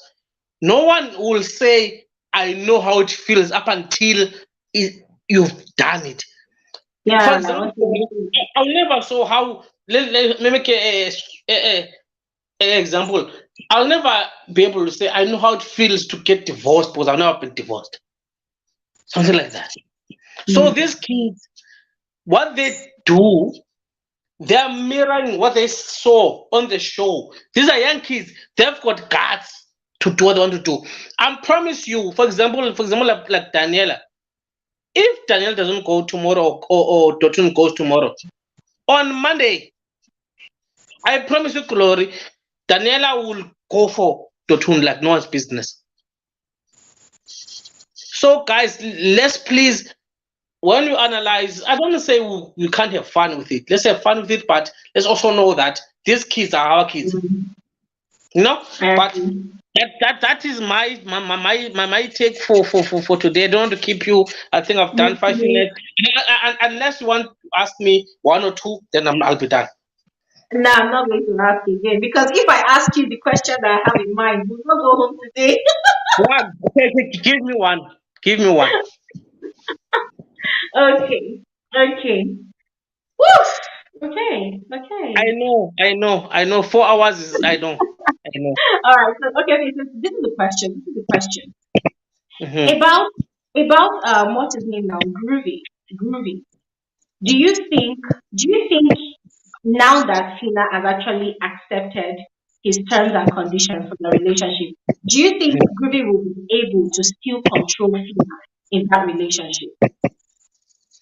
Groovy okay, thank you, Claude.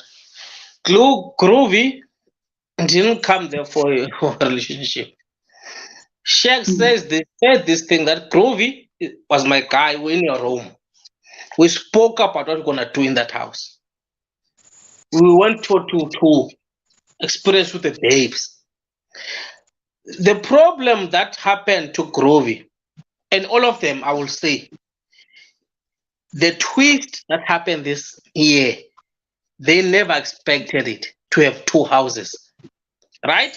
And now, what Groovy did, same as Shaq did, I will tell you, Glory, if um, Groovy and Shaq were in separate houses, they would have went for the same girl. Because Bella and what's this girl now? What Beauty. and Beauty. If you see them physically, they are the same. Yeah. They are the same. What Big Brother did, I will say, to his demise, I see the pattern, how he pet them up in the lockdown. You know? But that's a discussion for another day. All I'm trying to to answer your question, um, Groovy and Shakes go for the same person. So your question was, do I think Groovy is Groovy doesn't care. Yeah. Okay. Same as Shakes. They didn't come there for genuine things. And people like Hermes and them, they think that's the way to go. All of the guys who are there, probably, they didn't come for genuine relationships. That is why people like Giddy Fire, they think because they're in Big Brother's house, they can play around with four girls. I promise you, if you go outside, ask Giddy Fire's people, maybe he didn't have a girlfriend for the past 5 years. But because he's there and he knows, us guys, that's the first thing we go for. So there is no way that Groovy and Shags are looking for wives there. Unfortunately, the physique, we're humans. The physiques and their age, they see these hot guys, they think, if that don't give you attention, okay, outside people will see me as relevant. No, Bella, the way she's been described, she knows what to say to a man because she's got the money. Why do you go in there now and behave like you are someone who's shocked with wealth?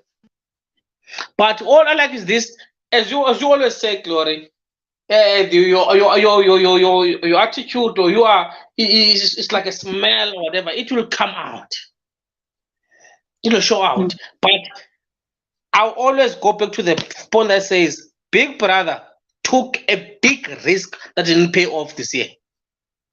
You see, for me, Glory, I know theater. I've been in plays. I love theater more than anything else. I know how theater works.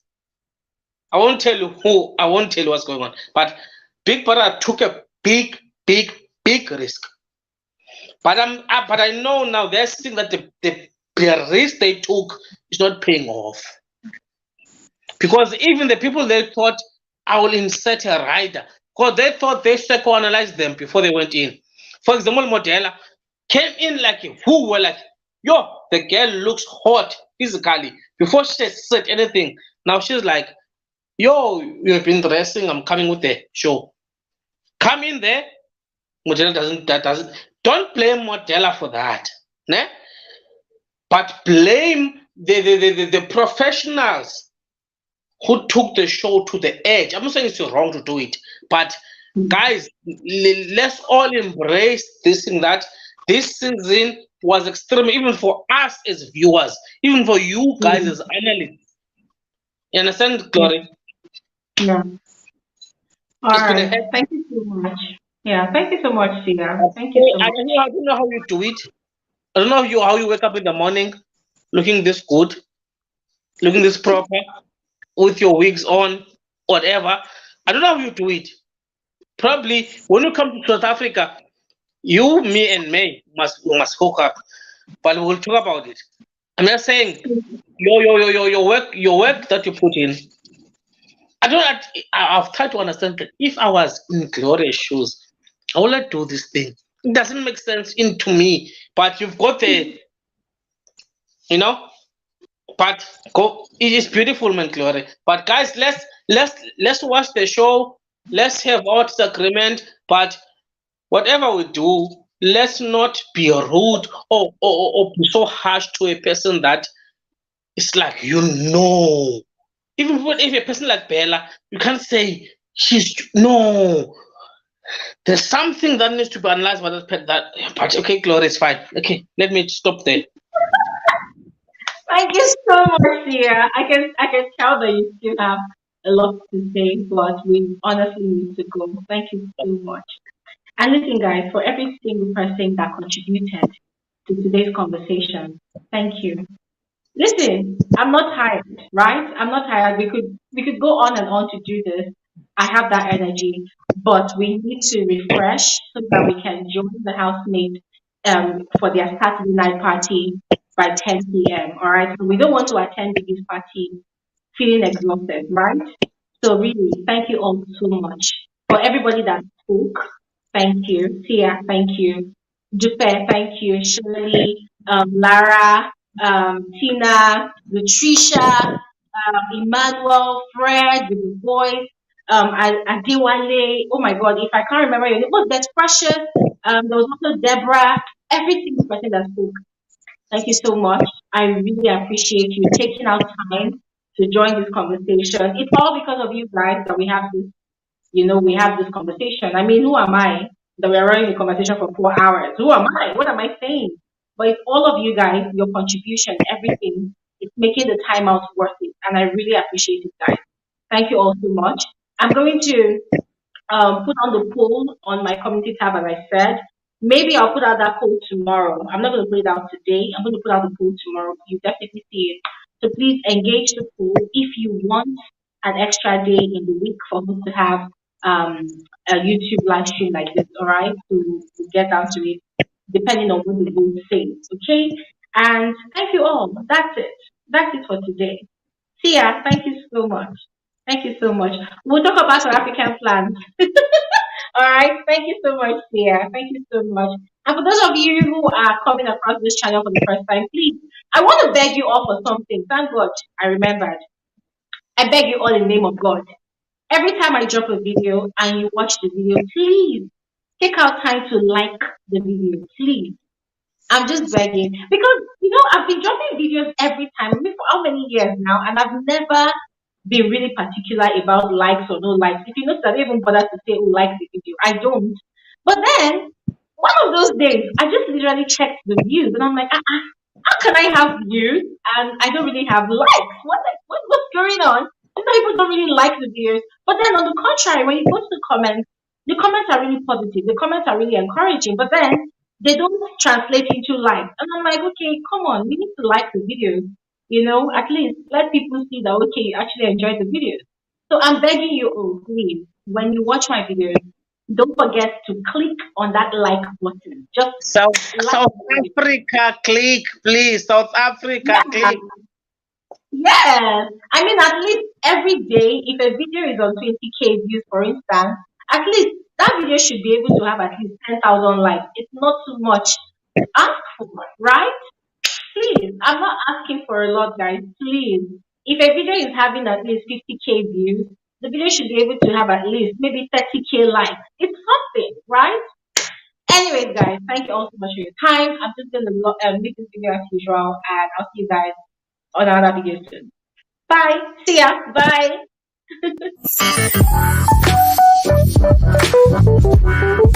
Hey, stop right here. Don't go anywhere. You are especially welcome to my YouTube channel. My name is Bbnaija, and this right here is frankly speaking with Glory.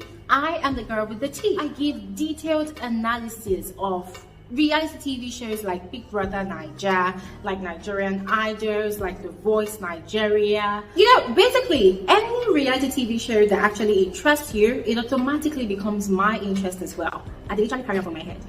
I give detailed analysis, I give detailed reviews. I run commentaries also because I want us to have fun. I want us to catch cruise. I want us to, you know, vibe to stuff like that. And reality TV shows are not the only kind of content that I put out on my channel. I also do movie reviews. So you see this Bbnaija of a girl, she's a very, very boring sport. Guys, for real. I am super, super boring. However, whenever I feel like passing my time, you know, just having my own fun, chilling, being in a zen mode, I catch up on movies, which I find very, very interesting or exciting. But also, guys, I love reviewing those annoying ones because, hey, we have to call them out. You cannot come and waste my data, you cannot come and waste my precious time watching some really annoying movies. And I also talk about trending social topics because, of course, this life has to be balanced, okay? It's not all about entertainment and fun all the time. We also need to talk about those serious issues that concerns me, also concerns you as well. You're about to have a blast on this channel. I also share my life experiences from time to time. Yes, that is when people ask me to talk about it. But if people don't ask me to talk about it, sometimes I do not feel the need to talk about it. I like keeping my private things private. But once again, you are welcome to my YouTube channel, and as I told you before, you are in the right space. Trust me, you will be so addicted to this channel. People are going to be asking you, what's happening with you? Are you okay? And hey, don't forget to turn on post notification, all right? That is the best way for you to always receive alerts of my videos. So you see what I'm doing on my screen right now, just do exactly that. And